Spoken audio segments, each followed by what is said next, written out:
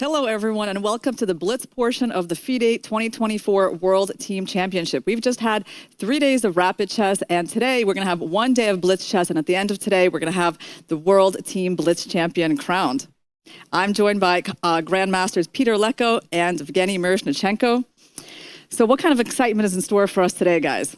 Well, with anyone who I talked are super excited about this Blitz. All the players are looking forward to it. All the teams which could not take gold are trying to get the gold right now in the Blitz section. Elaine team promised to try to get a double crown. I think it will be very exciting. Right, well, double, first of all, it is very hard, right? As we discussed yesterday, well, you win the tournament in something, well, it kind of takes a bit of your energy, your concentration, motivation off. But yeah, of course, that'd be very exciting if they will manage. And it's not only 1 day of Blitz, but also a lot of Blitz on this 1 day. So we have the group stage and then, yeah, the knockout for those who make it. 3 teams, if I'm not mistaken, qualify from each group, and then 1 best 4th place out of 4, or 5 groups, yeah, out of 5 groups will make it to the top 16. Exactly. So first we have a qualification stage where the teams are divided into pools. 3 teams will make it out of their pool. And the most interesting pool is definitely Pool A, where we have the WR chess team led by Magnus Carlsen and the GMHans.com team led by Hans. And, you know, these teams will face each other again as they did in the final round of the Rapid Championship yesterday. And I guess there is some intrigue as to whether, you know, Magnus will be playing this match. He didn't come out to play against Hans yesterday, and Hans did make a tweet about that. He said, if you aren't willing to handle things on the chessboard, don't even bother playing. Chess is the greatest combination of art and war. Cowardice leads to inevitable defeat. So some strong words there from Hans. What do you think, Peter? Well, what can I think? Yeah, I'm hoping to cover chess. Yeah, there are always controversies between Hans and Magnus. It would be nice to see them play, but of course it's up to Magnus to decide what's his take. Wow, you know, it shows quite an ego, but at the same time, I think it's kind of a new way of approaching things, because usually, like back in the day, chess players would be very polite and say, oh, okay, I respect my opponents. He's like, if I beat him, he had a bad day, and usually, right? And now it's quite the opposite. So it's more of a, like, you know, the pre-boxing matches trash talk, right? Yeah, it's so, I'll crush you, just come and play. Yeah. The first time that Hans has shown any ego, so it was quite the surprise. Yeah. Okay, but yeah, I mean, of course, we would love to see a match between Hans and Magnus. Right. I don't know if Magnus is going to be tempted to come and prove things on the chessboard today. Obviously, Hans would love that. But if not, you know, we're going to see a rematch between Hans and Nepo. And actually, did you guys see the video of that game? You know, they had this fast draw yesterday in the rapid portion, but did you see there was actually some funny things going on in that game? No. Okay. Well, the thing is that like when Nepo chose the Petrov, right? Like Hans had a lot of like reactions to that. Like he was like looking at Nepo and laughing and kind of being like, "How come you're playing this opening? How are you serious?" Yeah. Yeah, and it was all like a little bit. Well, I would love to ask him about it, like what all of that emotion was about. I mean, Nepo playing this opening, I don't know if he expected something more exciting from Nepo, if he thinks Nepo should go and try to beat him with the black pieces. Their game was very uneventful because Hans also didn't play a challenging line. They just traded the queens on the e-file right away. Yeah, well, as if it's a big surprise that Nepo plays the Petrov. Yeah, it's right. Yeah, like you have other first moves as well, but I guess it was also a game that both players were happy to draw. Well, now that we've gone over the controversy, let's see Charlize in the playing hall.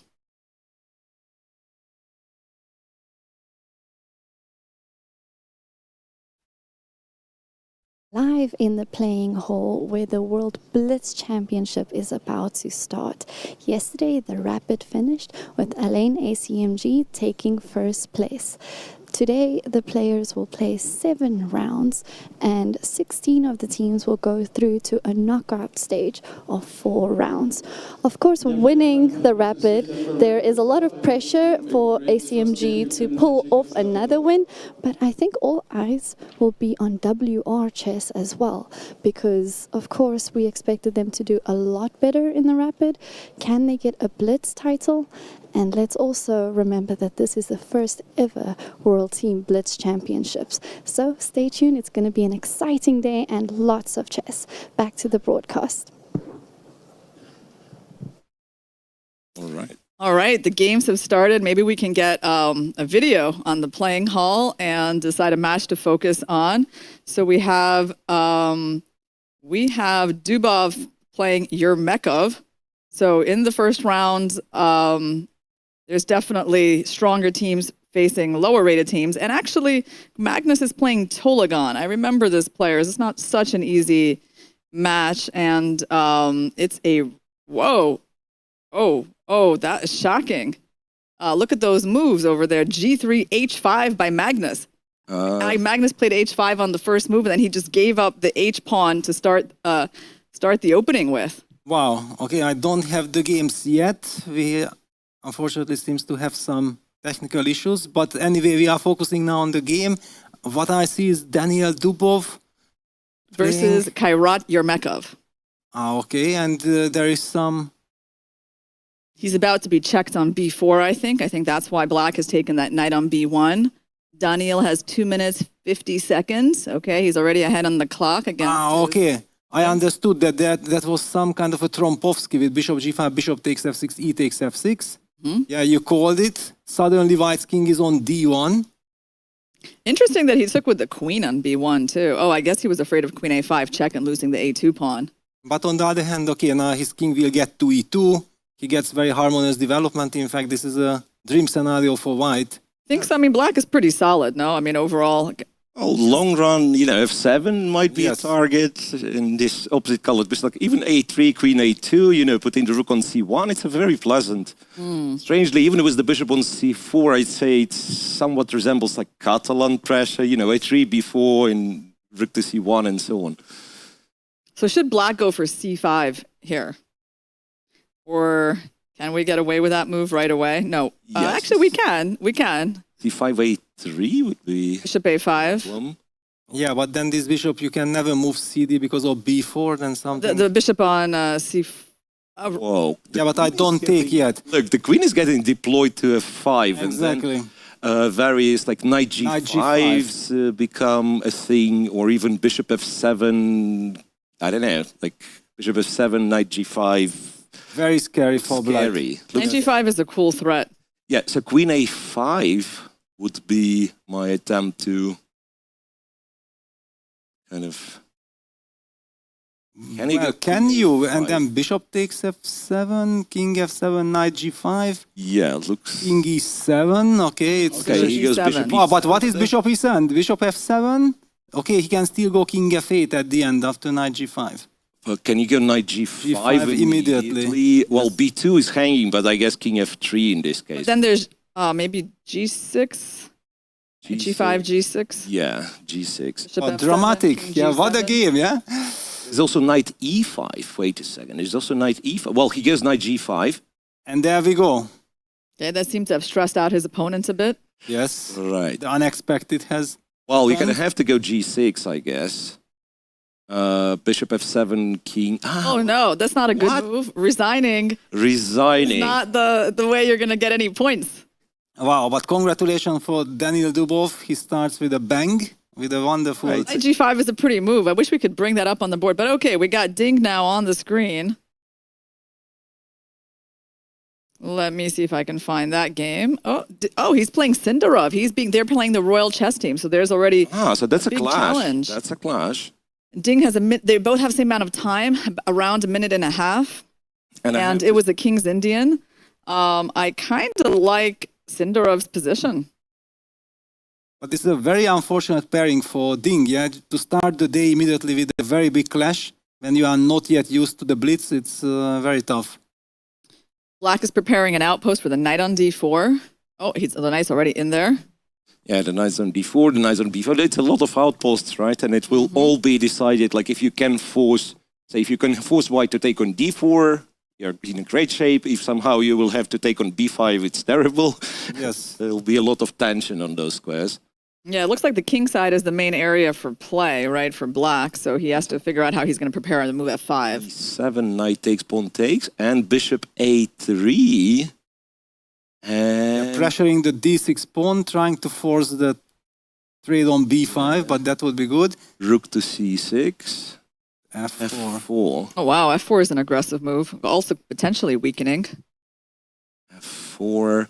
And it's a queen on d1, rook on d2. So if ef4 happens, he would sacrifice an exchange, I guess, right? But now queen goes to h4, rook f2. Unfortunately, we don't see Ding's clock, right?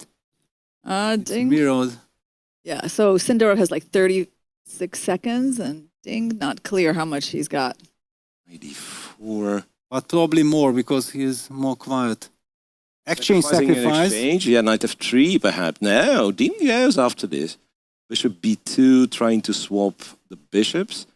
So now what do you do as black? Perhaps go knight f6, right? Bringing up the knight closer. So it looks like white is kind of taking over, right? I mean, is there really enough compensation here? And like maybe For the some, exchange. some energy left in black's pieces, like attacking e4 for now, but yeah, that should not work. I also have the game running already, and Ding still has 1 minute 22 seconds. So he's up on the clock. Black has some compensation, but on the other hand, white is also rather solid. How do we defend the e4 pawn? Do we have to? Can we take e5, go queen d6, knight e4, return the exchange, take on e5, take on f4? Maybe it's not so much. It's only one pawn, yeah, then But Okay, he went bishop d3. it would have been a professional kind of attitude. liquidate and have an extra pawn, yeah. Yes, but Ding shows confidence. He goes bishop d3 and then rook e f1, targeting the f4 pawn. He might be hoping to sacrifice an exchange on f4. Yeah, maybe he's planning to return the exchange. Opa, bishop e4. So now bishop takes, knight takes, rook c2. Well, are we sure this works? That's quite a bit of annoyance here.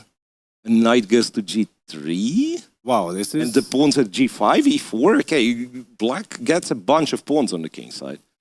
So if nothing falls immediately, queen f3. Well, queen f3 is a clever move because now there is no knight g3. Because of queen takes g3, Yeah. using the pin. But can you go queen f...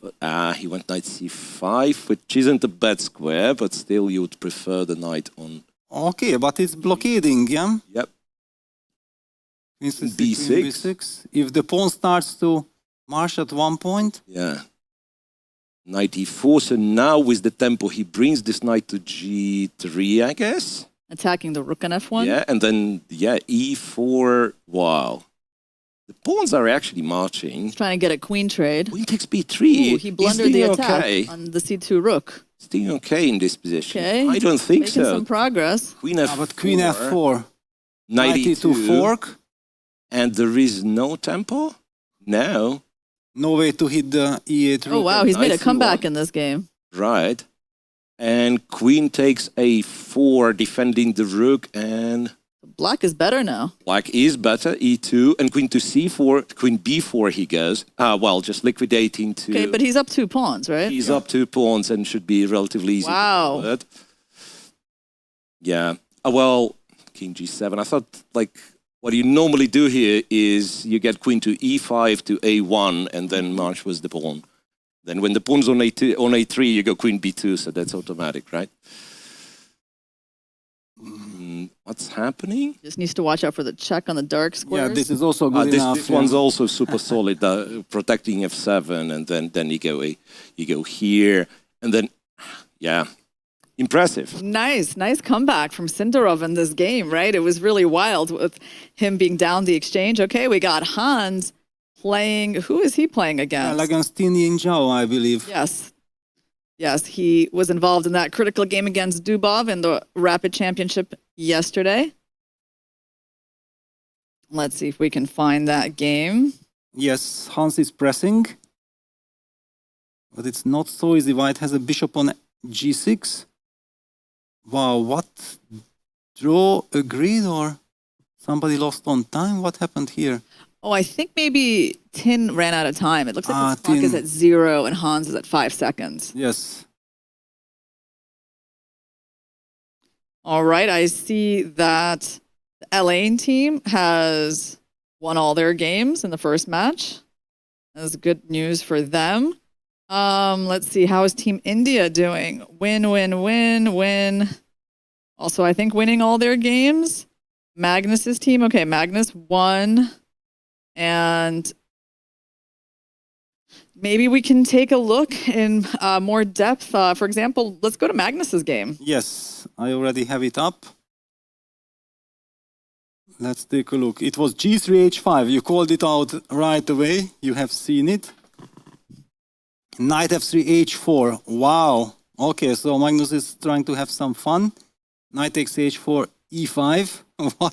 What is this? Any comment, Miro? What comes to your mind? I have no idea. I know that if you play the engine and you take odds, kind of A pawn, H pawn, it doesn't help you much, right? Exactly. So maybe Magnus tries to make this point. My rook is playing, plain and simple, but no like serious lines to back it up. Just, yeah, it's not that big of a disadvantage not to have the H pawn. Yes, exactly.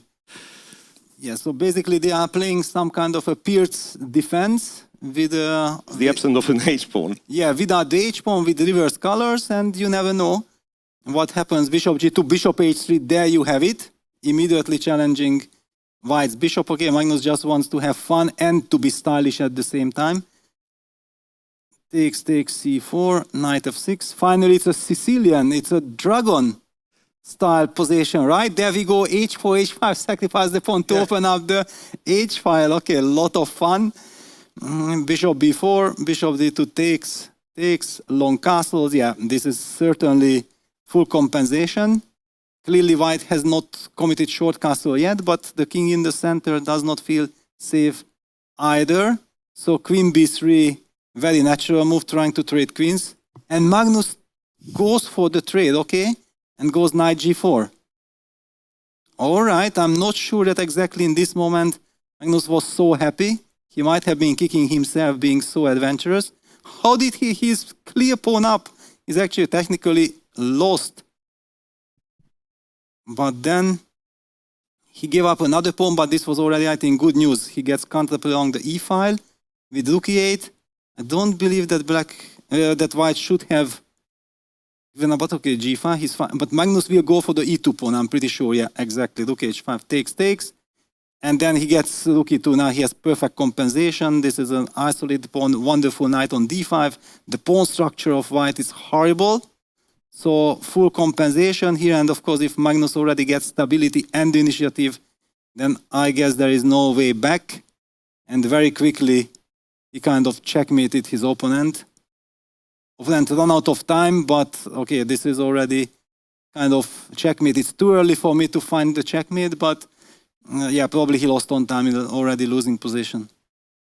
So that's it. That's Blitz. Right, and can we take a look at Dubov's game, which we were discussing and so on? And I think it was quite surprising, to be honest, because, well, it looked so easy, but now I'm looking at this position, I'm thinking, yes, should Black played G6 here, King to G7, then develop, it would have been absolutely different game, right? Of course. So the careless Rook E8 not only doesn't take care of Queen F5, but actually makes Queen F5 stronger because F7 is not protected. Queen F5, and perhaps there was a way back, but after Bishop E7, Knight G5, we were surprised or even shocked that Black resigned. Yeah, but now I'm looking at it, okay, you can take on B2, it's King F3. Well, you have to go G6, and then if nothing else works, I'm thinking Bishop F7, Bishop takes F7, King has to go to G7, I'm guessing. Yes. And then the least you have is Queen H3, attacking H7, then take the Rook. But okay, then you don't resign. Then Knight A6 and okay, it's the Blitz. You can still play, yeah, since it's a Blitz, right? Exactly. Queen D7, King F8, trying to trap that bishop.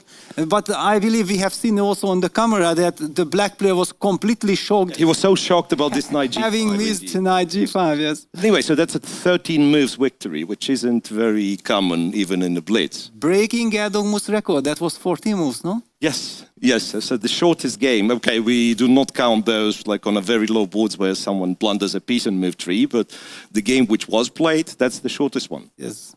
Shall we take a look at one of the upsets of the round? Vidit continues to be a bit shaky in this event as he lost to Aslan Edbayev with the black pieces in a classical Sicilian. Wow, what is happening with Vidit? Mr. Solid, Mr. Reliable. If you ask me what's happening with Vidit, I will tell you, well, he loses 1 game per year, and then we see so many losses for him. However, he did have a good day yesterday. I was very happy.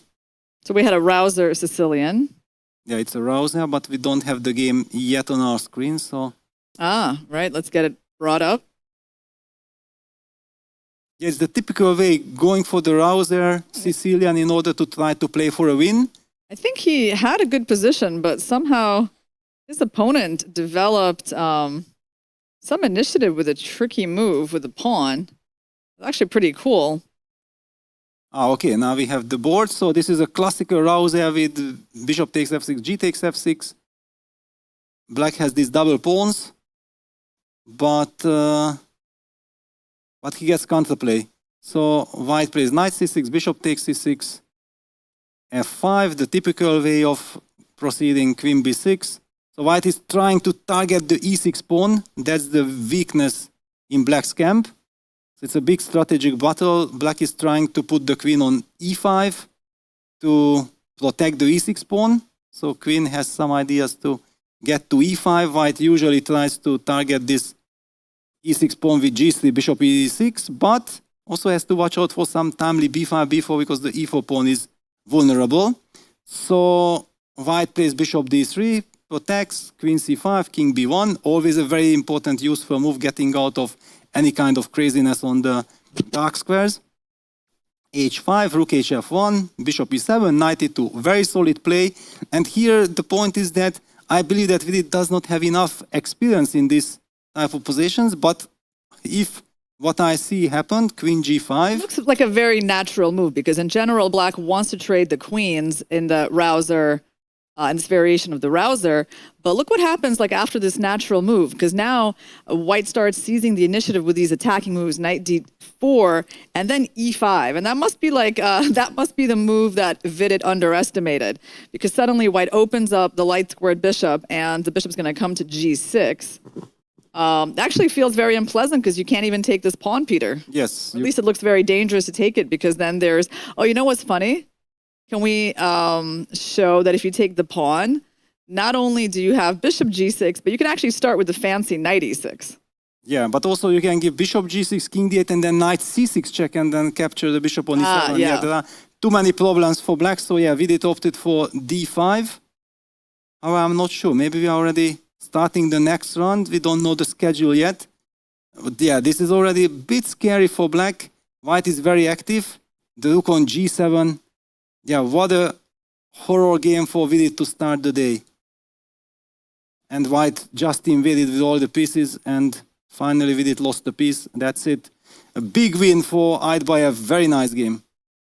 We also have a pretty exciting game between Erdogmus. You know, he is very strong blitz player, but he only drew this game, and it seems like pretty crazy. Maybe we can take a very fast look at it before the next game starts in a minute. It starts in a minute, yeah? Starts in a minute. We don't have a lot of time. But we don't actually have, I think, the pairings yet for the second round. Yeah, so the plan to start in a minute might be...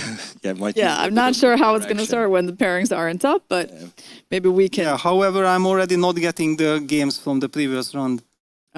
They've all disappeared? Yeah, they disappeared, so... Well, so we've had some upsets in the first round. Right, and Team China had problems winning. So Ding lost, and also in board 4, Zhu Wenjun lost to Vakhidov, I believe. So thanks to wins on boards 5 and 6, they won +2. Not a single draw, obviously. Yeah, well, that was the toughest team matchup of round 1, right? So after that, it gets easier for both teams. We do expect Team China and Royal Chess to qualify from their Blitz pool, which is pool number C.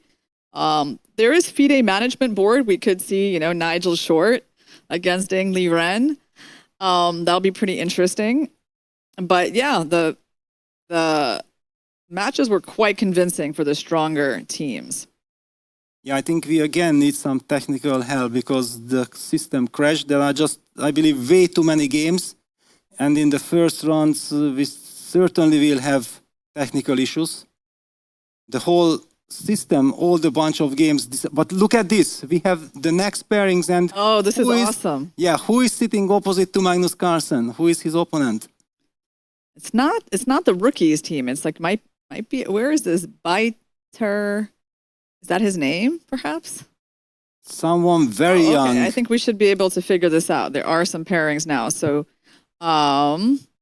we go to team A. Wait. Gotta figure out who is this young player. It must be so exciting for him to be facing Magnus Carlsen. Absolutely. And we know that these very young kids are super dangerous in Blitz. Yeah, the system crashed. Yeah, we don't have the games. Oh, well, we can just watch on the screen. Yeah. And okay, Magnus playing against such a young player, I think we have to watch it zoomed in. That's the best what we can have. Is this the youngest opponent ever that Magnus Carlsen has faced? Since he grown up? Yeah, I think so. I mean, we have to find out how old is this child. Okay, 10 years maximum, no? Yeah. Looks very young. It reminds me of like how Magnus, when he was just, I think, like 12 or 12 years old, I think, playing against Garry Kasparov in 2004. No, he wasn't 12 because he was 13. 13. Yeah, he was already 13, right? Yeah. Yes. But I was actually at that event, the 2004 Reykjavik Open. Yeah, I guess it's probably my first time seeing Magnus, and they had that rapid tournament for the stars after the Open. Okay, we have him on the camera. But he was already quite. Oh, look, he's excited, right? Look at him. He's smiling. He's very excited. Yeah. What an amazing opportunity to play the world champion. Right. I presume they all listen to some sort of announcements, right? I mean, yeah, because everyone's seated, but the round is not starting yet. Yeah, I thought we had the round 2 pairings, but I can't see them. Obviously, they've been posted somewhere, just not on Chess Results. Oh, and everybody is eagerly waiting. Yeah, that'd be lovely to find out if we have, once again, any of the big clashes, because I presumed, with 5 groups, 5 pools, every round there should be something like closer matches, closely battled matches. So this one looks like a bit of a walkover. Finally, how did the Chinese team against Royal Chess? 4-2. 4-2 for China. For China, okay. Because they have Pang Bo. Yeah. Yeah, he continues to win. Now it's nice now that we had him in the video roll before the round. Yes, the producers know who the fans want to see. Okay. Is he going to put up a good fight? I hope it's going to be. He will. Yeah? Definitely. Okay. If he got the first board, it means that he is good. Yeah, Biterek chess. Okay, let's actually figure this out. I think we can do this. So this is Blitz Pool A. And Biterek chess. Okay, I see them here. And okay, give me a second to do my research. Okay. Biterek chess. Okay. So this is an all Kazakh team. And this must be Nurassyl Primbetov, rated 1904. This, I guess, Blitz rating. Right. Which means absolutely nothing. Yeah, it doesn't give you any information. Right. Well, exactly. It's the most we got right now. Well, remember there was one perhaps GCT tournament where Gukesh showed up with 2,400 ratings, something ridiculous, right? The Rapid. And I think also one of the first Calcutta tournaments when Prague was included, he had 1,885 in the Rapid or Blitz. Okay, good luck. Yeah, it's he is more or less 1,000 points stronger, but. Speaking of the young players, not only is Magnus facing this young child, but they're actually in the same group as the rookies. Oh, wow. So he's going to be facing Gurel, possibly, right? That's actually going to be a great matchup because Gurel is already a strong grandmaster, and I think he was performing at like 2,800 in the rapid. He was doing very well, yeah. Yes. And also, the kids nowadays, like they practice a lot of Blitz, right? Exactly. They play day and night. So that means, well, perhaps their strongest discipline would be, the shorter the time control, the more dangerous they are. No, I remember I was 12 years old when I got the chance to play against Vichy in Dortmund. They asked him, can you play against this young, promising player? And Vichy said, okay, why not? And he crushed me like, I don't know, 8-0. I didn't get the slightest chance. And I was very good at Blitz. Yeah, Vichy was just from another planet. Wow. And he was also merciless. And after he was saying that, yeah, we have to get the respect as long as possible. Yeah, Yeah, I think he still feels that way, you know, Yes. like 30 years later. All right. Okay, here we have the board pairings for round 2. Okay, so that is indeed Nurassyl Primbetov that is facing Magnus. Nepo is playing Amir Tulegenov. Okay, so this is the Kazakh team. Niemann is playing an IM named Konstantin Kazakov. Okay, never easy. These guys are very good at Blitz. Let's see if anything interesting is happening in Pool B. And we still don't have the games now. No. Elaine is facing Egypt. Basically, I'm not only not having the games, but the whole system is crashed. Yeah, so there is even no chance of getting the games. So I definitely need technical help. It feels like you're making a request to our producers, Peter. Yes, certainly. What Yeah, it sounds like to me, like definitely. begging for the games to appear on your screen. Yes. Okay. That would be helpful. Although we kind of managed to look just at the board and still Exactly. say a couple of things, you know, during that ding Sindarov game. And especially if we can follow a game right from the beginning, then we have the flow. Then we understand then why we know things what's are. happening. And Yes. it seems to be like a good game to follow, right? Exactly. I also don't think that now Magnus will be doing any crazy things. Against a young boy, he will play much more conservatively. That's my guess. And also the previous experiment actually at some point backfired when he ended up being a pawn down. Down for Yes. good, yeah. Yes. So White should have been a bit more careful, and he had no business winning. I mean, Magnus had no business winning for sure. Maybe he would have survived, but Yes. yeah. But okay, it's Magnus, yeah, and he is so good at Blitz. He uses every single inaccuracy of the opponent. And he likes to have fun, right? I mean, Yes. sometimes he plays this like A4 first move or... Yeah, but I don't think that against a boy, because you also have to show respect towards the game. I think we will be seeing 1e4. Okay, let's see. Is he going to be... Oh, you That's guessed it. it right, Peter. Yes, of course, respect. So he Yeah. might opt for sideline, but not on move 1, yeah? Yes, maybe b3, no, knight Uh-huh, knight C3. c3, knight c6. h3, okay. There's the sideline. And, Okay, getting the boy out of book. and what's the trick? Oh, and he's with this smiling. sideline? Like, Yes. So you you know? can't go knight f6 because e5? Yeah. Yes, and if d5, then he did d4 and you stop bishop yeah, g4. So that means only if you play... Okay, I don't see the point if you play d6, let's say. If you play... But then it's not a pausen anymore. And he played with e6, knight c6. So he actually needs to play a6 to try to stay in the pausen. But he went d5. d5, and d5 is kind of a more victory. oh, for wow. white. Bishop b5. Wow. b5. Wow, the poor boy is already under pressure. That I cannot guess a single move of my opponent. Yeah, Magnus is taking him out of theory right away. Knight f6. So what do we do now? Wow, because this e5, knight d7, bishop takes e6, bc, it leads to some kind of a Nimzo, reverse kind of Nimzo Indian. Rossolimo. But he probably will play e5, right? Yeah, he will. Because if you go queen e2, there could be d4. Yeah, he can play, but he was Okay, went d3. d3. d4. Now you have to take, because Yes. knight e2, there is a Queen little a5 check. A5, yeah. Yes. Takes and knight e2. How is Black going to get rid of those double c-pawns? If he can manage, then his position is maybe not so bad. Yeah, but if he can't, then it's a fantastic position for white. Then it's like a dream Nimzo. Yeah, so the knight goes to g3, I'm guessing. Okay, Magnus castles. Also knight g3 probably, yeah. And at some point b3 stabilizing the queen side. And yeah, these are the type of positions Magnus loves.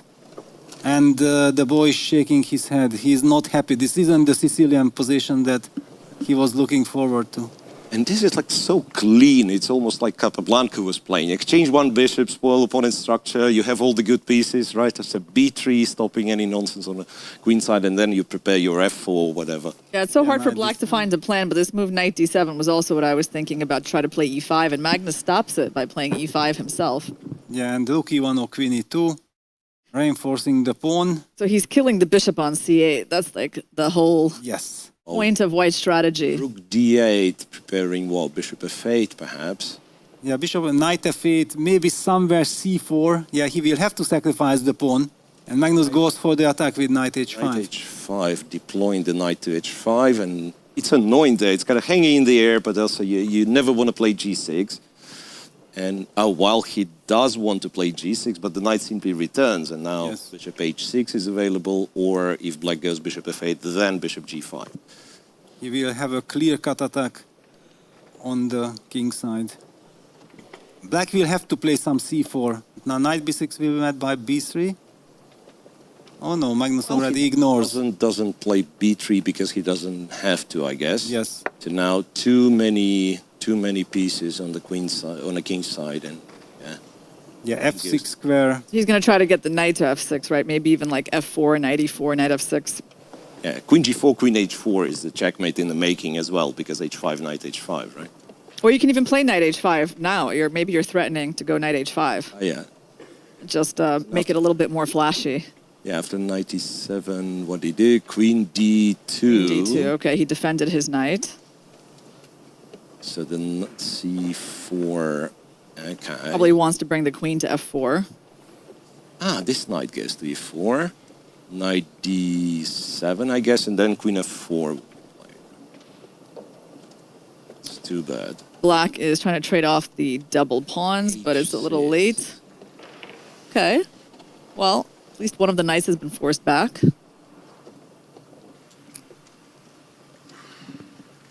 Wow. And I have the games. Wow, good, fantastic.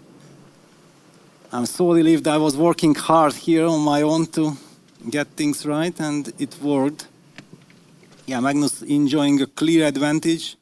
It's a fantastic position. He has a free kingside attack. He's up on the clock, but his opponent is putting up resistance. He does not want to collapse. The only problem is that you can't really change the character of the position. Magnus will go some knight h2, knight g4. And how do you defend the king side with all these dark squares problems? Magnus taking his time. He feels that... Yeah, he hasn't tried to play super fast in this game. Yeah, he's enjoying. Yeah, he got... There's no need, right? Yeah. And knight d6. Okay, so he was spoiled with choices. And he opts for knight d6, which invites the exchange sacrifice with rook takes d6. One thing that I'm noticing about the way Magnus is playing, you see he's not trying to put any psychological pressure on his young opponent, right? It's not like, here I'm Magnus Carlsen, I'm going to play so quickly, try to beat you in like 20 seconds, because he can try to do that, right? Yes. But he's literally doing the opposite, right? He's playing in such a chill way, kind of giving the guy like maximum space to like not feel pressured, right? And just play the game. Yeah. And I don't think it's an accident. I think, Magnus is like consciously, got that sort of like gentleman-like demeanor towards these younger players. Yeah, this is what I was also mentioning, that I'm expecting Magnus in this game to treat the game with full respect. Yeah, no fancy business. He did do his smart kind of things with h3 and get the boy out of book as quickly as possible, nicely outplaying him. So basically. Knight d7, now knight e5 could be a trick. c5, b4. He plays a game from which the boy can also learn a lot afterwards when he analyzes. So Magnus is under a minute, but his young opponent is around 15 seconds. Okay, Magnus adjusted that b4 pawn. And Magnus is not up a pawn yet, but his knight's... But now looking knight pretty good. c6. Yeah, knight c6 is coming. There is no way of Yeah, finally black is dropping material, and also a lot of material, because queen f6 check, it's not even... Okay, so knight d5, good try.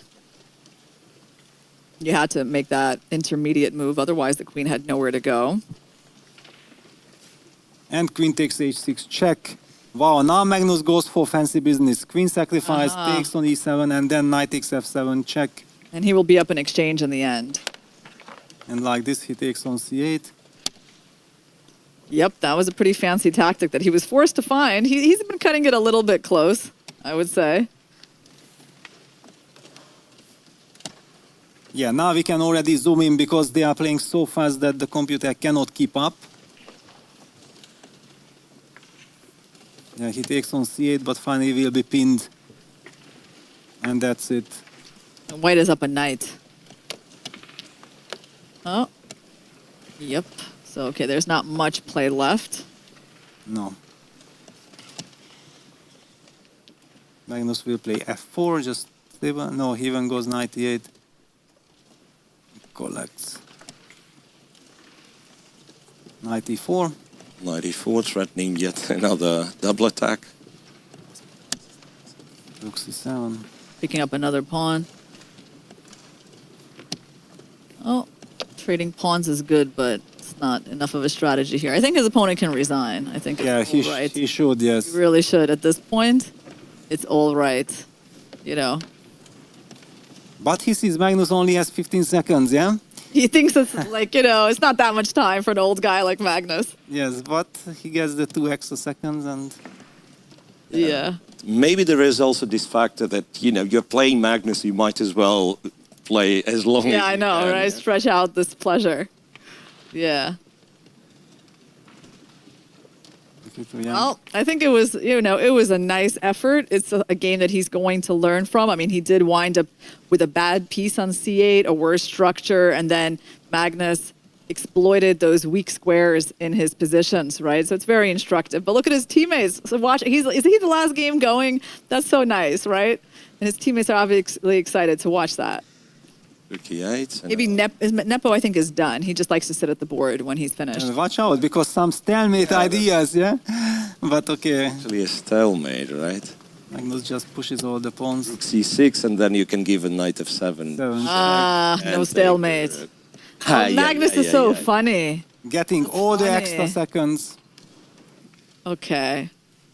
No, he thought about resigning, was like, no, not yet. He played until a checkmate. Okay, wow. Okay. Great game by Magnus. Yeah. Very nice to see this, treating the game with full respect. The boy can learn a lot. Yes. It's a strategical masterclass. Oh, it's beautiful to see. Okay, Nepo stayed at the board to give Magnus some, you know, moral support. And we have Charlize in the playing hall. And with that, we are finishing the second round. WR Chess just had a smashing victory over the young Beta Chess team. Magnus, of course, winning on board 1. His opponent was a little kid who barely could reach the other side of the board. But it's great to see in chess, you know, we've got top players having younger players having this opportunity to play against top players. And of course, it's one thing watching the live games, but it's another thing being here in the hall, hearing the smashing of the clocks, the pieces falling down, and seeing the players interact right after the round. Of course, they don't have a lot of time, so they have to stay here. But yeah, we have 5 more rounds to go. Let's see how this day progresses. Well, so far the favorites are winning their matches pretty handily, and we're looking for some upsets. Oh, I found an upset. Here's Morzin for Elaine losing to Wagay Karim. Wow. Should we take a look at that?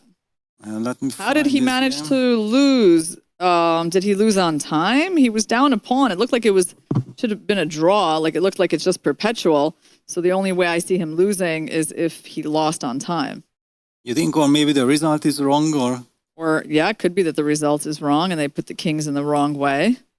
Because But in any case, it is an upset. I mean, it's like he's not winning. Yes, exactly. So he's either drawing or losing on time. So I'm seeing that there was some queen endgame. White's pawn got to a7, but black also has this c pawn.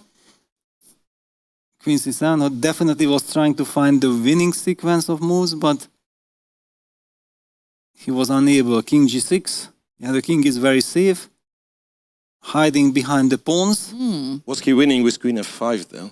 Yeah. After g5. Yes, I found another big upset.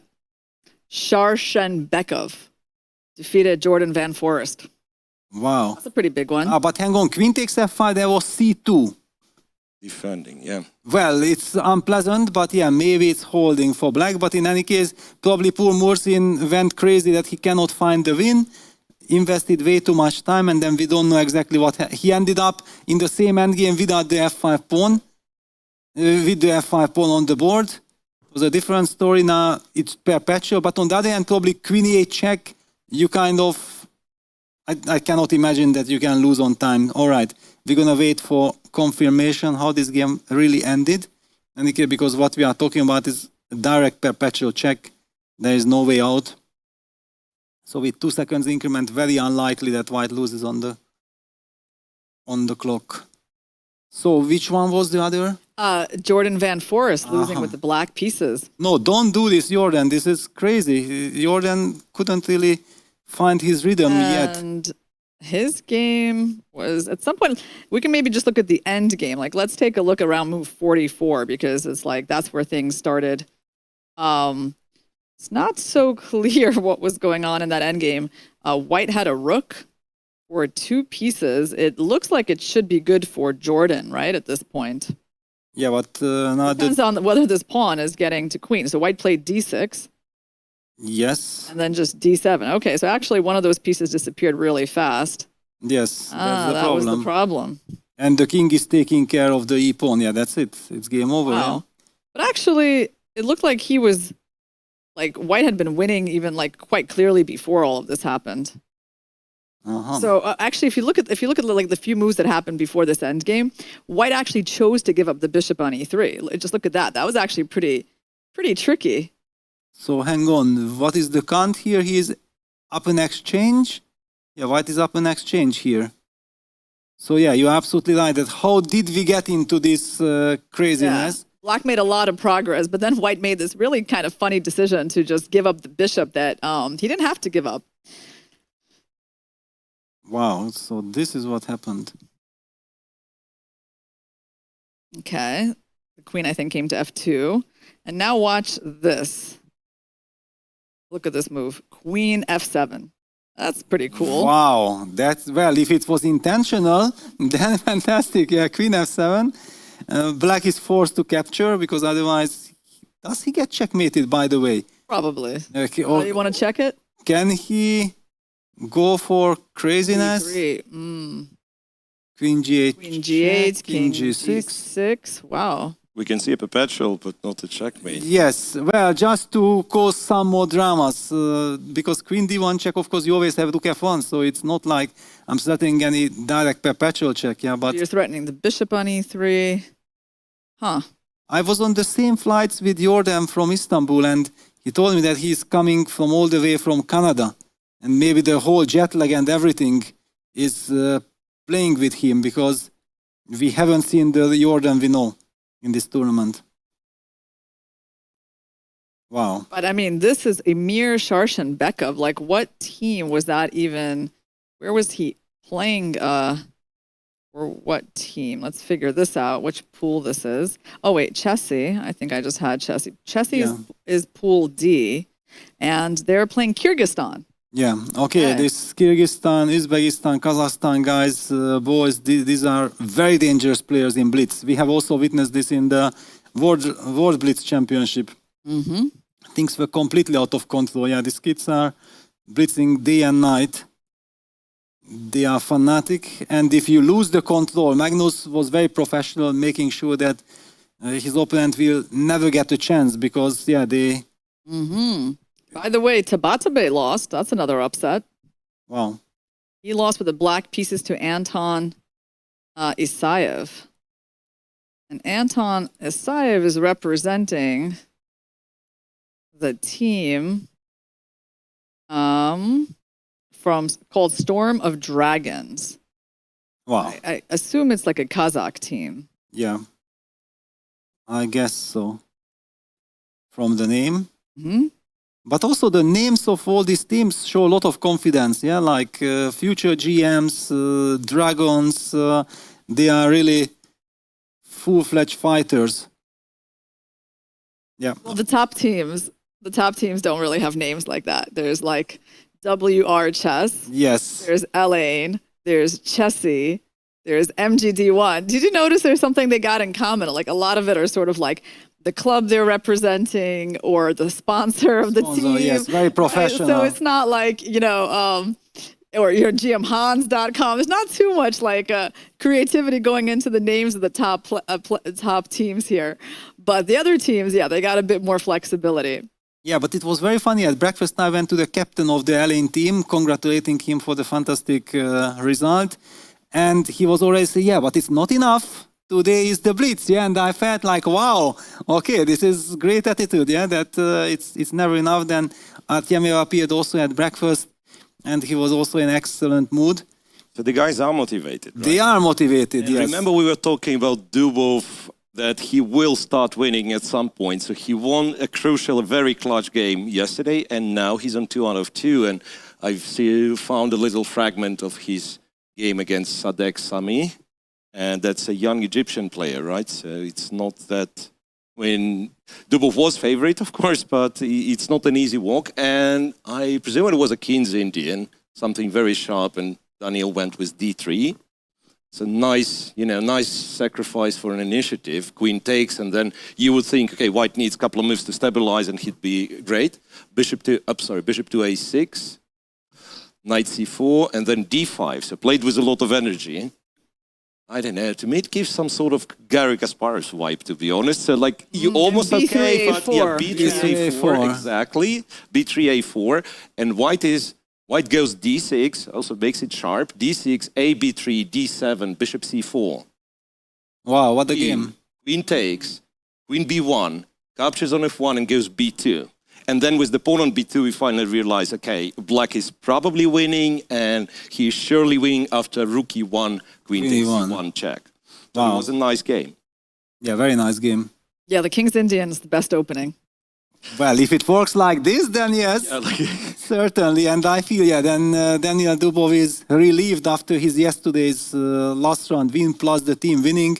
We're going to see Daniil in great shape today. Yeah, I made a video on my YouTube channel recently, Peter. It was called A Confession of Love. So it's got... Yeah, you're intrigued by the title?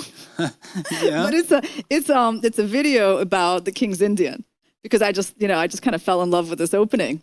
And Do you play the King's Indian?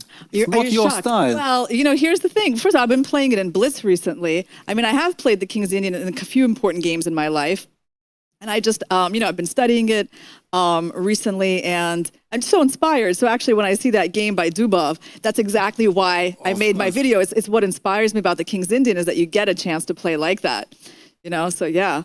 But you also need an opponent that allows you to play like this, yeah? Yeah. So you have in the King's Indian, it's hard to keep control. Like we saw Sobayeva, for example, what she did with Ju Wenjun in the King's Indian. I mean, it seems to be a playable opening.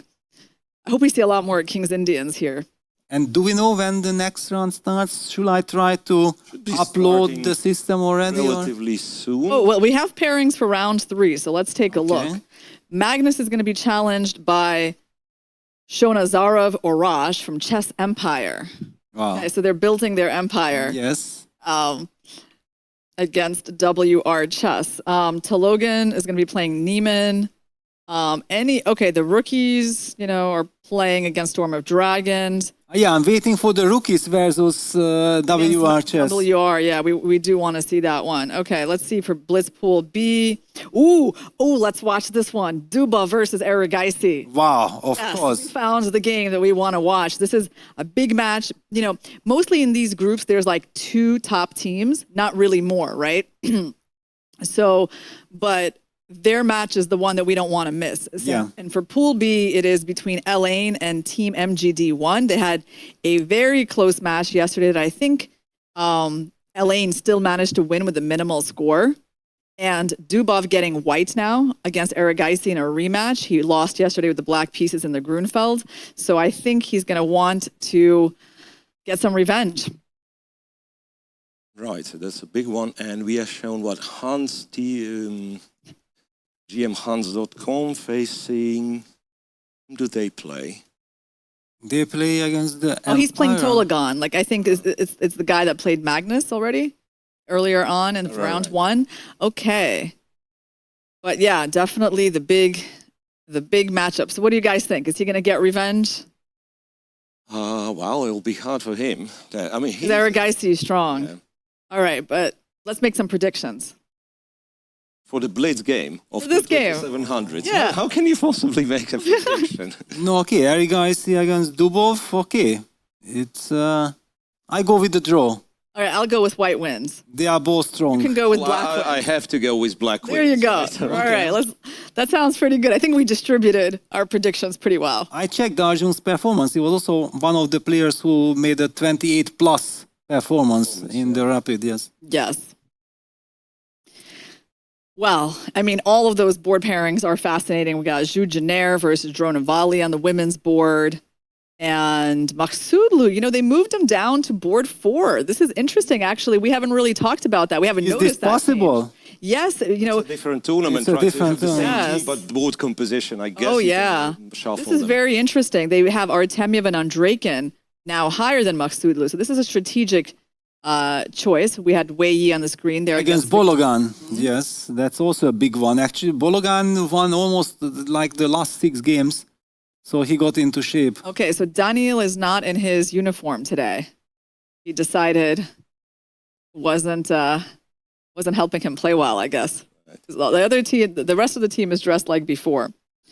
Well, I'm thinking it must be such a nightmare to play against Dubov with all his, you know, opening preparation, like the sidelines that he knows very well, Yes. some tricky move orders, and you have 3 minutes to figure out, right? It's And plays them very fast. he All plays of very them fast. makes perfect sense. There very is confident, and you wouldn't know if he bluffs, right? Yes. Yeah, it makes sense. It's usually very hard to face in a practical game. It's funny, you know, Dubov was saying something about playing next to Maksudlu during the Rapid Championship, that like by the time he got out of the opening, you know, he would look and Maksudlu would have a losing position. That was And somehow... Maksudlu scored like what, Yeah. 9 out of 12 or 9.5 out of 12. Maybe now that's why they moved Maksudlu away from him. So he doesn't need to worry about his positions. And they've got Artemyev next to him now. And Artemyev is a very good Blitz player as well. With Yes, a of course. unique pattern of spending his time, which is like spend all of his time and just on 3 seconds, 4 seconds, he'll keep finding good moves. yes, he will play 30 moves with 2 seconds, no problem. So let's make some guesses on about the opening. I mean, Dubov likes to get into the Catalan with white. So I guess, is he going to go for D4 or E4? I feel like D4 is still more D4. likely. D4, yes. Because against E4, he's probably, you know, actually, you know, they had a match on chess.com recently in the Crunch Lab Masters. And I think Dubov kind of lost a pretty bad game with the white pieces in the French against Erigaisi. He lost that match. And so I don't know if he's going to go for 1E4. It'll be interesting to see. Well, we also see good spirits among the players. I feel like when we reach the knockout stage and there will be more at stake, then probably the atmosphere will be more tense. Now everybody's relaxed. Yes, and now they all understand, let's say, this match is important, but whoever loses it still has perfect chances to make it to the top 16, right? Of course. So there's not that much of a pressure for the top teams. Yeah, it's nice to play this part of the event where you know that your team is basically guaranteed to qualify, and at least some part of this tournament has a little bit less pressure because Yeah, it's you know, good for your nerves. Yes. Exactly. because like LA, like they had such a difficult time because you know they took the leading position at some point going into the last day, and that's like a really tough spot to be in to play all your matches like that because you know WR at some point they lost a few matches. Well, there's no more pressure on The them. pressure was off, clearly. It's like they can just play, right? Other teams also. But Elaine had a lot to lose up until the end, right? So now they get a little bit of a break. All right, D4. D5, C4, C6. Okay, is Dubov going to go for the exchange Slav? He does. It is. Worked for him yesterday in the rapid game. Bishop F4, Bishop F5, Queen B3, so similar. That is the same line, I'm pretty sure. And Queen to D1. Yeah, In D1. exactly the same line. Okay. Yeah, it's very comfortable. Yeah, just stick to your weapon. Okay, and Arjun starts thinking for the first time, I guess. Knight to C4, so that's something different. Yeah, Jingyao had like a bishop on B4 and he was taking on C3. Yeah, Rook C8 was already a new move, right? Yeah, So he it was went bishop for B4, castle short, and like A6 somewhere later on. Here, knight C4, Queen E2, bishop Okay, I B4. guess black needs to castle, white needs to castle, but is there like a knight B2 hanging in the air? Yeah, Is there like an annoying tactic already sort of There is knight B2, right? being prepared? Because you got to get the king out, but like the only reason he's thinking, oh wow, he plays rook C1, so he was afraid of knight takes B2. He had to support that knight. Well, what if you play knight takes B2, And queen B2, and queen A5. A5? I guess king D2. No, king. Can you do king D2? There's a bishop on D3. It holds the E4 Yeah, square. Well, it still feels a bit scary to be pinned like that. Yeah. No, I mean, I'm not like loving what I see here because I feel like black should have some tactical opportunities. Oh, Knight E4 he's going for immediately. knight E4. Okay. D4 immediately forcing the bishop to take, it seems. Yeah. And then what, like knight D2? Pawn takes. Oh, knight D2 would hang the pawn Knight on D2. G5, attacking E4. Yeah, he's playing with fire here, white, I think. Right. But he might as well just know everything. He's played really fast. Arjun's taken more time. Okay, E4 pawn is under attack. How does he defend it? Does he go F5? Probably just sock the pawn, yeah? F5 castles, and I feel like everything starts hanging. Also, the knight on C4 is not that stable. What's knight on G5? It's like it's going to have to Knight go on to G5 is H3 at weird, some yeah. point. Okay, he did sack the pawn. Interesting. Decided to castle, I guess, if... Knight E4? Yeah, knight E4, maybe E5 even. Like, maybe you should look at E5 and some, like, bishop out. Okay, Dubov doesn't want to risk it. Doesn't want to take. Or... Yeah, unfortunately, I don't have the game yet. I have other games. It seems like not every game and every match is uploaded, unfortunately. I have Magnus's game, I have... Okay, there was a trade on C3. Bishop B5. So he's threatening some discovery. Okay, Dubov, queen H5. Interesting. Whoa, Well, knight takes C6. Oh, he found a tactic. The bishop on B5 is hanging. Look at that. Okay, discovered attack on the bishop on B5. He played that so fast. Like he really, like he had seen that coming. Okay, he won a really important pawn. Now he's doing great, right? His bishop on F4 is quite solid. Okay, so he's up a pawn. Good chances now. He just needs to have good technique.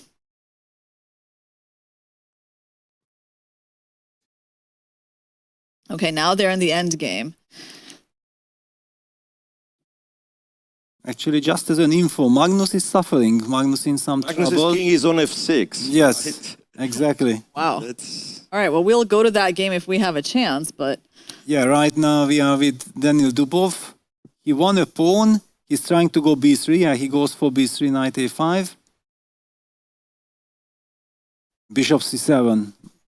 Okay, he's forcing the trade of one pair of rooks, knight C6, I guess, or what, or B6 maybe? Yeah, knight C6, rook C5.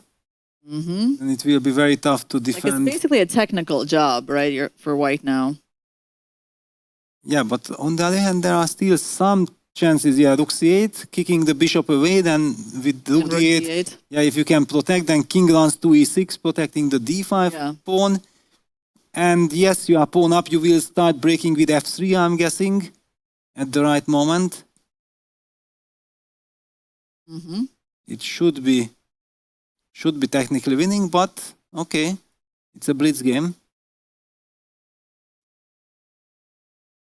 Yeah, Magnus is out of danger though, right? Yes. Because the queens are off the board for him. So we Exactly. don't need to go there. I just No. checked. I thought, oh, king and f6, maybe we should look at that game. But no, I don't think so. If we have to choose between end games. I mean, actually, his opponent's doing sort of okay, but he's also getting a bit squeezed. Yes, no, it's already Magnus in full control. Yeah, we want to stay on this game. So knight to e7? No. He keeps the rooks, but... Yeah, he wants to get with the king to e6, but bishop on e5 attacks the g7 pawn. The big question, when to play f3, and when is some knight takes e5, d takes e5, d4 question, like after f3, if takes, d4. When would it give you a chance, right? Because I was thinking like b4 would be very tempting if you manage to distract the knight, but there is always this knight e5 business.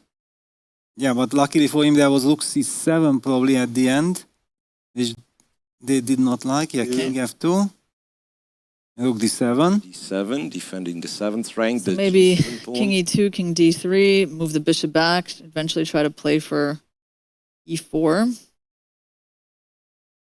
Okay, pull the bishop G3. back. e6. King e2, there you go, bringing the king to the center. Yeah. He needs to... But there might be like rook f7, right? Okay, g5. G5. And Yeah, I was good thinking move. maybe h4 would have made sense, to expand a little. So after g5, rook f7 will represent some. It's hard for white to get like the pawns moving, isn't it? And the bishop on g3 is not like the most effective bishop with the white's pawns on dark squares. Yeah, you need patience. Yeah, you can't win this quickly. G7. Yeah. Alright. Is he going to play h5? Or is there g4 coming?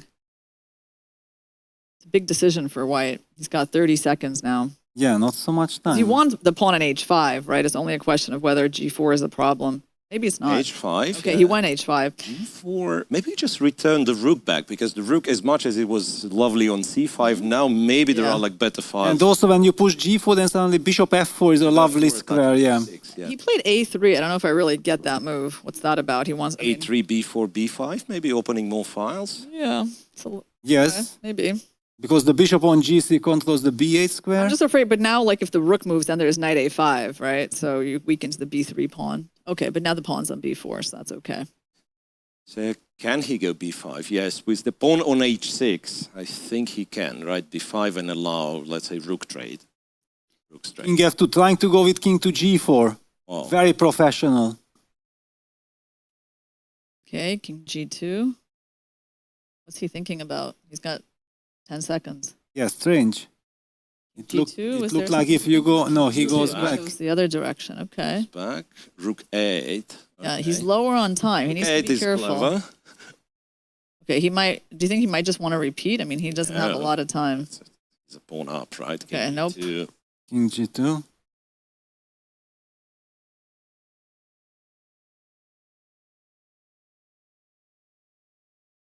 Okay, rook c7. Yeah, Wow, why? this why? allowed the rook c7. That's Okay, is that a big deal? Okay. Knight d6, rook h7. Rook f6, and the knight bishop comes back to go to e5. Knight f7. knight f7. Rook g7, rook g6. You get Okay, out. nice, nice. Okay. No counterplay. So e4. e4. Okay. Well, he's threatening to take on d5. Check.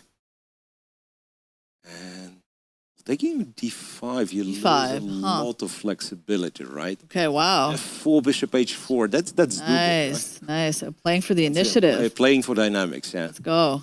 King f8, d6, that pawn's getting dangerous. I like the look of that pawn. The knight is completely He's dominating. blocking out. Oh, knight g5. Fantastic move. Wait a Okay. second. But if he... Don't lose on time. You got he made that move with D7. 1 second. Whoa. And he 1 blundered second. because now you move the king. Bishop g5, rook g3. Rook Don't lose g3. on time. Don't lose on time. Okay. Yeah. It got down to 1 second a couple of times. He's got to play faster. Okay, he's at is this a draw? Yeah, He's down now a pawn now. Oh man. It is, I'm guessing. Oh. Rook h4. And you have to be careful because careful. Rook a6, you might actually lose, yeah? Wow, something went wrong with this him. is... Okay, this it's is still good. a This is draw. good. It's still a draw. This is good. And Peter made the right prediction. experience. Wow, so I did not expect this turn of events, I have to say. Oh, he saved himself, Arjun. All right. But that was exciting. Yeah, that was. Twice, I think he got down to 1 second. Yeah, and I'm afraid the games have stuck, so I do not know the score for this match. Okay, well, we can figure out the score. So he drew, Sadwani drew, Narayanan beat Andreikin, Pranav beat Maksudlu. I think they're losing the match. They've lost this match because of that. And the boy in action against Jingyao, this is going to be a draw. Look at this. Oh, wow. He's drawing a 2600 GM. Yes. So Magnus was lucky to get away with that win. Yeah. And what's the match score? Oh, wow. No, but Elaine got crushed by Team India. Wow. I think they lost -3. So even Dubov's game didn't even really change anything. Oh, wow. Okay, they're getting warmed up, though. If they want to make it a double in these championships, you know, they got to use this opportunity to warm up. Wow, the arbiter interfered? What happened? The arbiter interfered. Did he lose Draw? on time? Who? He lost on time, I He think. lost on time. Oh. No, this is heartbreaking because it's a dead draw position. Wow. Pranav. Oh, this is crazy because he seemed to have played very quickly. But yeah, those 2 seconds, if you are just relying on this 2 seconds increment, is very dangerous. We have seen also Dubov almost lose on time. Yeah. By the way, Rosenstein seems to be winning his games today. So he's a Blitz specialist, actually. He is much stronger in Blitz, yeah, Vadim. But anyway, yesterday's result was not doing him any justice over the last couple of days because I think he just lost his mind completely. Yeah, the pressure was too much. Well, I think the big news of this round is that the rapid champions, Elaine. Look at this. Those boys crying, and I perfectly understand him because this was such a dead draw. And also, you know, like when you switch from time control to time control, you understand you have less time, but the increment is kind of mechanical. You are used to have, like, you play the move, a series of moves, you used to have time, and it was this 2 seconds, it's like one moment of hesitation. Yes, exactly. On time. Yeah, basically, yeah, it's heartbreaking. But we see that he's fighting very hard, even against 2,600 players. Oh, the young kids are so dangerous. Right. You know, I started playing Blitz at the Marshall Chess Club. You know, last few Fridays. You know, I think I played every tournament I could in July, and you know, and then you get these kids, and they're so unhappy when they lose to you because you're just so weak, you know, and they want to beat you. But well, and the thing is, because at some point I played a lot of open tournaments and everything, yeah, and it used to be the case that if you do not know the player, that means that you're a big favorite because probably he's not so good. Right. And it's not anymore. Yes. Like you haven't seen him. Be careful. Be careful. Yeah. Certainly. Okay, so the big story from this round, this is the third round of the qualifying stage, is that the rapid champions Elaine lost pretty decisively to Team India. Maybe we can take a look at a couple of those games because we only covered the game between Dubov and Erigaisi, which was definitely a nail biter. But we got Andreikin losing with white to Narayanan.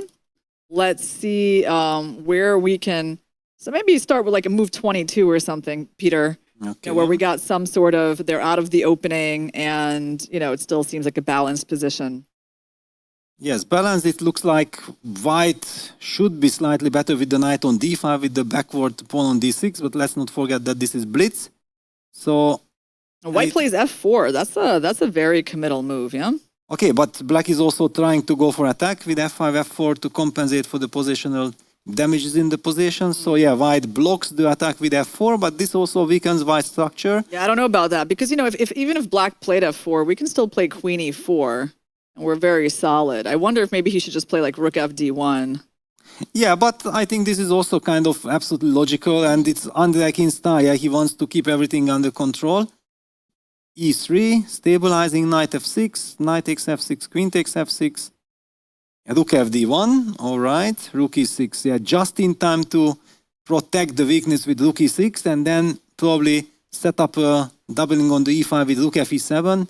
But now he's lost control. Like once the exchange on f4 happens, you can see that white is left with weaknesses as well. And it's not only black's weakness on d6 that is important anymore. And he blundered queen b2 because I don't think that voluntarily you are giving up your b3 pawn, which is holding all the pawns. Well, I think the whole problem was after ef. Oh, you think you should have taken with the e pawn? Yeah, he should have taken with the e pawn. Queen b2, and then you still have rook d2. Yes. Got it. So he blundered. Yeah, just to take with ef. Okay, I understand. Black would play rook f7, and we are already talking about very double-edged situation because black's rooks are threatening to invade as well. So clearly he should have done something else. Things got out of control. Queen takes f4, queen b2 check, king h3, queen takes b3, rook d6, queen takes e3, and finally they end up in this very unpleasant rook endgame. Normally, pawn down rook endgames can be held, but double rook endgames are something else. Okay, takes, the rook trade happened, rook b1. Still feel that this should be somehow drawable with rook b6 and then c5, c6. But something, he was not able to push c5. Okay, that's unfortunate because now black can start improving on the king side. Yeah, this is not bad. This is bad, and then Sunil went on to win this endgame. But yeah, this is the problem. The king cannot go to h3 because then it gets checkmated on h4 with rook h2. So he went to f3? He went to f3, then check came. Remove the arrows. King f2, rook c3. What? Rook a6, king g4. Wow, how unlucky you have to be. Yeah? Normally 2 versus 1 is dead zone. Now it's 2 versus 2. But maybe you are losing the g3 pawn, especially knowing that the players have just few seconds. This is very tricky. h4 and g4. It's like a study, like, yeah. Oh. That's why I always say that have the upper hand, have the better position, because with little time on the clock, it's so much easier, yeah, just to push and hope for a mistake by the opponent. One takes g4. No, that's a brilliant move. Brilliant, yeah. It's a brilliant breakthrough, and then, yeah, you win the Luciana position, right? Yes, and now black is clearly ahead. Wow, what a rook end game. Actually, this rook end game needs to be studied. Yeah. That when was exactly... Besides even knight, it's tricky, but white's king is cut from the h-pawn. That's why white is unable to sacrifice the rook. Wow, what a game. But there was a fascinating position between Maksudlu on the next board. And he created chaos on the board. And he blundered. He feels like he blundered. Okay, I've found the exact moment where his position is probably not better already. But, you know, for the blitz, you can just play king b6, let white take, and it's a game, right? While he, after knight h3, he captured on d3 and perhaps just blundered queen. Oof. And then knight c1 tactic doesn't work because rook takes, and yeah, it's just a blunder. He had to sacrifice the queen, but the problems are not done yet because knight f4, g4, queen f4, he loses the knight, and in a couple of moves he also lost the rook to double attack. So this queen literally took all of his pieces. Yes. The queen on f5, the knight and the rook all fell victim to this white queen. Yeah. Well, meanwhile, game, yeah? WR 160. And we have pairings for round number 4. So what are the most interesting ones for round 4? We do have Royal Chess playing FIDE management board. Okay. That's an interesting one. How about Blitz Pool A? Do we have it for Blitz Pool A? Oh, interesting. It might be not paired for all of the teams. Let's see.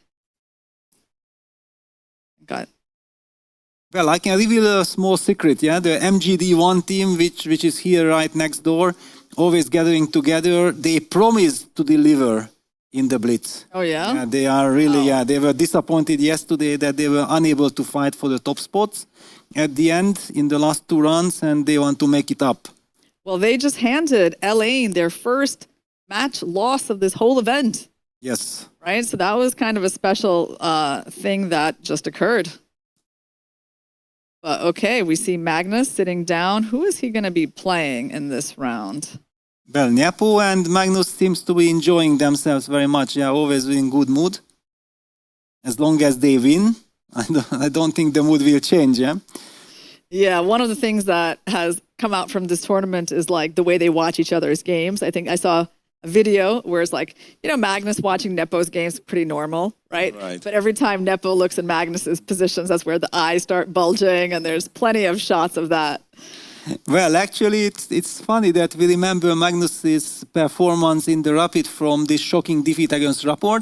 And then I checked out the performances, and I think Magnus had the best performance of the event. He had some 28.95. But what do we remember? Yeah. Remember Magnus getting crushed, right? Yes. It's so weird, though. Yes, yeah. He won then, I don't know, 5-6 games in a row, but yeah, we remember that one. Magnus is incredible, and I remember checking his tournaments when they say he did not perform well, which for him means he did not win the event, and still he shows like 2,800 before. Yes. Yeah. It's a bad tournament on a bad day. Yeah. And also what is incredible that how he strikes back after such a painful loss. Yeah, it's because we are talking about shocking loss. Well, it's shocking for us. He doesn't care. He knows that, okay, now I will never let that happen again. So So who are they facing right now?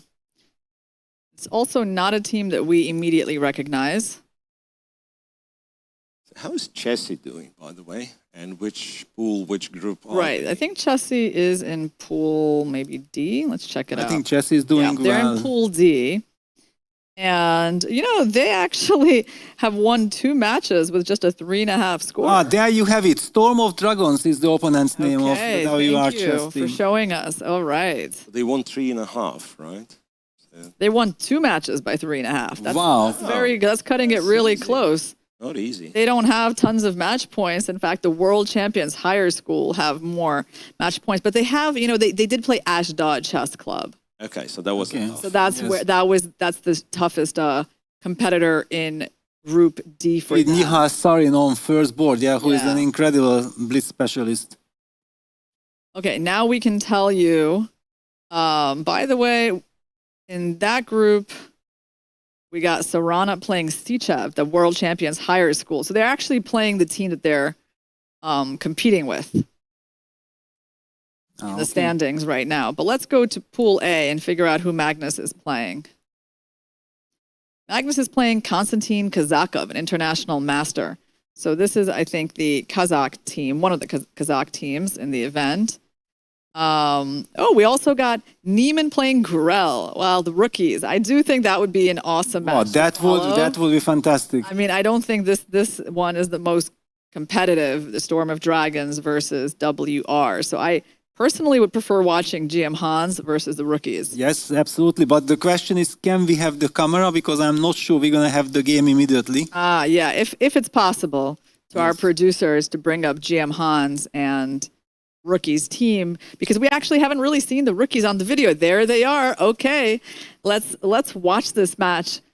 The rookies led by 15-year-old grandmaster from Turkey. And they have, the Roman Shogdzhiev as well. Let me see, actually, what are their board pairings? Yeah, the blitz specialist from the World Championship. Yeah, so we do have Shogdzhiev on board 4. So he's like 9 years old. Rated Blitz rating at 2377. I wonder if we can bring him up on camera. Who is Roman Shogdzhiev? He's got this famous picture with Magnus Carlsen from the Samarkand World. Yeah, there he is. There he is on the 4th board. Oh, you see him, yeah? Now board 3 is leaning forward. This is unfortunate, but whenever he leans back, then we will see him. That's Red. Playing against Darda. Red Samadov is in the green shirt from Azerbaijan, and Ivan Zemlyansky on board 2 from Russia. Okay. Yeah, the rookies, they will rock the round. Yeah, no, I think this is a very competitive matchup between Gurel and Niemann. I haven't seen Gurel in blitz action. Yeah, this is a big question because I have seen him play fantastic classical chess. I have already now seen him play brilliant rapid. And let's take a look at his blitz skills. Yeah, you know what I think that they're waiting for is the pairings are going up differently for the different pools. So some pools already ready, they're sitting, but like for example, pool B, I just don't see their pairings yet. Yes, that's why also the whole PGN uploading system is in a lot of trouble as yeah, well. it takes a lot of time to upload. Yes. Right. Okay. So, and how are the rookies doing in this event so far? And the handshake, the game is about to begin. So one thing I know that rookies won this under 2400 in Rapid. They won the team prize. Ah, they were no surprise. No surprise. Got a B3 Sicilian against E6. Yes. B3, B6. Okay, becomes an open Sicilian. This used to be Adorian's favorite idea that when white plays B3, then black plays B6 in the And Sicilian. wasn't it like some check on before in the right moment? Yeah, probably not. Okay, black just goes for a hedgehog setup. A6, bishop B7. So white usually plays C4 at some point. But now are you in time to play C4, right? So Yeah, bishop D3, yeah, I'm guessing. Bishop D3 so that I get queen E2 protecting the... right. Oh, knight D2. D2. Knight D2 is a bit awkward usually. Bit strange. Yeah, knight D2 is a bit strange. Well, maybe not combine. Like if you combine knight D2 and C4, usually knight is terrible on D2. Maybe Yes. without C4, maybe you can make a point for this knight to be. Looks like Hans wants to move the queen and just castle long, no? No. Yeah. No, but this is not... Yeah, he anyway plays bishop D3, then it would have been more natural, To start with bishop. I guess. Bishop D3, queen E2, and then you can decide later, knight to C3 or to D2. But okay, G4, very aggressive. Okay. Yeah, in combination with the bishop on B2, all of a sudden this G5 business starts to be threatened. Wow, G4 really spices up the G4, game. yeah. Yes, so basically he's opting for long castle maybe. Yeah, queen E2, G5, long castle, H4. Vamos. So should black play knight C6? Okay, he went to H6. There's H6 now. Yeah, he needs to slow down. Right, you can go queen. Does it slow down? Yeah, queen E2 is very natural. Okay. Indicating that he'll be castling shortly. Knight D7. 7 castles long. Okay, black gets the chance to play knight E5 or knight C5. I guess he's going to be moving his king to B1. It's going to be pretty safe on B1. Knight C5. 5, so now King B1 comes to mind. I mean, you could go H4. But King B1 looks pretty normal. Yep. Yeah, he gives the bishop on D3. Interesting. Yeah, he gives up the light squared bishop because if bishop C2, maybe some B5 business could have. So, guys, question for you. If knight takes D3, how are we recapturing on D3? pawn takes. I think pawn takes, bolster up the light squares, yeah? Yeah, the feeling is like pawn takes, and then the king is super safe. When it's 2v2, you cannot possibly open the file. That's like my understanding of this. Ah, okay. Sorry, guys, because I'm trying to update the system. Nothing works yet. No games. I completely missed that white pawn is not yet on C4. In my mind, I already put the pawn on C4, so that does not... Okay. All right, queen C7, H4. So Hans is going with a very straightforward plan of playing G5 and one day landing that pawn on G6. Right. Definitely, I like his position. I feel like, it's kind of clear what his plan is. And for black, with the king stuck on E8, I mean, does black... well, he can't even castle queenside so easily with his pawn on A6. That's so tricky, because like part of this position is just normal Sicilian, but they say the presence of bishop on B2 changes a lot. Because sometimes you would just go G6 as the response to G4, right? G5, knight H5, and you'd be okay. But now... Oh, D5, okay. D5 breaking, and eventually black can also go long castle. Let's not forget. Yes. So now a big decision for white. Do we take on D5 or play E5? And that's why it was so important for black to play H6, include this, because white lost one tempo. He had to play H4 and everything to get G5 and timely D5. Okay, so E5. E5. E5, knight E4 on the last. Counterplay. Right. I love the way how Gurel is reacting. Yeah, because it's correct what we are saying, that it's dangerous for black and it's tricky position, but he's somehow navigating it nicely. So now the trick is like if you take with the knight on E4, Yeah, you have to start from bishop takes e4, right? Because if you take with the knight, then pawn takes. And in this case, yeah, he decided to take with the knight. So now knight takes, pawn takes, I guess. You can't really tolerate this knight forever, so probably might as well take immediately. And Well, black, it looks like they're surviving, right? Okay, he plays queen e3. Queen e3. All right, time to castle queenside or go bishop c5. Well, what I'm getting now, the white plans to go f3 and force black to exchange on d2, so that would Oh, be rook c8. c8, yes. So to have knight c3 as an idea. Mm-hmm. Have knight c3 as an Okay, I think Gurel has held this position together pretty nicely. And the system is running, up and running. It's almost the So- end of the game, Peter. Yeah, okay, better late than never. So I can bring that game up, just at least I can follow and catch what's in store for us. According to computer, white has the upper hand. It says that it's some small advantage, which doesn't mean that much. What I see from my end, but it changed exactly. I wanted to highlight that knight on d4, that it's a lovely blockading piece. But Hans decided to capture on e4, and things are dramatic. It's just the middle game, move 18, and both players under a minute.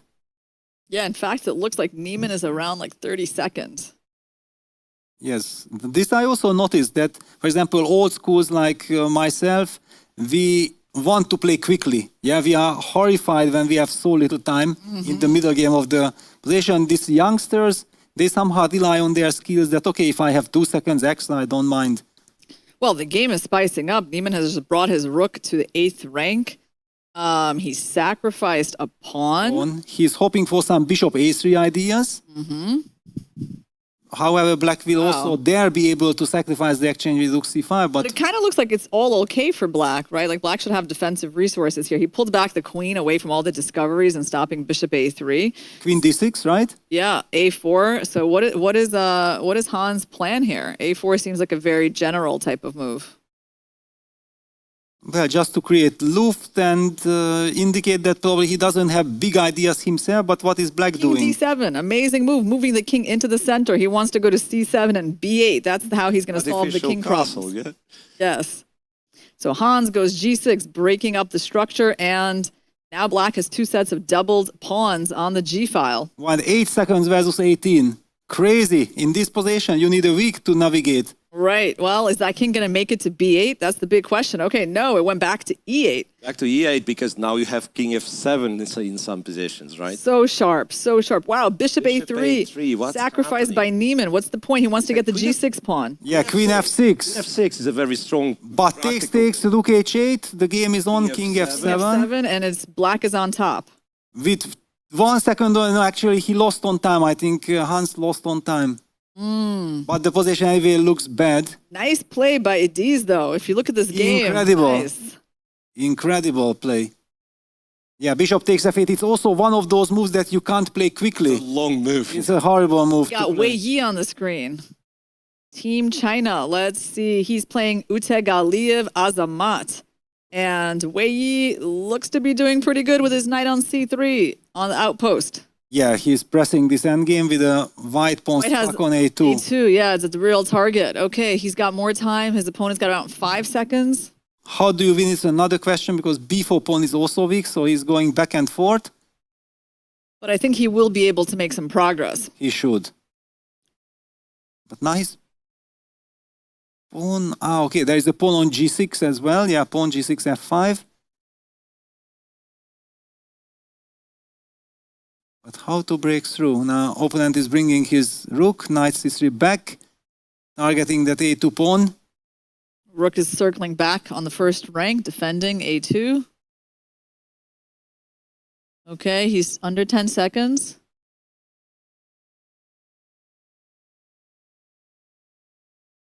Knight e4 check, king g2. Rook comes to c3. Now this rook is free to go. That's his idea. Let's see. Okay, he traded off a pair of pawns. Okay, his opponent's doing a pretty good job playing confidently. Yeah, incredible. C4, is that, does he want to trade or is that a bad idea? Then he loses the pawn on c2. But Yeah, but he takes. rook f2 or rook g3 maybe. At least he eliminated that monstrous knight from c3. Okay, I mean, Wei still better. With 1 second on the clock. Oh, That blundered. pawn. Oh no, that's a costly pawn. Now he's going to lose. Oh, he's gonna lose on time too. That's it. All right, Yeah. I've learned to see the clock. It's Yes. important because people do lose on time in the Blitz. Yeah, with this 2 seconds increment, and I think Mir also had a very fair point. Yeah, that you are used to getting the 10 seconds in the rapid portion, and people are not yet accustomed to the new situation. So look, not only Hans himself lost, but Team Hans seems to have problems. Wow. Because yes, Salimova has scored an equalizer. It was nice queen sacrifice, checkmate. But then Tabatabai also lost to Ivan Zemlyansky, or Wow. yeah, the young kids. So the kids are destroying. And Shogdzhiev, I mean, he's worse against Darda, but he's down a piece for a pawn, but he's like trying to hold on. Andrew Hong versus Samadov. And this is Wang Yue in action. Do we see what's happening? Wang Yue is trying to repeat moves.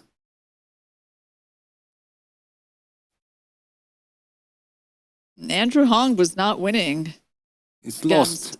Samadov. If we can actually bring up the rookies match again against GM Hans, can we have that on video?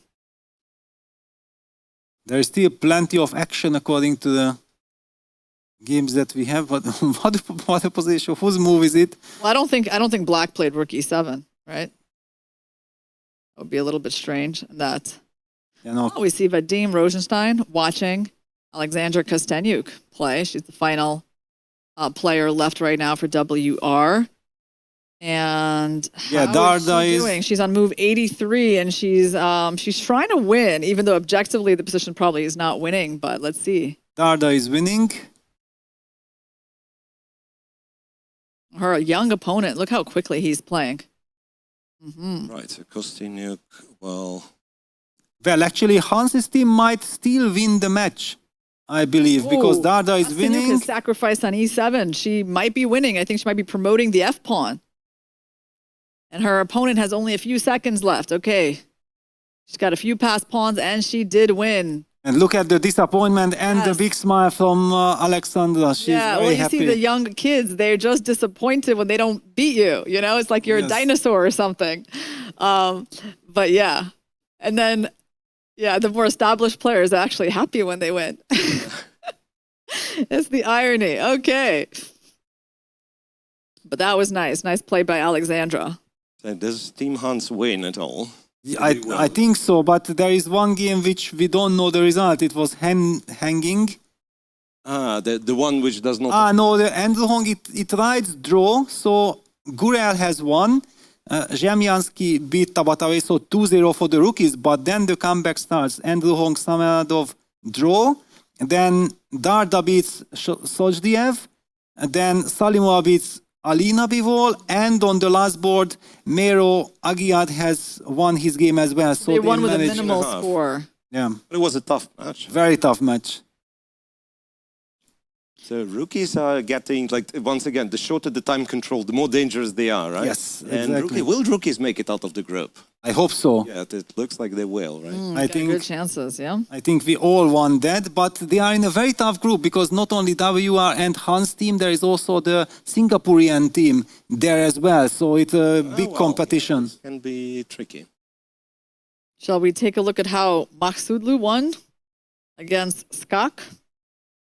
That's Max Sodlu is always a good choice.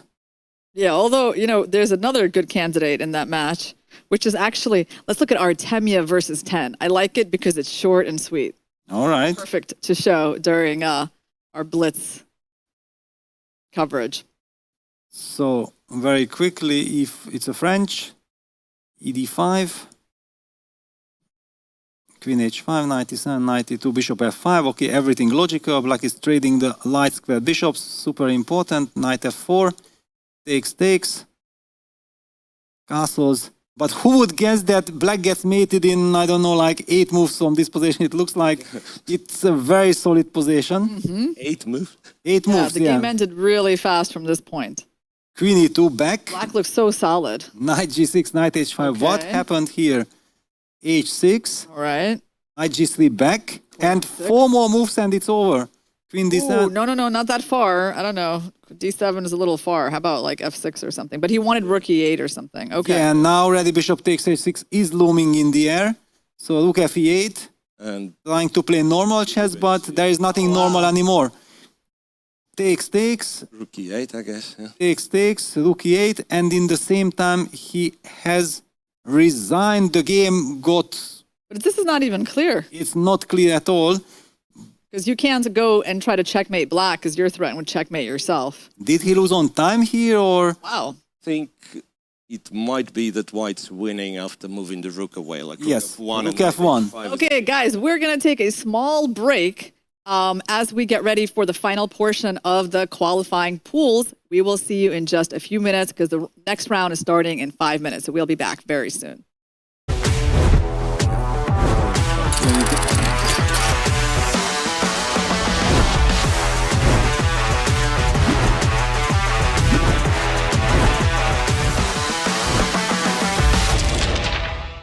Waves are off. His clock is ticking. How will he respond to Igor's first move already? Who's gonna swing across the channel? I'm a strong swimmer. Who's gonna swing across the channel? Why did you wonder? You say lighthouse. Am I right, boy? Am I right? Why did you wonder?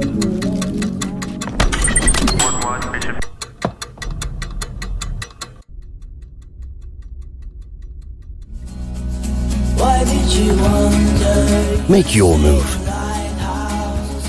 The 45th FIDE Chess Olympiad, Budapest 2024, where the story becomes history.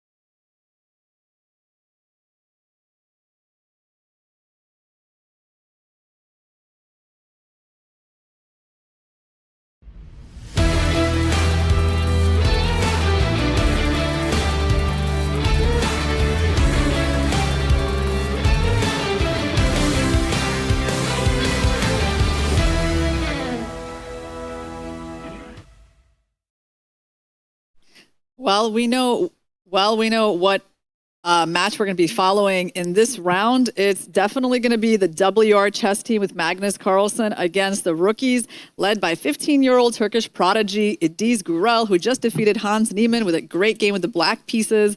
And the rookies team is an exciting team of like very young, talented players. They have like even a 9-year-old.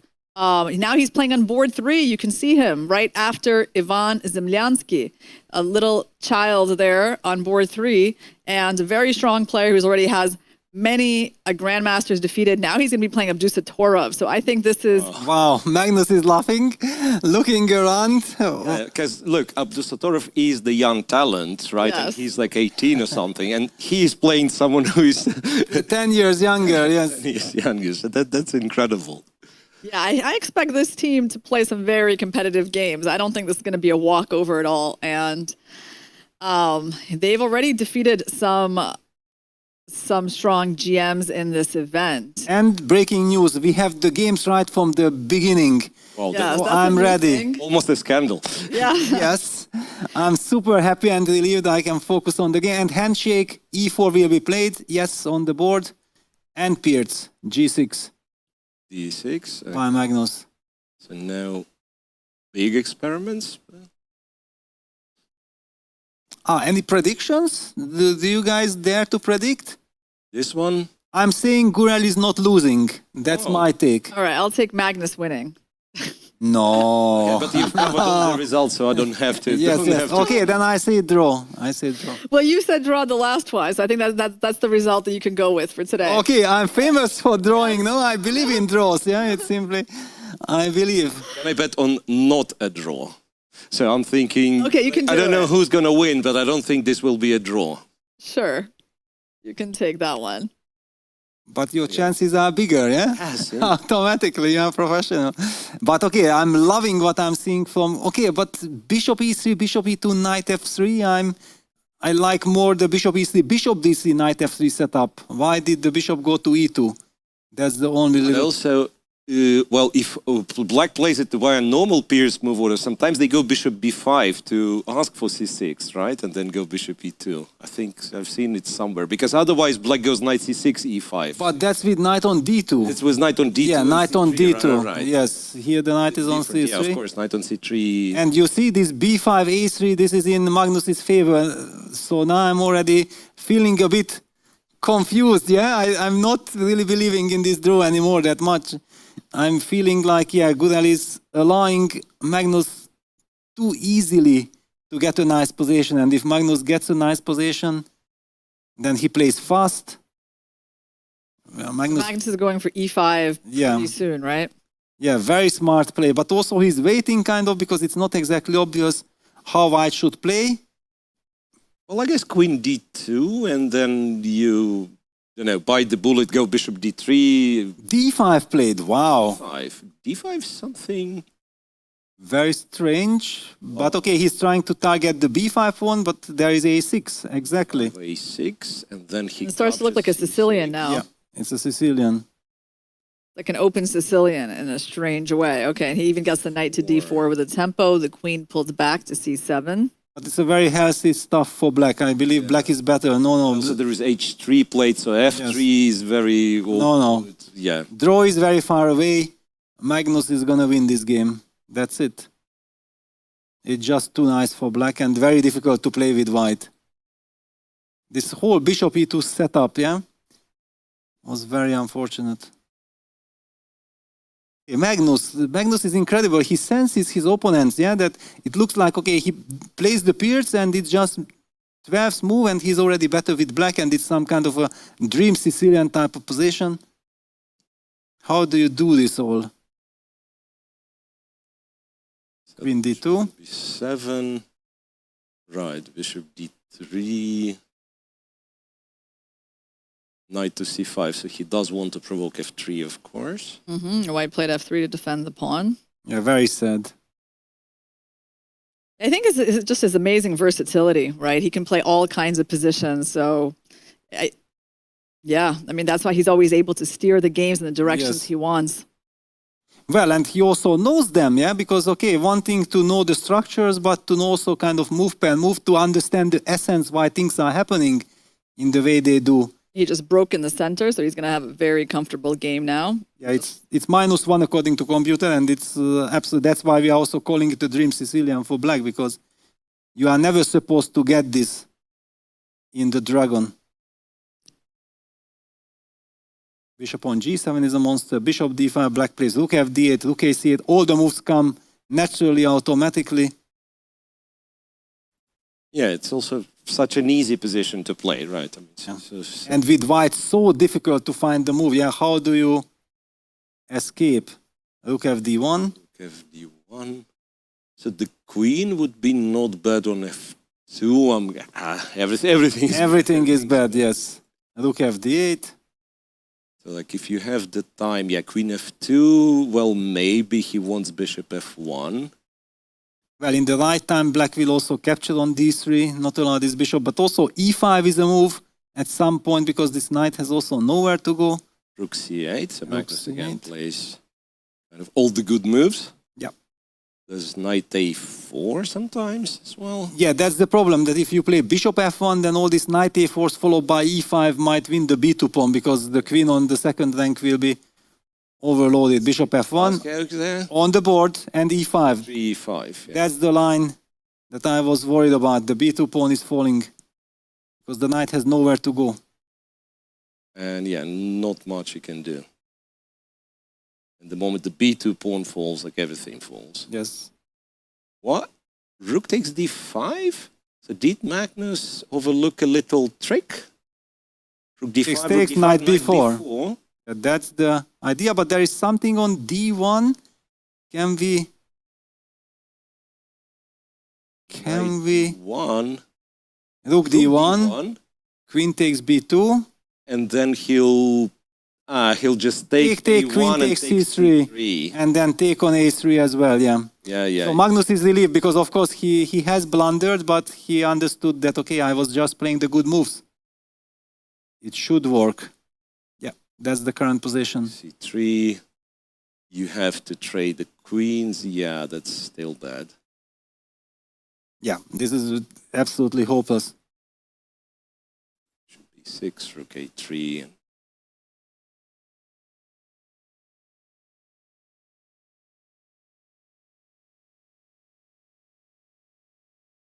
Rook C3. Maybe we can take a look at Shogdzhiev versus Abdusattorov, because this 9-year-old boy, I think, has a chance to make a draw against his high-rated opponent. Maybe he's just a little bit worse in the end game.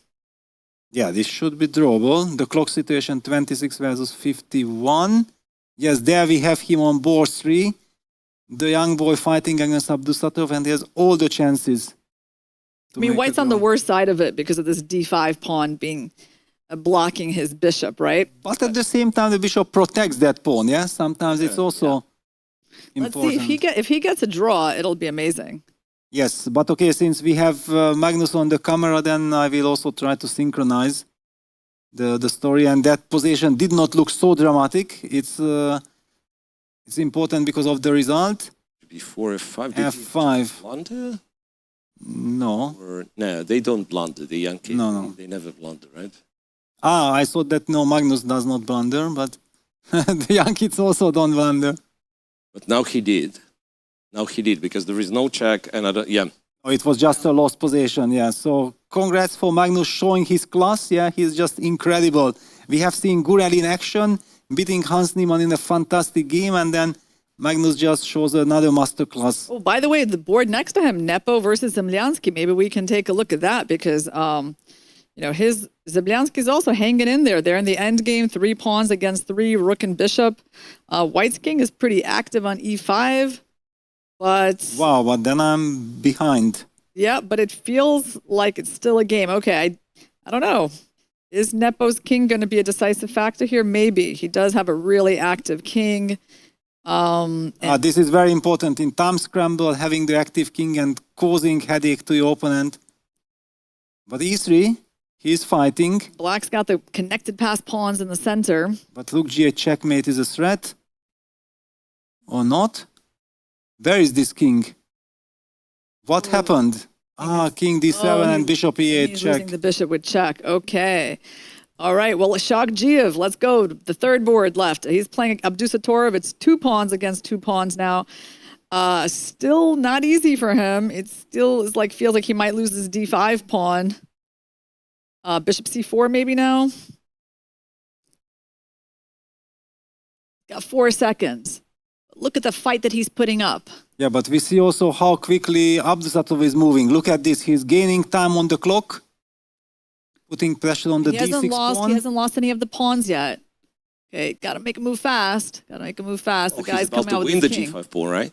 Oh, he's improved his king. He's brought it to like c5. Made a move with 1 second on the clock. King d4. Okay, 4 check. The king walked back to e5. Suffering. Yeah, Oh, knight's 1 lost. second again. Even check. Won a pawn. Yes, the boy's not happy. He knows this isn't good. And now rook h2 takes the bishop. Oh. All right. Yeah, now it's all over. Okay. Well, put up a good fight, but, you know, he was still worse in that endgame. And But look at all this incredible determination by Abdusattorov, yeah, that how much he wants to win this game.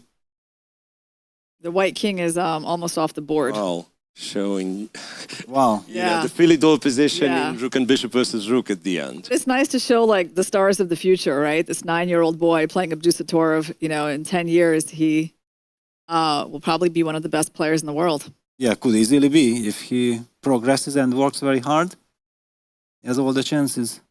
Wow, so basically the WR team, the stars showed that Look at this.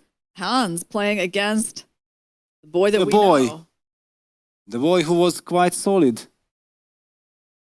Let me see if I can bring up that game. How is he doing? I think Hans should be winning. I think Yeah, she's Hans, promoting the C pawn. the way how he makes the moves, it feels like that's it, yeah. Okay, he has a queen on the board, and I think that was, yeah. That's a checkmate. Actually, it's a checkmate. And look at how disappointed the young boys are and immediately giving the advice and what could have been done. Very motivated. And with a lot of passion and love for the game. All right, let's see if we got any upsets during this round. So far, well, Magnus's team won pretty handily. Kairat drew Bivol. Yes. That was the only draw. Mm-hmm. Also, Vadim Rosenstein keeps on winning. That's kind of a very good news for WR chess team.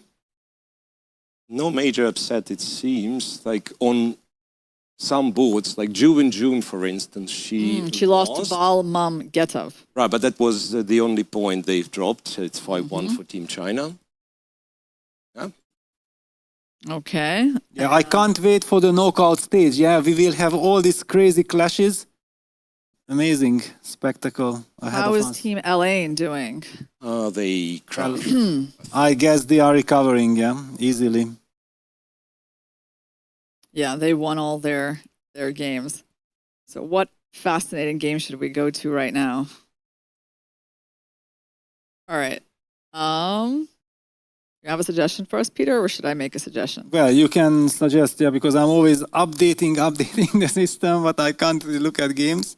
Yeah, let me think about what's interesting here. Is this most interesting? How did Bivol draw? Yeah, let's look at that. Yeah, let's take a look. Let's take a look, yeah, because wow, actually she got a very powerful bishop on h3. We are seeing the final moment of the game. To wait for the board to Appear, yes.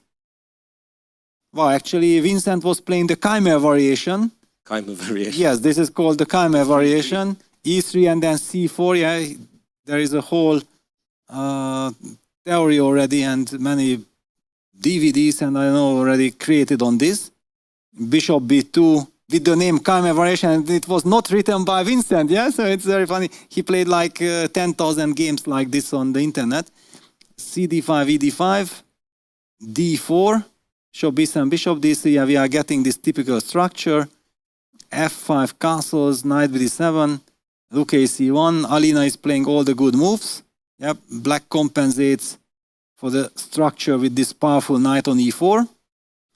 And it's very important not to push the C7 pawn forward because then white gets clear play but by keeping the pawn on c7 and eventually going bishop d6, black has a rock solid position and can try to build up pressure on the king side. Knight e5, bishop d6, f3, very clever, yeah, trading this powerful knight. Takes. One would guess that white got everything what he wanted. The e4 knight was eliminated just in time. And what happened here? f4, queen e7, king h1, rook c8, queen e2, rook a8. Yeah, that's one of the problems. This a6 pawn is always hanging against this bishop d3, queen e2, so the rook had to move back to a8. And white prepares g4, does not even prepare, he goes for g4 immediately. fg, queen g4, looking very good for white. But what happened? Vincent, bishop takes e5, fe5, knight e4. Bishop e4, d4, so probably Vincent believed that there should be something here, but he was unable to prove. And this rook f4 was a horrible move. Because after takes, rook f8, all of a sudden, who is attacking whom? We know in opposite colored bishop positions, the initiative is what all it matters. White would need his bishop on h4, not on c3. Right. But it seems almost like a blunder. So he went rook f4 and he was waiting maybe to capture with the pawn and then change his mind. Well, it doesn't. Yeah, it's very hard to explain. Yeah, I think it's just a move, this rook f4, when your hand makes the move like, okay, I have to go rook f4, rook ef1, and then you realize that, oops, I made a mistake. Yeah, just any pass would have been better. Besides, we also have to say that strategically rook f3 was kind of also a threat. So maybe that is the problem. Yes. And before, it looked like Vincent was making progress. I was also praising white got the maximum, and it looks promising, and all of a sudden, black is fine. This is how quickly things are turning in a blitz game. So what happened? In fact, then Vincent was lucky and happy to escape. Look at this, this bishop is getting activated. White's king is in a lot of trouble. Queen f3, maybe the respect. Maybe that Alina had too much respect for Vincent, because rook f2 and then bishop h3, which happened later on in the game. Look at this. Bishop h3. How is this draw? The king is just marching. You can also start pushing your pawns. Yeah. What happened here? Bishop c7, king e6. Bishop d6. They just agreed to draw quickly. Wow, okay, the respect, yeah. This is what I mean. Yeah, if it would have been the opposite situation, black would have, I believe, just won the game. The computer claims a +2 advantage for black. Should we go bishop g4 to f3 and try to win the h2 pawn? Well, there is this idea. There is also just pushing the pawns, also very dangerous. Basically, white is a sitting duck. White cannot do anything in this position. Well, let's go over a little bit of our standings. We've had 5 rounds of this qualifying pools, where there's only going to be 7 games in total in this first part. And the aim of this first part is to decide which 16 teams qualify to the knockout stage. So all the favorites are doing well. I would say in the Pool A that we focused a lot on with WR Chess and GM Han's team, they're actually tied in first place right now, but they haven't played each other yet. So that's actually the matchup that we're all waiting for. I mean, my prediction is that Magnus probably won't play. Yeah, if he didn't play yesterday, then it would be very logical, yeah. I mean, I don't know how many times Hans has to call him a coward to, you know, make him go and play it and beat him, but we'll see. We'll see what his reaction is. And that's actually, yeah, that's still something that we're looking forward to. There is some intrigue in this qualifying pool stage yet. And the other intrigue is there's 2 teams in realistic competition with each other for that 3rd place. You know, we really like the rookies team that we just saw play, but they're in competition with Theme International Traded, led by Tin Jingyao. Yes, and Jumabayev on the second board, yeah, and Sithard on third. This is a very strong team. Yeah, and let's actually figure out like which of them has an easier time of it. I mean, rookies still have to play a lot of the top teams. Oh, but they have to play each other. Oh, wow. Have to play each other. This is always nice when such direct encounter decides, yeah, the fate of the situation. And I think in Pool A is where we really have that competition for the 3rd spot. Like I've been looking at the other ones, and By the way, you know, right now, Elaine is in the 3rd spot in their pool, Seriously? but it's because they haven't yet faced Tunis, Kazakhstan. Yes. And there is still a significant gap between them and the next team. So, like, it looks like they're going to get in. From Pool C, we got Decade China winning all their matches so far. They're followed by Royal Chess. They've already played them. And GM's Kazakhstan. I don't know, maybe FIDE management board can, there's still actually a fight for 3rd place in that group, you know? Yeah. And let's not forget about the best 4th place, yeah? It would be, but how do you get the best 4th place? For example, because I would love to get both Team Trading International and the rookies, but they are in this group where you lose to WR, you lose to GM Hans, and then you are playing... to have like a best 4 score, right? Exactly. But here's something a little unusual. So Chessy is winning their pool, but they've won 3 matches by the very bare minimum score of 3.5. Professional. Yeah, I would call exactly. it too close for comfort. Yeah, but on the other hand, at least they are already getting used to very tense matches before the knockouts. Maybe it's the right strategy. Yeah, well, so far they've won all their matches, but yes, it's been pretty close. Okay, we have pairings for round number 6. Anything really interesting in Group C? Not so much. Let's take a look at our favorite Blitz Pool A. Do they have round 6 pairings? Not yet that I can see. Let's see if we have anything in Pool B. Oh, we do have something in Pool B. Pool B, we got Elaine versus Chess Academy. Erigaisi versus Tunis, Kazakhstan. That's a pretty good team. Yeah. Pretty good team. But I think that we will probably want to focus on Pool A, where Magnus is playing. But against whom does he play? Oh, still. It was still not. there. Yeah, not GM Hans. Not yet. But I mean, they're going to play them soon. There's only 2 more rounds And left. soon it's like this round or the next round. Yeah, exactly. Yeah. Blitz Pool E, by the way, is being won by Kaz Chess. Let's not forget that team. Okay, that's Mamedyarov, Grishuk, and Svidler. Yeah, monster team. Yeah. I don't think any of the top boards are playing today. Well, they do. Yeah, just at some point I checked, I think it was round 1, and I've seen neither Grishuk nor Svidler were in the team on the list.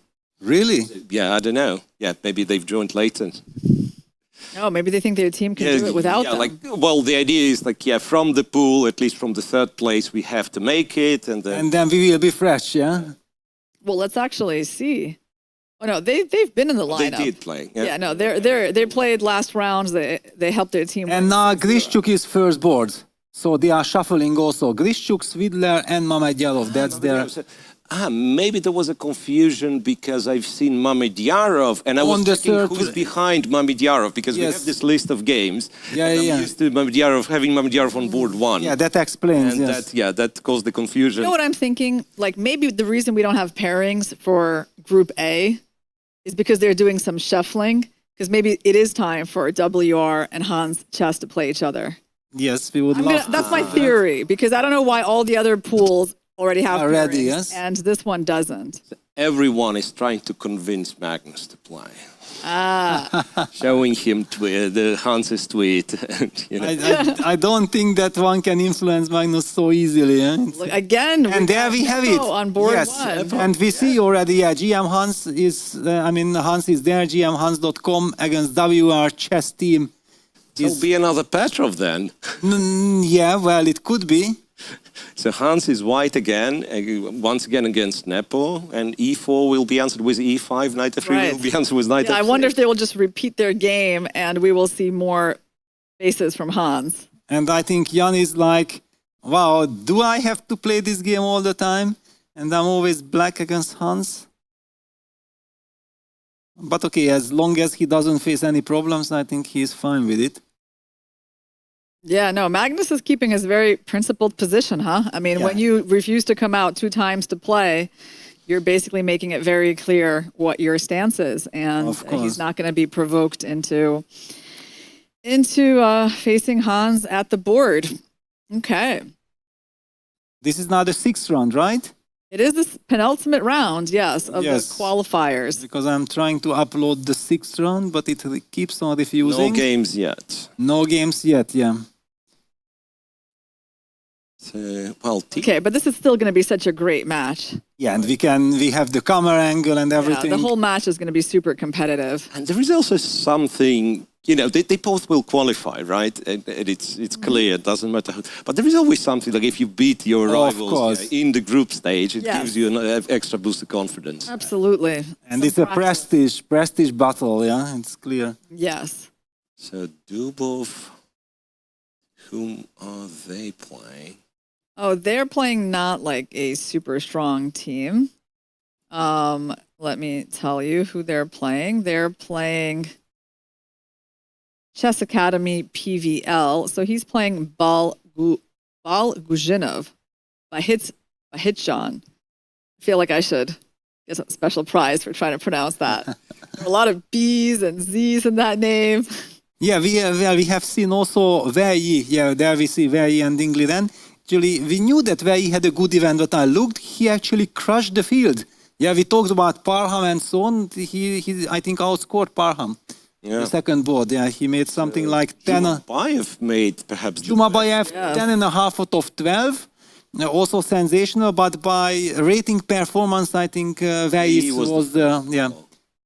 Yeah, because Jumabayev's team at some point wasn't playing in the top boards, Yes. and that's why. However, he was also beating the good guys, yeah, Right. exactly. So Jumabayev's result was also sensational.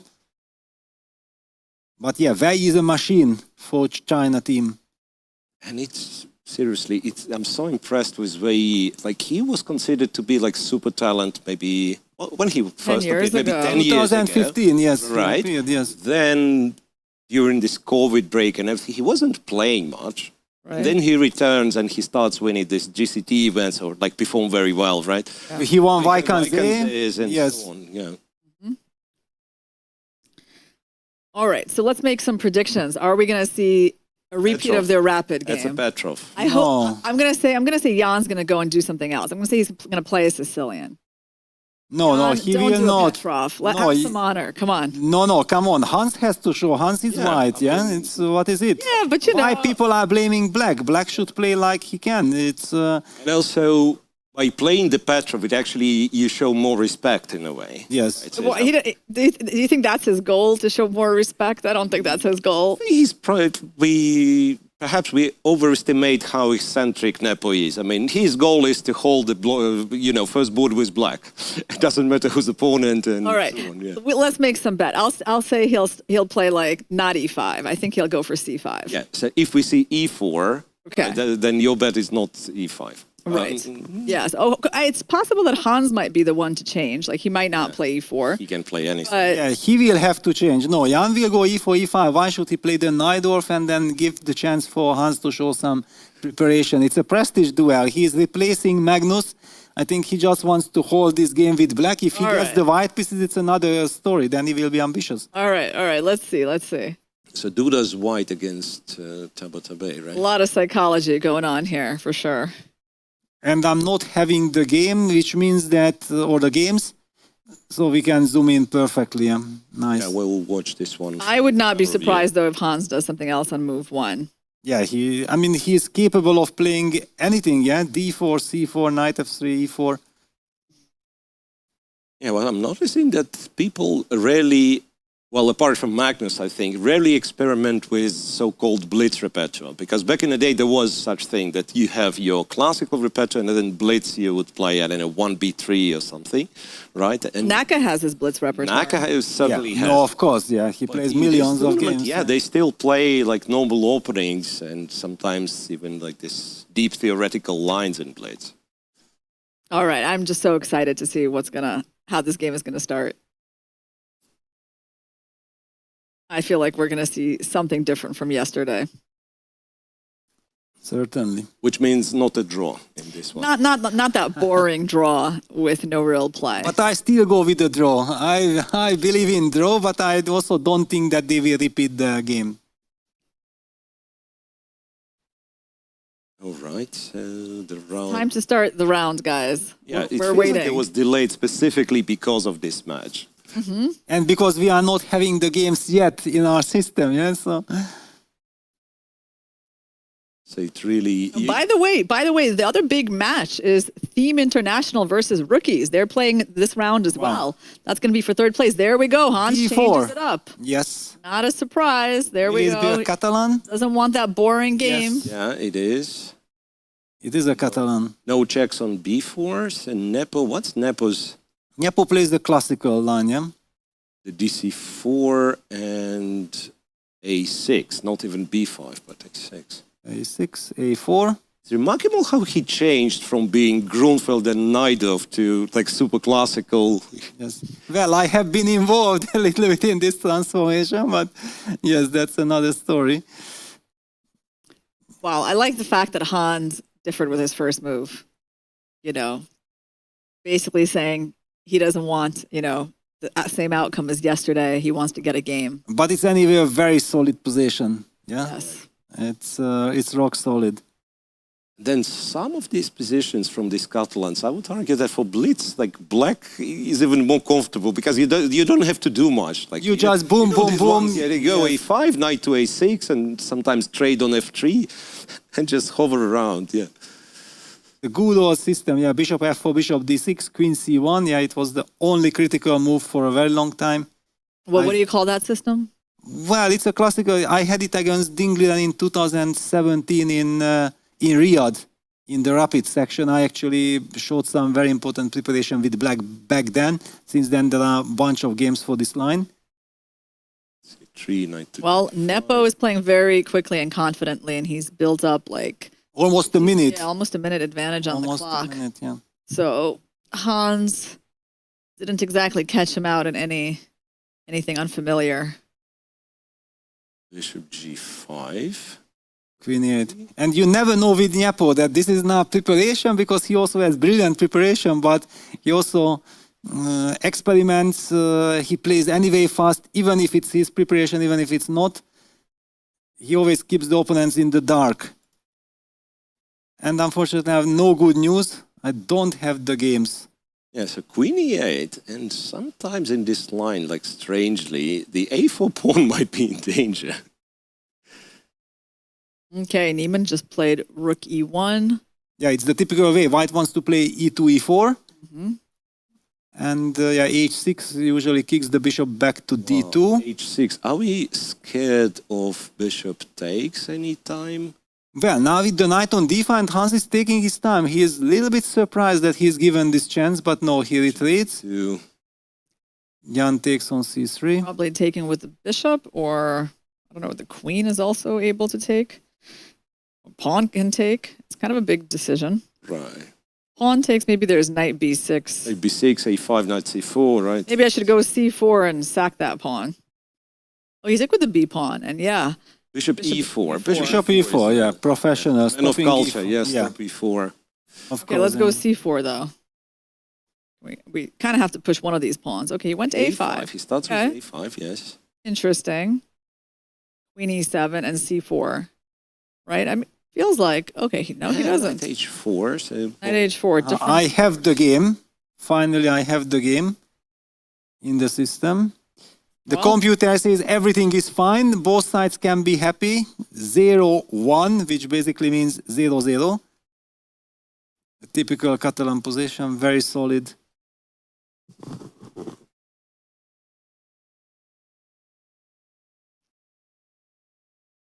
Yeah, after the trade of two pairs of minor pieces, Black's like lack of space is not such a big problem. So I think Black's position looks very solid. He's also up a lot on the clock, like a minute and a half. Yes, c5. Huge. Yeah, the question was which break should appear. Yeah, c5 is the most thematic. White goes e4, very principled. cd, cd.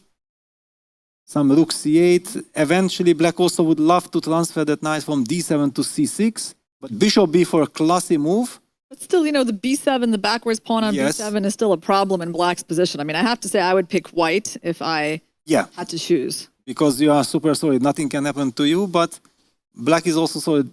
Knight f6. It's like a semi-Tarashna.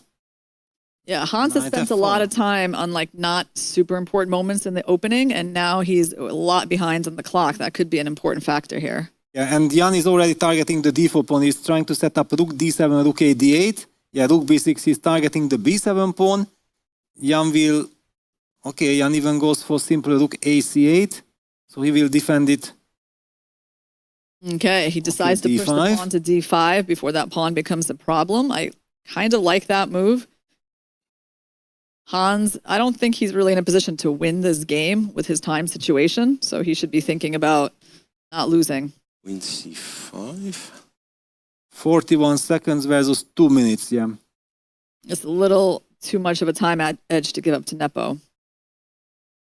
Yeah, but Nepo always has these time advantages, yeah? That's his big trademark. So No rook matter what. b7 is an option.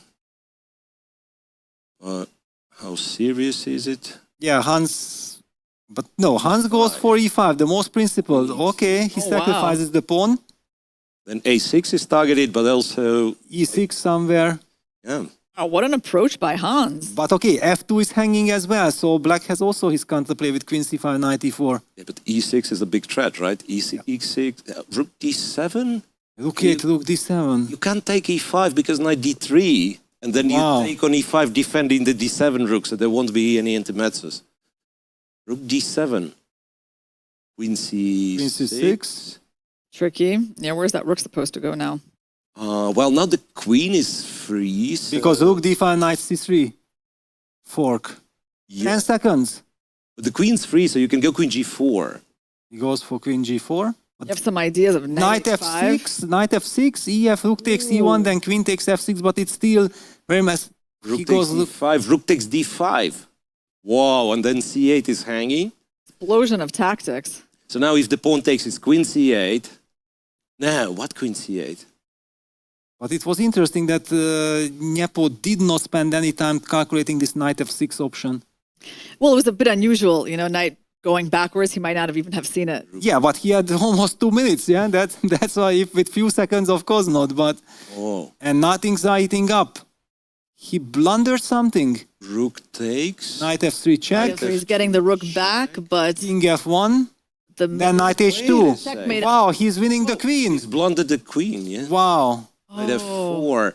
And now, without those pawns, it'd be a fortress. But like that, Black is winning, yeah? black must be winning, yeah, because now at some point g5 and like the whole thing should collapse. Well, that's the problem. When you have so little time, then you can just blunder Like crazy tactic like queen this. f3, Queen f3. queen f3, and the knight is just like, forget about rook being hanging, it's just the knight is trapped by Knight is itself. trapped, yeah. Rook d6.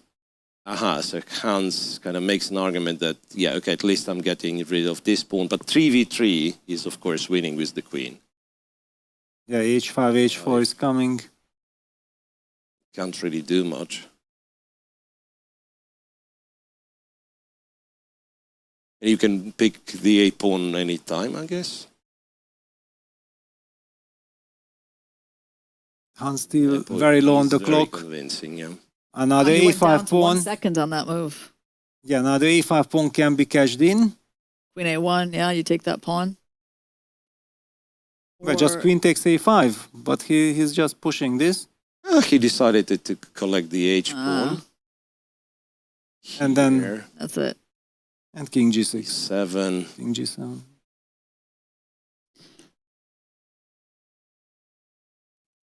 So if you somehow, yeah. Yeah, that's it. Let's go to the next board between Duda and Tabatabe. That one is still having some Ragnanda action. has also won against Brandon Jacobson. So that means But Rosenstein lost to Mero. Okay, and what is this? Rook c7 check. Duda is winning. Just like always. Then there is no intrigue here. Abdusattorov, Daniil Darda. Okay, it's a drawish endgame. And we have Gurel against Jingyao. Can we see what's happening in their game? There's some kind of end game. 9 seconds versus Yeah, wow, 6 three. seconds. Yeah, 3 pawns versus the bishop, and Black's king is marching towards the queen side. And it should win for... Black for For black. Gurel, right? Yes. But he's down to... Okay, both players down to few seconds.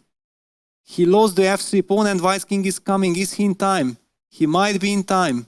Zemlyansky beating Zhumabayev, by the way. Wow. Actually, now what is this? Because now all of a sudden white blocks the pawns. But okay, it's still 3 pawns. It's 3 pawns is many pawns. And Samadov, I think, is beating Siddharth. I mean, this could be a match that the rookies can win. this trade of the E pawn for the F pawn was clearly beneficial for white, but still it's very scary. Yeah. No, this is lost. Is the E pawn finally moving, or the E pawn's already? Oh, well, Jumped the quite pawn far. crossed the diagonal, so that means it's all over, right? That's it. Okay, wow. Did the rookies win this match? So Gurel won, Zemlyansky won, Samadov won. 3-0. Oh, that's three. That's three. And they also won on the last board, and they're not going to lose. And they're up a pawn on the fifth board. Wow. So they will qualify. That's amazing. And that's what we wanted to see. We did really want this young team to go through. That's a clutch win. Against their direct competitors. That's a very big deal.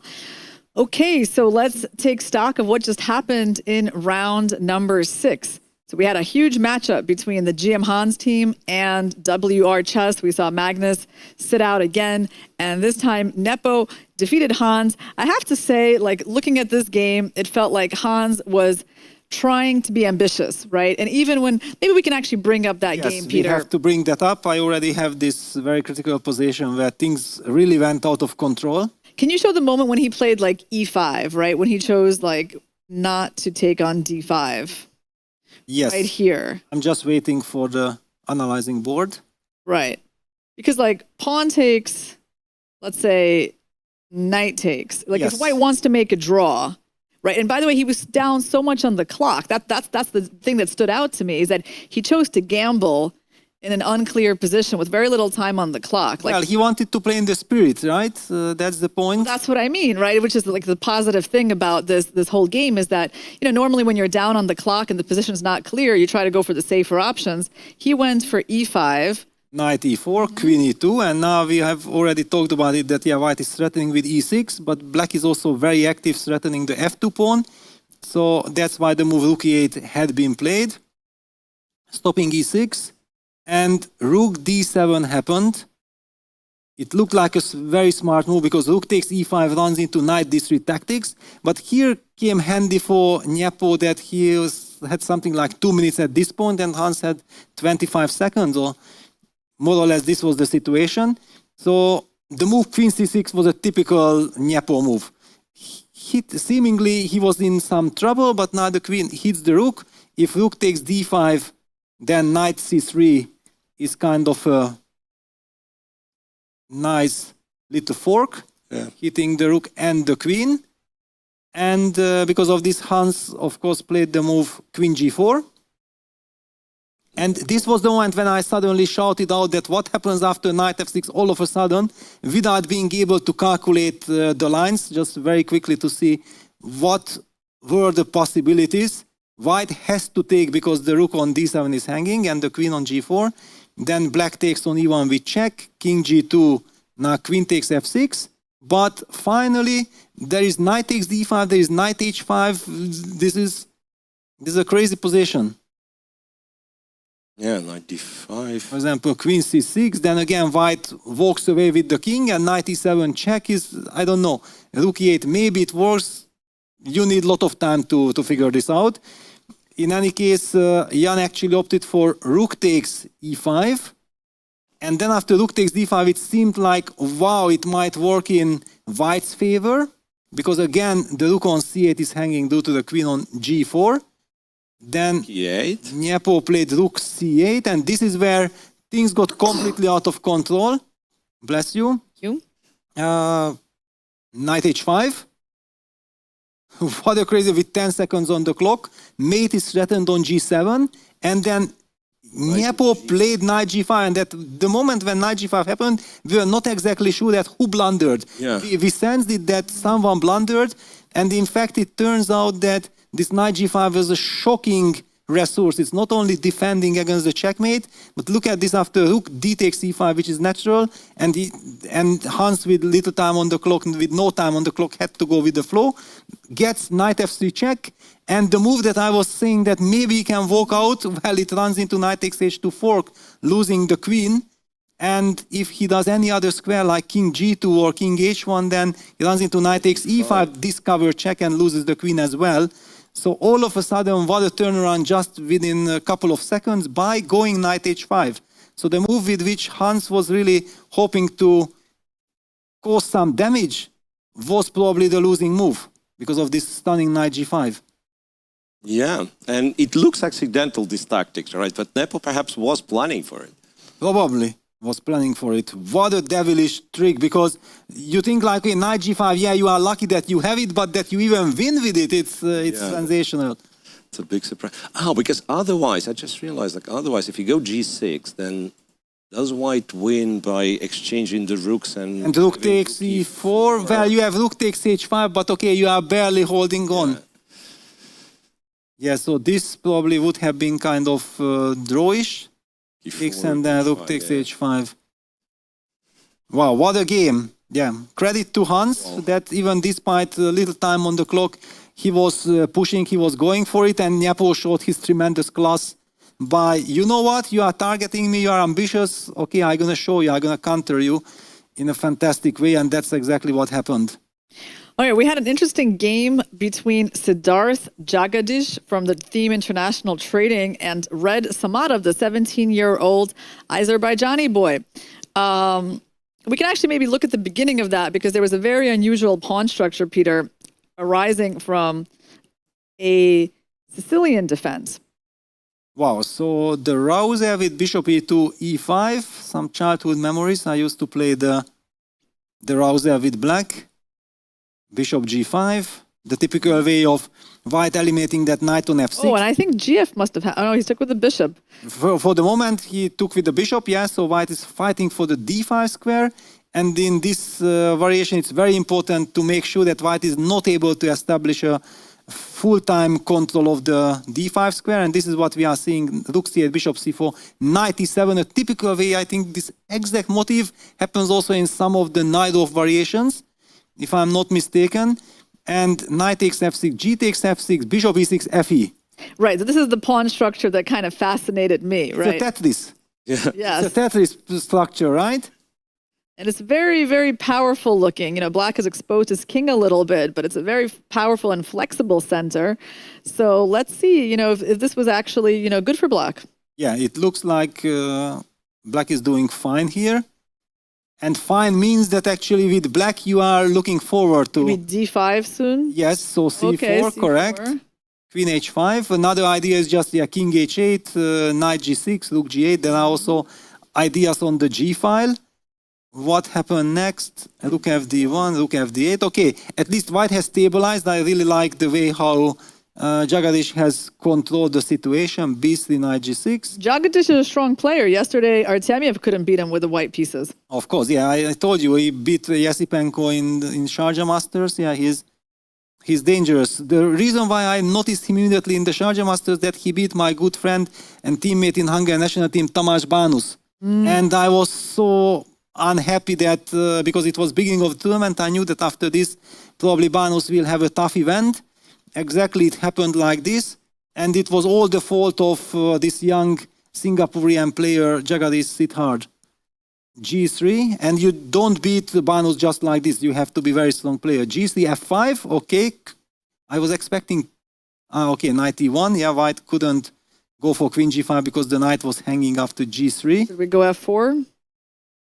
Well, black goes queen H3. Okay. What a pawn for the Tetris keeps on continuing, right? Yeah. This is not chess. He has ideas of, you know, knight F4 and knight H4. Yeah, all kinds of crazy ideas. The rook can come over to G7. Yeah. But okay, the knight on E1 and this G3, queen E3 construction is very solid for white. So that's why we are not panicking. Queen G5, F takes E4. Whoa. Wow, okay. Triple pawns. Let's just highlight this. Knight C2, the knight is heading... Nice exchange of the queens. Wow, d5. Okay, this is... This is unique, right? Yeah, this is absolutely unique. And exactly as you called Tetris. So now Yes. you flipped the You thing. keep flipped on, it. yeah, you keep on, yeah, they are marching, yeah. The computer is tossing the new formation. Knight e3, Queen f7 maybe? Queen f7, Queen g5, King g7, but white is also not trying to activate this knight. From e3, what happened? h4 first, h6. Didn't he had a chance to play knight g4 then instead of h4? Yeah, maybe knight g4 would be better. Okay, Queen f5, I'm assuming, then Queen h6 check. King falls back to h8, Knight e3, Queen goes back to f7. There is already some announcement. Maybe the next round is about to happen, or what's the situation? Do we have pairings? Okay, this is going to be the final round of the preliminary stage. So this has really been like the appetizer course. Absolutely. Right? Like it's been fun. We've had some big matchups. You know, I think we had a good one between Dubov and Erigaisi. Yes. What else have we seen? I mean, we saw Hans versus Nepo. Yeah, this was amazing. We saw, you know, Hans versus Gurel. It's pretty good, right? Also good. But this has basically been just the prelude to like all the real action where we're going to see the big names facing off against each other in some very high stakes knockout matches. That's going to happen. Like, first of all, the qualifying stage will finish. Then there's going to be a couple of hours break. You guys will have time to have lunch or breakfast or a dinner, depending on where you are in the world. And then we will come back around our usual time. It's going to be like 3 p.m. local time to go for like, you know, the next 4 hours of top 16 and then quarterfinals, semis, and finals. It's going to be incredible pressure on these teams. Yeah, but it's already the way how you listed what awaits us. I was already feeling the thriller. I was trying to get you Yes. excited, Peter. Yes, I'm super excited, yeah. And also talking to everyone outside, also we had this very quick break. Everybody is so determined. Yeah, everybody wants to show, everybody feels that, yeah, how nice. And I feel that this was a fantastic news that there is a Blitz event right after the Rapid. Right. Oh, yeah. We would not have wanted this event to finish after just 3 days, right? So it's definitely a treat. Okay, we do have some round 7 pairings. We got Elaine playing Tunis, Kazakhstan. So that is one of the stronger teams in that division. I know that's probably not the most exciting match, but let's see if anything in Pool A. We still don't have the pairings for Pool A. I guess they're, but we know what they are. So they would be playing, WR would be playing Theme International Trading. So that's bad news for Theme International Trading. Yeah, so basically, they are tying with the rookies, yeah? But okay, if rookies win or make a point, I think they are... Yeah, rookies are playing a much weaker team. They're playing Kyrgyz Chess Academy. So in terms of any suspense about who will qualify, let's see if we can find any suspense. So Pool A seems more or less clear. Yeah, definitely. On our screen, we have DK China against, I'm not sure, can't recognize their opponents. Well, would be also nice to see the Chinese team in action. We haven't really been covering them in the Blitz. Well, I keep track so far, no surprises. Because they're crushing their opponents. Both 6 crushing. wins. Both Okay. 6 wins. Where he wins, yeah? Yeah. England in shape as well, okay? We actually did follow them in the first match. That was the only real yes, competitive match, against Royal Chess. Sindarov, yes. Yeah, Ding and Sindarov. So we tried, but they're the Wow, King's Gambit by King's Nepo. Gambit from Okay, okay. Nepo against Jingyao. That's the game we're gonna focus. And this is real, like G5, so not this coward moves like D5 or something. G5, the real thing. And look at this Jan with his poker face, yeah? He's playing this kind of moves like, I just traded queens, nothing is happening, amazing. Yeah, it's same as in Catalan. I will get this pawn back, don't worry, right? Yes, yes. Wow. D6, knight takes G4. What was the good old theory? Knight F6? Knight F6, there was something like this. He goes bishop E7, targeting the pawn on H4. What is this? Because I think that Jan has revealed his secrets in the chessable course. He Jan did made it. Oh, he did a chessable course? on the King's On the King's Gambit. Gambit. Really? And after this, he still dares to play it. Yeah, he's teasing the players that You gotta buy his course. Did you guys study it deep enough? I revealed the refutation, yeah, basically. So it's very funny. Well, and do we like his position? No? Bishop G3, Queen F3. Well, if it would not be Nepo from the white side, I might say, well, I'm not sure, but I trust him. I trust Jan a lot. Queen What an F3. unusual position with that bishop on, Yes. on G3 and an outpost after like less than 10 moves. You never see that with normal openings. Second, knight C3, if queen D4, what's the move? Yeah, well, knight D5, I'm I assuming, guess. but then bishop G4, be careful, yeah? There is also bishop. There is bishop G4, yes. Could be knight B5. Or okay, just simply bishop takes F4 exists, yeah? It's maybe a good move, but yeah, I wanted to punish with knight D5 and it runs into bishop G4, just to show this because it's a cold shower, suddenly bishop G4, queen take G4, queen F2, king D1, queen E1, checkmate, yeah? Don't blunder like I did. Whoa. So what happened? Looks I like think Nepo is still in his, he's in like his course. winning. 97, he went E5 quickly, D5, knight Oof. E4. And this feels like one of those positions where, like when it starts working for white, But hang on, are you so sure? I'm not. Are you so sure? Yeah. Playing so fast. As you said, I trust Nepo. Yes, I also trust him, but I also see that things are not that simple. Knight Okay. E4. Trying to get that knight to F6 with check. Yes, so F5, but okay, F5 is too weakening, Well, It was played. but had to be was played. So now the trick is like, can we go queen H5 maybe? King H5, queen H5 first was my thought, and then depending on what happens, I might have some like very annoying initiative. Queen H5, and then if knight G6, bishop H6 with a tempo. Maybe the knight will not leave from E4 at all. Oh, you are absolutely right. Trusting Nepo is the right way in the King's Gambit. Because already computer also confirms white's advantage and it feels that, okay, this is very promising. He slows down because he understands it's a very critical moment.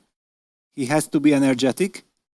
That is bishop H6 immediately as well. Yeah, but okay, Queen And G6. Queen G6, yeah. G6. Yeah. So that's what I was thinking, like Queen H5, perhaps you have to go Queen G6, Queen G6 Knight anyway. F6, King F7.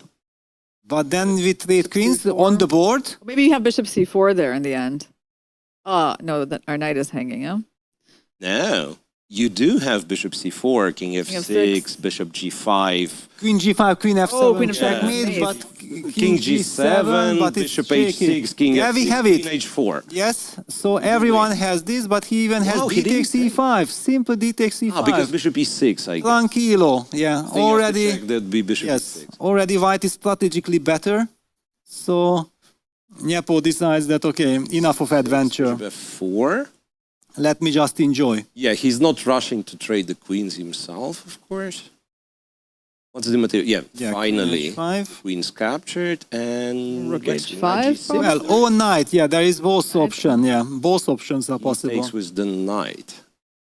Knight G6, bishop takes G3. Finally got one pawn back. So Yes, now, but- the equal pawns, right?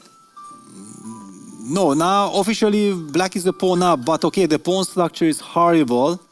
So this is just, I bet everybody's excited, yeah? What is happening? Yeah, it's they want to get a report right on the spot. Bishop E6.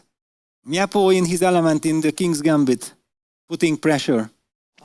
It's a positional pressure, yeah, just to highlight this bishop G3, knight H5 construction, the dark squares, and black has these vulnerable pawns, but at least survived. Kudos to his opponent for Yeah, not falling absolutely. apart. Like when I've seen this queen H5, knight F6, I thought maybe it will be over in 20 moves, right? Yes, Well, black has completely survived, right? Only problem is the C7 pawn is hanging. yes, C7, but if white takes the C7 pawn, then black gets active. Four. All of a sudden, Yeah. he gets some initiative. I don't want to touch it. I have, again, a silly question. What happens if we take on E6, no? No, Can B3 E6 and played. play bishop C4, Bishop huh? C4, rook E1, I mean, this Uh-huh. kind of nonsense. I also would like to use knight G7 at some point, like a yeah, shocker, right, yeah, yeah. just knight G7, give me your light squared bishop, but So Nepo just played B3, rook A D8. Uh-huh, A D8. So now, does it mean that after B3 you can actually takes c7.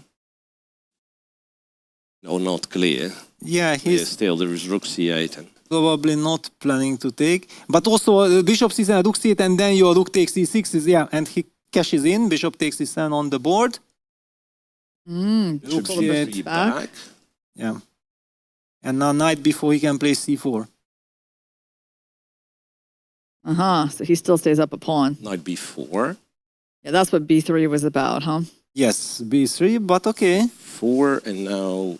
Yeah, like now if you take a2, that means you spend 2 tempi. Right? Well, your knight is B5? trapped right after king... Oh, king b2, knight b4 can go back. Okay, b5. You have to try to break. a3, knight a6. a6, and... This is where you go knight g7, Peter. This is the moment This for is where knight you, g7, you yes. probably try to get... So the knight is sort of hanging at But takes, knight c5, and then knight b3. Yeah, I've realized there is knight c5. Yes. King b2. King b2. B takes. He takes. Will he go? Rook e6, finally. now. Yes. Exactly. What a move. And Jan is very happy. So rook e6, king e6. Bishop c4, rook takes c4. Rook takes pawn. Yeah, but takes. black is also happy. Black is surviving. It's 3 pawns each. Yes. Yeah, I mean, so much. and I the mean, black knight just simplified. got to c5. And the knight reaches e4. Simplified quite a lot, and black develops some sort of stability, some sort of coordination. Yeah, this looks like quite okay for black. Yeah, just at the moment when he's very low on the clock, so this is super important. 34. Well, also look at the confidence. I mean, Yeah, no, Tin has been doing great. yeah, he doesn't look shaky or anything. Yeah, but he has only 10 seconds. Yeah, sometimes his you lose on problem. time because of overconfidence. Yeah, g4, typical Nepo. He finds the disbalance. Knight c5, knight g7 check. G7 Won a pawn. confiscates this pawn. Collects the pawn. Now he should be probably winning it slowly. All right, king went Is to there a G5, dangerous rook discovery coming with that knight? Can the knight actually go somewhere? Yes, now knight d6 check. He's collecting 6. king g4, knight e4. That's it. That's Resignation. Whoa. Wow. Okay, we have seen Nepo in his element.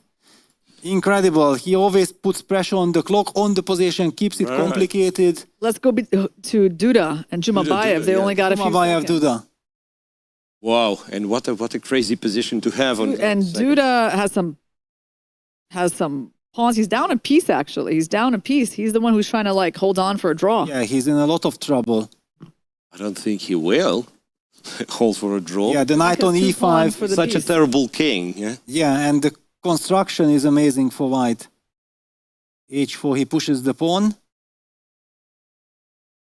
Jumayev still has a couple of seconds, but he has to make a move. Knight f7, Knight f7, h3, right? g6, and then knight goes back to g5. But no, be careful. Yeah, rook h8. Rook h8, he stops the pawn, and knight e5 will Knight defend e5, the g6 yes. pawn. Yeah. Be careful, still tricky. Knight g5. And knight f3. Knight f3. Okay, king Brilliant. f6. King f6. Still not over because takes, Rook e5, h2. e5, knight g4 check. Okay, that's why Duda couldn't take. Yeah, now it should be a win. Knight d4. Knight e4, and well, I mean, for Blitz, still everything is possible, right? Okay, but now that the h pawn was eliminated, Yeah. I guess. But Duda, look, I mean, he keeps making those annoying checks, right? But okay, it would not annoy me anymore when I know that it's dead winning. Knight Then, e5, everything is Yes. everything is under control. and white can be knight g4 check also can be given. Okay. No, he could hide the king on g4, by the way, and then give rook h5 and free the rook. What did he do? Yeah, this knight d3 business was not necessary at all. Yeah. And we don't see how much time does he have, right? Okay, 10 seconds, I believe. Wow. Right, and rook g5, king f6 might be a threefold. But who can stop it? Anyone stops it? I don't think no so. idea. Wow, 3 seconds, be careful. He really needs to figure out the way. Yeah, this knight d3 is... I mean, it was completely, he could have given just knight g4 check, kicking that king back to e7 and it's Well, all the thing over. is, like, you drop the g6 pawn and you win, just establish coordination, right? But he insists on having this knight on d3, and which is really strange. Yes, it's hanging in the air. d4. Oh. But now I guess rook d5 would be met with rook g5. And rook g5, king e4, right? King e4. King e4.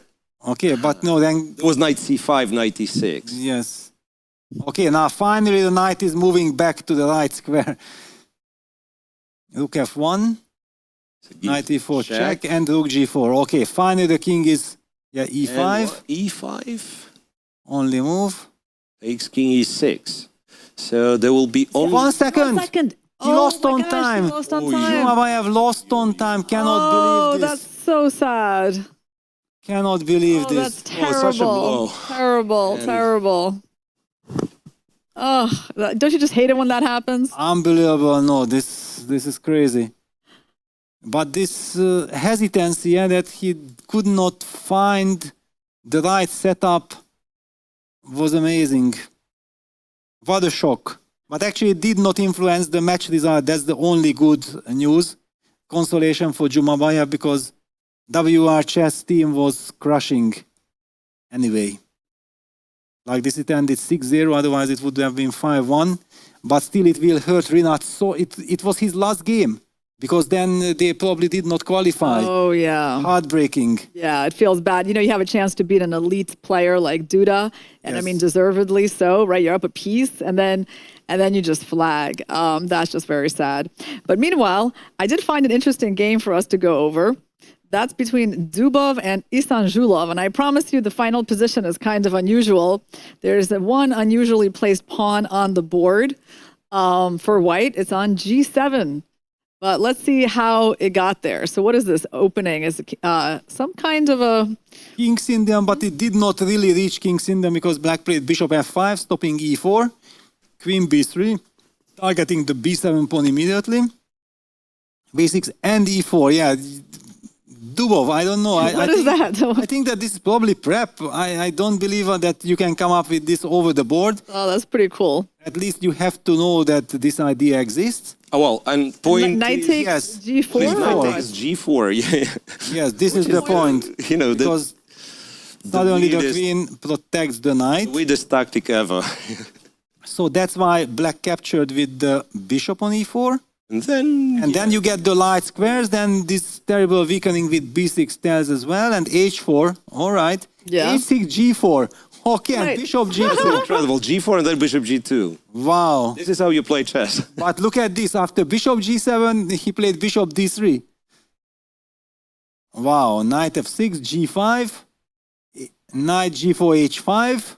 Wow. Oh my God. Well, that's creating chaos on the board, huh? H5, bishop g5, and getting ready for long castles.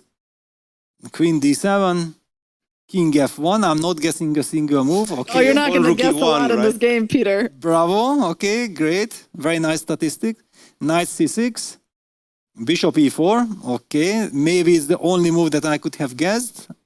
Rook b8, and already now. Okay, following the good old rule, bring all your pieces to the party. Rook e1, knight f6. Yeah, bishop c6 was kind of threatened, I guess. Okay, giving up the dream bishop because of direct action. h6, rook h7. Wow, dramatic, because the bishop cannot move anywhere. There is a pin, and if the bishop moves, then white simply captures the knight on f6. Yeah. So rook h6, some very artificial kind of idea to get the bishop to h8. If it works, but it doesn't. H takes g7, rook takes h1, king g2, rook e1, bishop takes f6, and the question is answered. How did this pawn reach to g7? Yeah. No, I just Now we I just know. liked the path of that pawn. And Incredible. Then king d7, it's not the end. King d7. Yeah, but d5 and then queen a4 check or what? No, white wins the game with like a bad knight on e1. So Ah, okay. Then going. the rook is hanging also, and Knight e1. queen h3 check. h3. And that's it. That's f5, it. queen h8, I'm guessing. Yeah. And the black queen cannot do anything quickly enough. Well, queen h8, you do not Yeah, resign, though. exactly. I'm also that, okay, after f5, queen h8, the game just begins. We have just seen the Duda game, but No, I guess Queen h7 is the better. Queen h7 is the better move, but still, Queen takes c4, so wait. g8, I cannot promote, but okay, g8. Yeah, but g8, you first take d5 with a check, and then it's not better. Yeah. It's not any better. It's No, actually, then maybe he lost on maybe he time. lost What on happened? time, which is not a big surprise, right? I mean, if you, Yes. if you have to face such such power, such... What a game. Wow. What a game. Yeah, no, I thought you guys would like that one. Yeah, absolutely. I'm also loving to Cool. see Dubov in his element. Yeah, this is the Dubov we know. So it's almost like him and Nepo were competing who will play more original in the opening. I believe the prize should go to Dubov if there is any kind of prize. I mean, this type of opening play is just incredible. But we don't know. Maybe this final position is It fine might be for low. black. Maybe fine for black. Right. Crazy. Okay, let's see if we have results yet for Yeah, to understand who qualified. Ranking cross table. So we have WR Chess. They won their division. They had 2 points over gmhans.com, but the rookies inched their way into third place. So we're going to be seeing this young team led by Ediz, right? Yes, Gurel and so on. Yeah, on board one. So that was, I think, definitely the pool that brought us the most excitement And today, we have Pool to A. check that who was the highest ranked on fourth position, because that's the only team Fourth that position in sneaks terms of like points, of yes, like match points. points. So 8 points for team But I think there's probably going to international. be a lot of teams on 8 points. Is my Yeah, guess. probably. And then already the tiebreak. Yeah, we need to be an arbiter. All right. We also see Elaine tying with MGD1. Now this, I think they tied with And it each means other. that MGD lost the match because Somewhere. MGD beat Alain in Or the maybe, very hold on. You know what? But maybe we don't have a result yet for their match against Tennis, Kazakhstan. Yeah, because who could have stopped MGD? Yes. Let's actually see what happened there. I'm looking it up right now. Okay. We got Erigaisi winning, Sadwani winning, Narayanan winning, Pranav. Okay. So actually, India is going to have won Pool B. The group. They will have 14 due to their win over Elaine. Elaine is going to have 12, and Tennis, Kazakhstan is going to have 10. So that's going to be the standings for Group B. But it's interesting that, for example, how do they make the pairings for the some seedings? Yeah, so maybe it's important to win Or to your lose. group. Or to take second. Or Not to- be yeah, paired against deep- Magnus team, you know. Depends. Yeah, depends. It's very interesting. All right, Decade China won Group C No surprises. convincingly, then Royal Chess, and then it's actually a fight for third place between Greco and FIDE Management Board, and I think they were playing each other. So let's take a look at their results. Let me see if I can find it. Okay, wait, FIDE Management Board, that's not Svidler's team. Oh, it's pretty hard to go through all these games. Yeah, it's- the search for And then to calculate and then for FIDE Management Board. Well, I'm afraid they've lost because I can see both Almodiahi and Zhu Cheng lost. It's already 2 and there are more, like, yeah, it doesn't so I sound feel good. like they might have lost the match. Okay, and let's see. Pool D is has been won by Chessy with Ashdod Chess Club, and most likely Astana 2 going through, and Blitz Pool E, Kaz Chess, and there's some kind of a tie for second and third between Krakow and Astana 1. But anyway, everyone who was expected made it through. I would say the only thing is the rookies are in. Right. That's exciting. We're going to see more of that young team. Yes, and I'm still hoping that maybe the Singaporean team makes it on fourth position. Maybe because It would be nice. They are strong. we would like to see Rinat Exactly. and Tin play more games for sure. Well, right now, the preliminary stage is done, guys, and we have a 1-hour break until we come back with more action for you. It's going to be knockouts. It's going to be 2 matches. And if they're tied, like 1-1, with each side winning 1 apiece or it being 2 draws, then they actually continue playing. So they'll play a third match. They would play a 3rd match, and if that one is drawn, it's a 4th match. So it could go on for a while. Wow. Okay. Yeah, and perhaps we have to mention that by winning the match, it means first to score 3.5. So it does not matter. Your team wins 6-0 and my team wins 3.5. Exactly. It's 1-1 on match points, right? Yeah, so, okay, it's going to be so exciting when the top teams finally start facing each other in every round. And then we're going to crown the World Team Blitz champion. So we are going to see you guys back in an hour.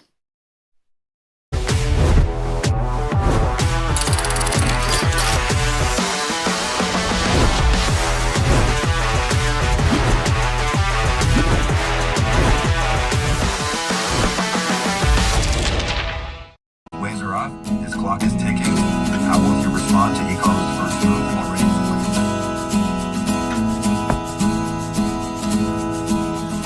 Who's gonna swing across the channel? I'm a strong swinger. Who's gonna swing across the channel? Why did you wonder? You say a lighthouse. Am I right, boy? Am I right? Why did you wonder?